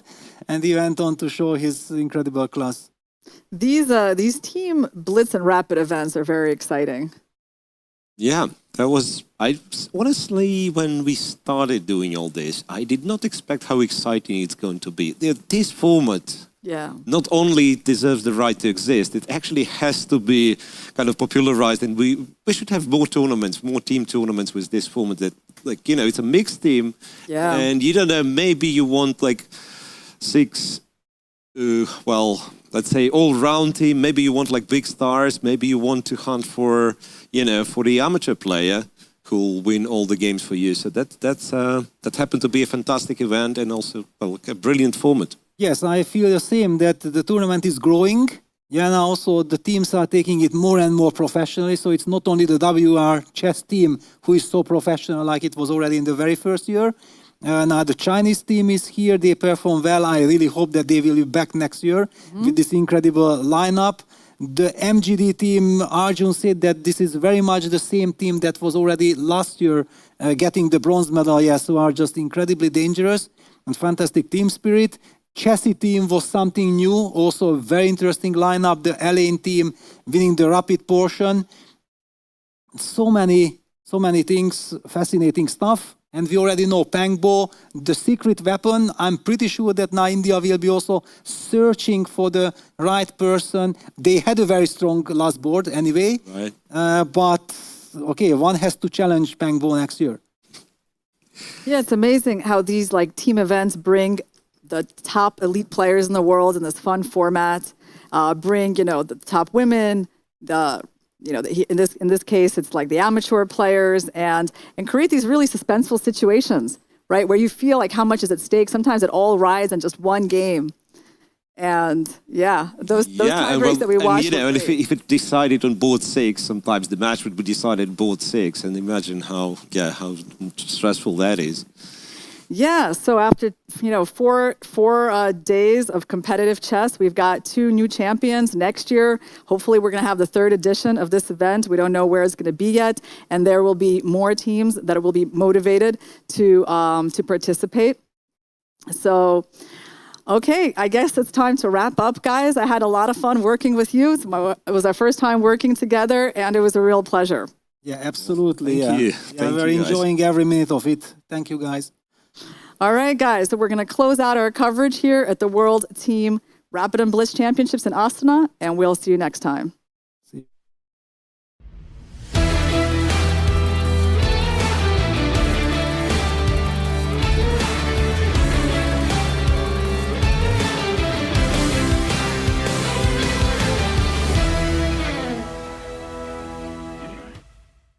Gaius Julius Caesar could do 3 things at the same time, and we can do as many as 12.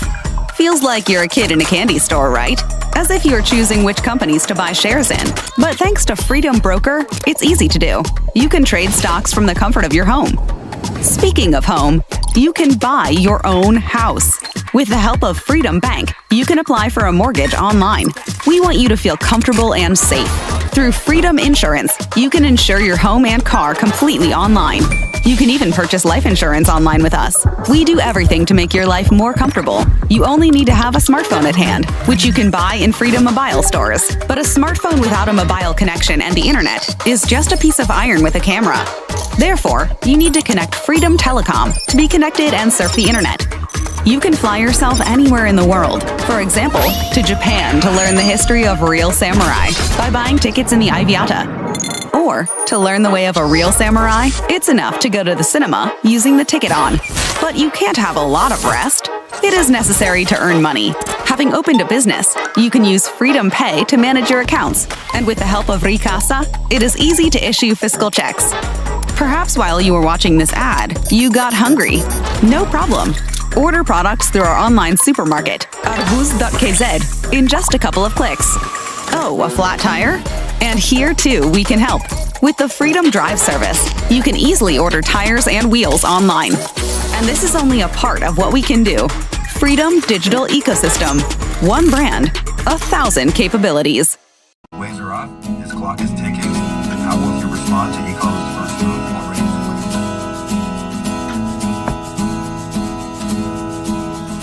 Who's gonna swing across the channel with a dagger? I'm a strong swinger. Who's gonna swing across the channel? Why did you wonder? You say a lighthouse. Am I right, boy? Am I right? Why did you wonder?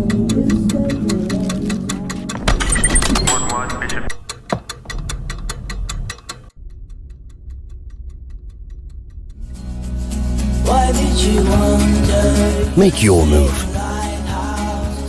The 45th FIDE Chess Olympiad, Budapest 2024, where the story becomes history.